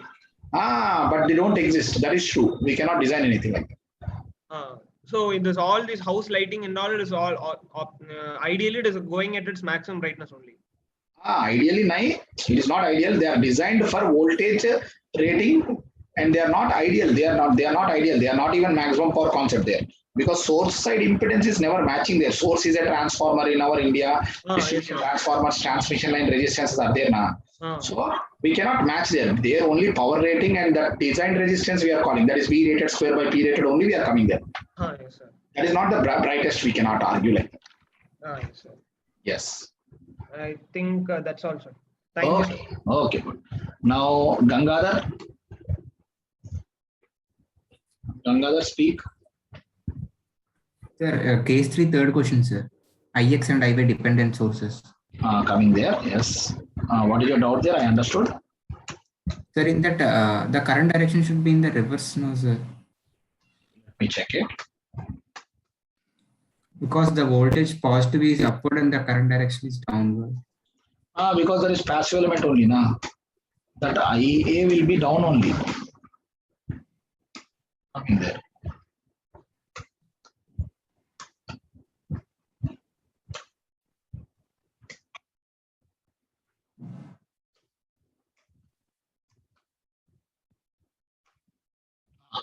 See, I am giving a test voltage and applying a Ohm's law.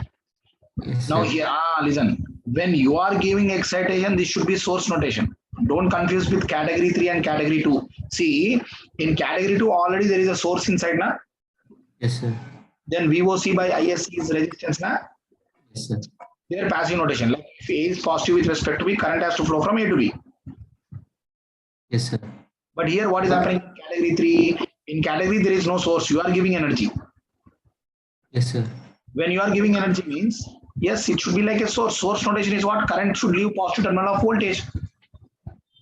Sir, but IX, why we are saying that IX is 1 by 18, no, sir? Because this is positive in a passive element. If then this is positive, this is negative, current should enter down. Okay, sir. Got it, sir. That is passive. So once Ix is 1 by 80, this is 0.2 into 1 by 80 is 2 by 800, 1 by 400, like that. Okay, sir. Thank you, sir. Okay, no problem. Gautami, Hello, sir. tell me. Sir, in network means while solving the problems, network consisting in network there is so many elements, no, sir. But we are just considering the network and solving the means any externally connecting resistors or somewhat while solving the superposition theorem like that. Sir. Correct. Homogeneous principles like that. Sir. How we just considering this homogeneity principle like that, sir? No, homogeneity is proportionality. If you increase the voltage, current also will increase. Now Ohm's law. Yes, sir. In anywhere network consisting anything, just we are considering like that, no? Proportionality. Actually, in all elements it will increase. Suppose if you increase the voltage source, actually in all elements also current will increase. But we are observing in only one element. Yes, sir. According to elements, we are finding the values. Yes. So proportionality we are maintaining. Like if voltage is increased by 30%, current also should increase 30%, like that. Okay, sir. That's only for networks like that. Linear networks. Okay, sir. Okay. Okay, sir, after break, one problem solving. After break, which problem you tell me? Thevenin's or Norton's or which problem? Thevenin, sir. Which one? Can you add category 1, 2 or 3? First, You tell me the values, I can identify. You tell me the values. Yes, sir. Sir, first concern voltage source to Some node we are considering, sir. Category 1, Yes, sir. this problem, Before problem, first problem, I think. Sir, there. this problem, Yes, sir. Sir, my doubt is, if we are it's like 18 volts to some other voltage is there now. you can convert voltage source in series to current source in parallel. Okay, what is your doubt?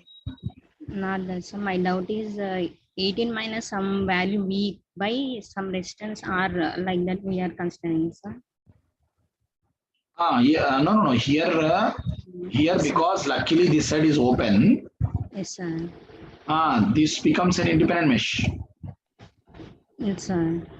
Okay. Now in Norton's equivalent, what I did, now in Norton's, this is dependent because we shorted, now 3 meshes are there. Yes, sir. But with respect to IN, I need to reduce the rest of the network. Yes, sir. So here what I did first, now here 3 meshes are there. You cannot do directly. So with respect to this branch, first 18 volts in series to 3 become 6 amperes in parallel to 3. But the 3 and 6 parallel become 2 now, direct step arrow. Yes, sir.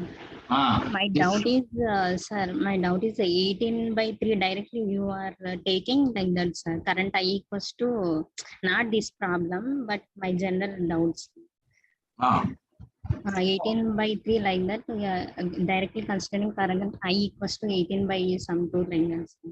But my doubt is 18 minus some voltage, node voltage by that resistance. In case any short circuit come, then we will take. See, suppose in this problem also, suppose I put a short circuit from here to here like this. Yes, sir. Then it is 6 amperes in this because it is bypassing that.